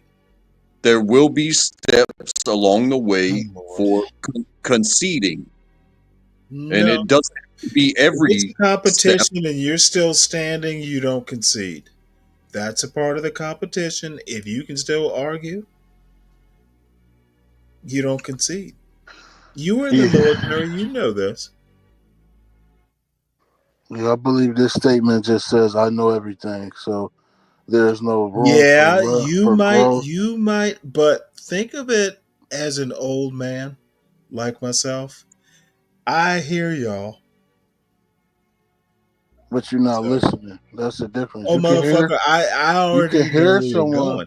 See, you think at 30 you have something new to say. That's not true at all. I don't think you do. See, I let don't me make it very clear. I guess I'll have to be direct. And like you overstepping and thinking that okay, let me give you a good example from earlier. You think the joke about my son was a joke, and you learned that I didn't take it as a joke, and I gave you my rules. Do you remember that? A joke. No, motherfucker. No. You want to overtalk, and now's not the time to do it. This is a teaching moment. You learned that I'm not going to deal with that bullshit, correct? You learned. I taught. There was a debate until you crossed that line.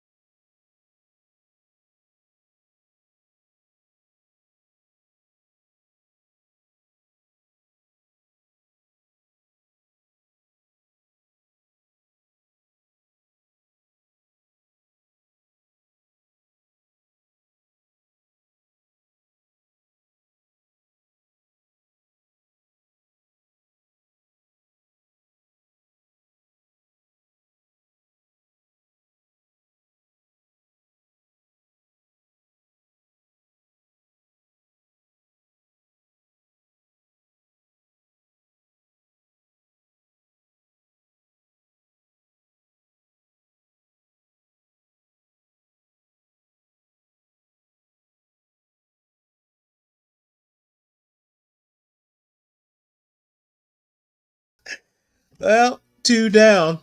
Anyone else want to come up? CKJ3, we come up if you got a chance. We can hang out. But I take no prisoners, god damn it. You know what, CK? It should be.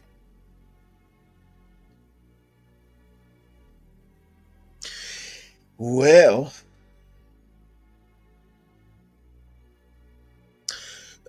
you know what? If not, maybe I can workshop. Pardon me. Maybe I can workshop a video that I made. Let me get some water.